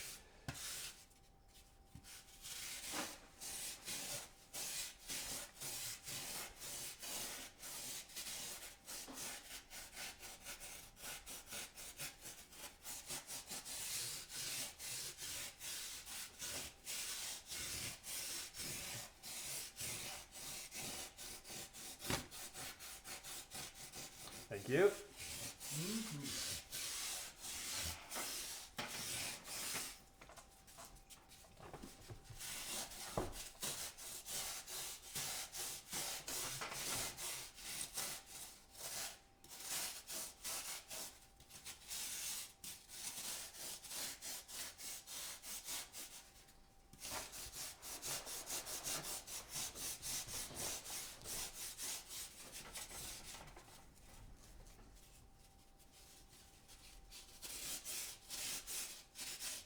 Slightly better, I suppose. Yeah, better than me being hidden. Yeah, that's a lot better. You can actually see the shape of what I'm carving.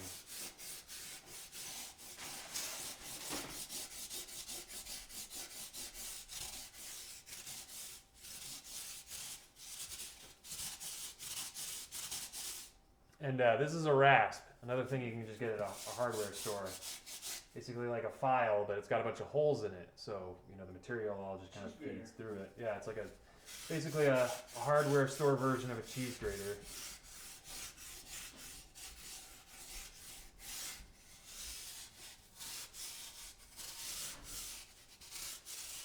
All right. So this is shaping up pretty well so far, and I know the bird wings kind of they arc back, they arc up and then back a little bit. They kind of cut tuck into the back a little bit. So that's why I'm taking off a lot of the structure on the front down here.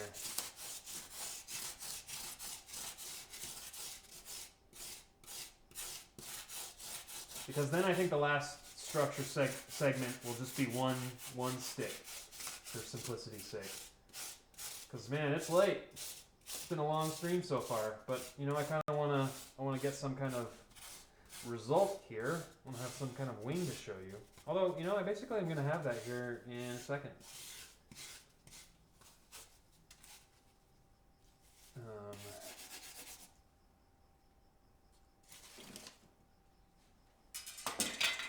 All right, terribly messy. Thank you, foam, for that.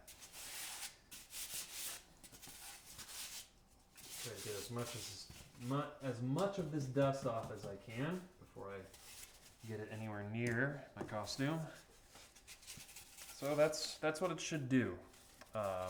Ultimately, once we've got them both inside of there. So those are the segments. So now if you connected those with wire, you'd need a gap. Like, you have to keep in mind that, like, so if it's connected like this, like, I'm actually probably going to put the wire at the top so that all it can do is open and move back like that. And I might even need to put some tape on it or something. But it'll be interesting to see for now how it's going to turn out. Get as much dust off as I can. Although that's a losing battle. All right. So try to kind of do this over here, where I can maybe mitigate the dust a little bit.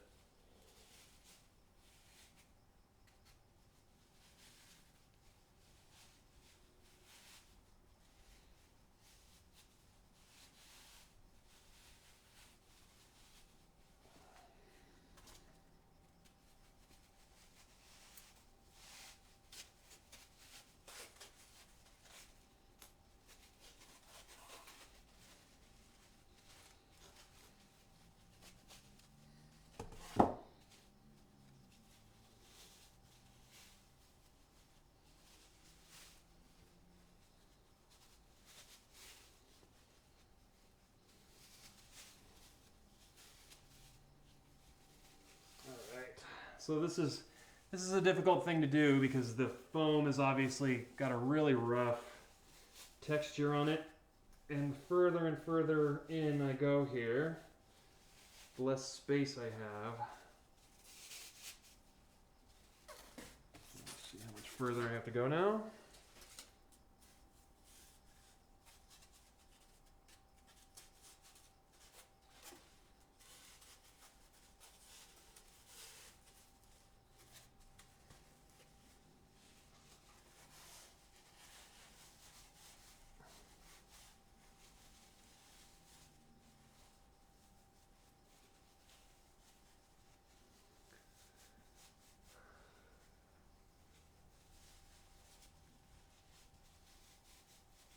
Right, almost to a visible product here. That will be very exciting.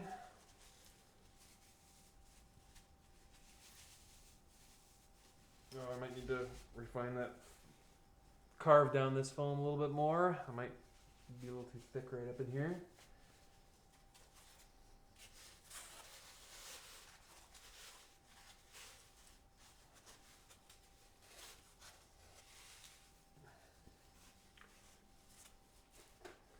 But it's working. I mean, there you go. I mean, that basically, like I said, I'm going to have a result here in a moment, and I'd say this is pretty good as far as results go.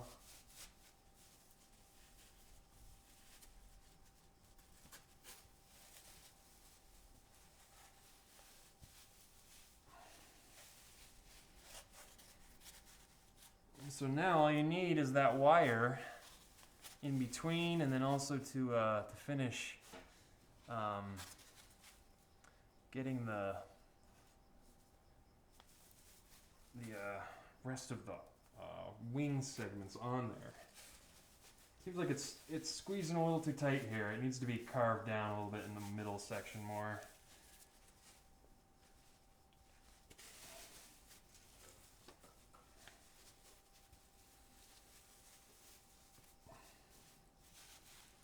Okay, so it's a pretty good for a test.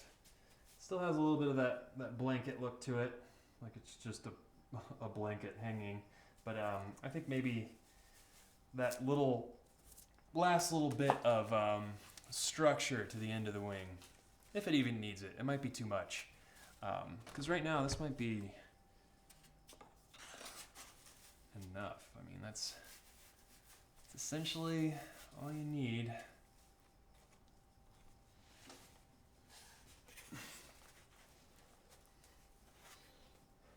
All right, so yeah.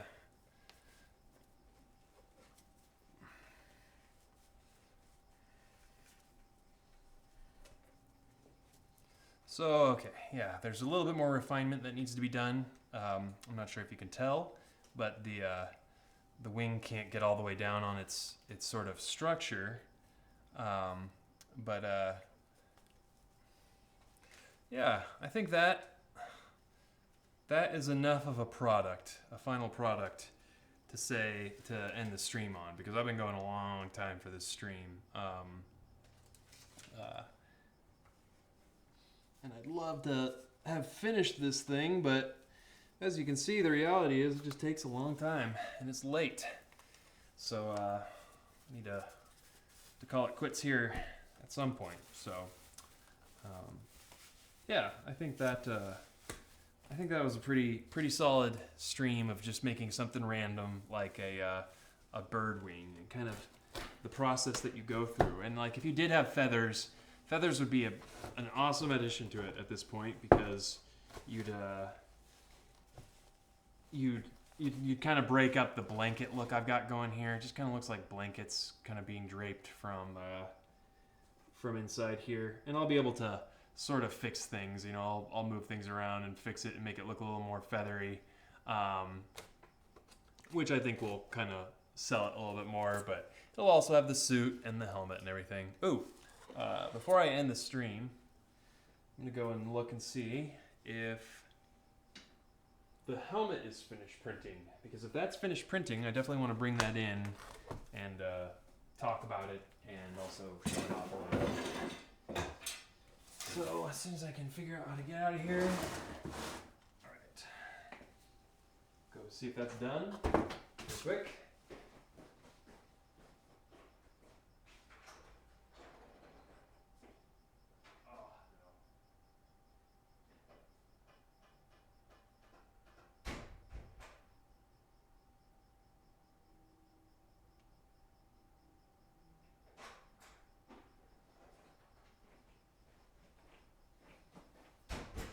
Darn, unfortunately, helmet's not finished printing, and it still has at least a couple more minutes to go, so I don't want to just kind of artificially keep the stream going for no reason.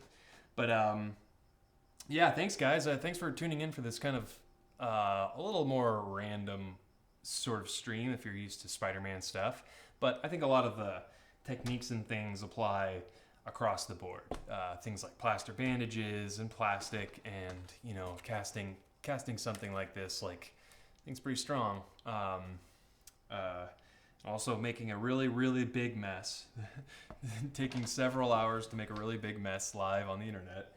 And yeah, I'm sorry again that the stream was late for those of you guys who like to watch these and tune in for them. So I'll definitely be sure in the future to be more consistent with my stream times. So awesome. Thanks for tuning in, guys. It's been a lot of fun, and I'll get back to more standard, you know, Spider-Man type stuff again in future streams. But yeah, thanks for watching.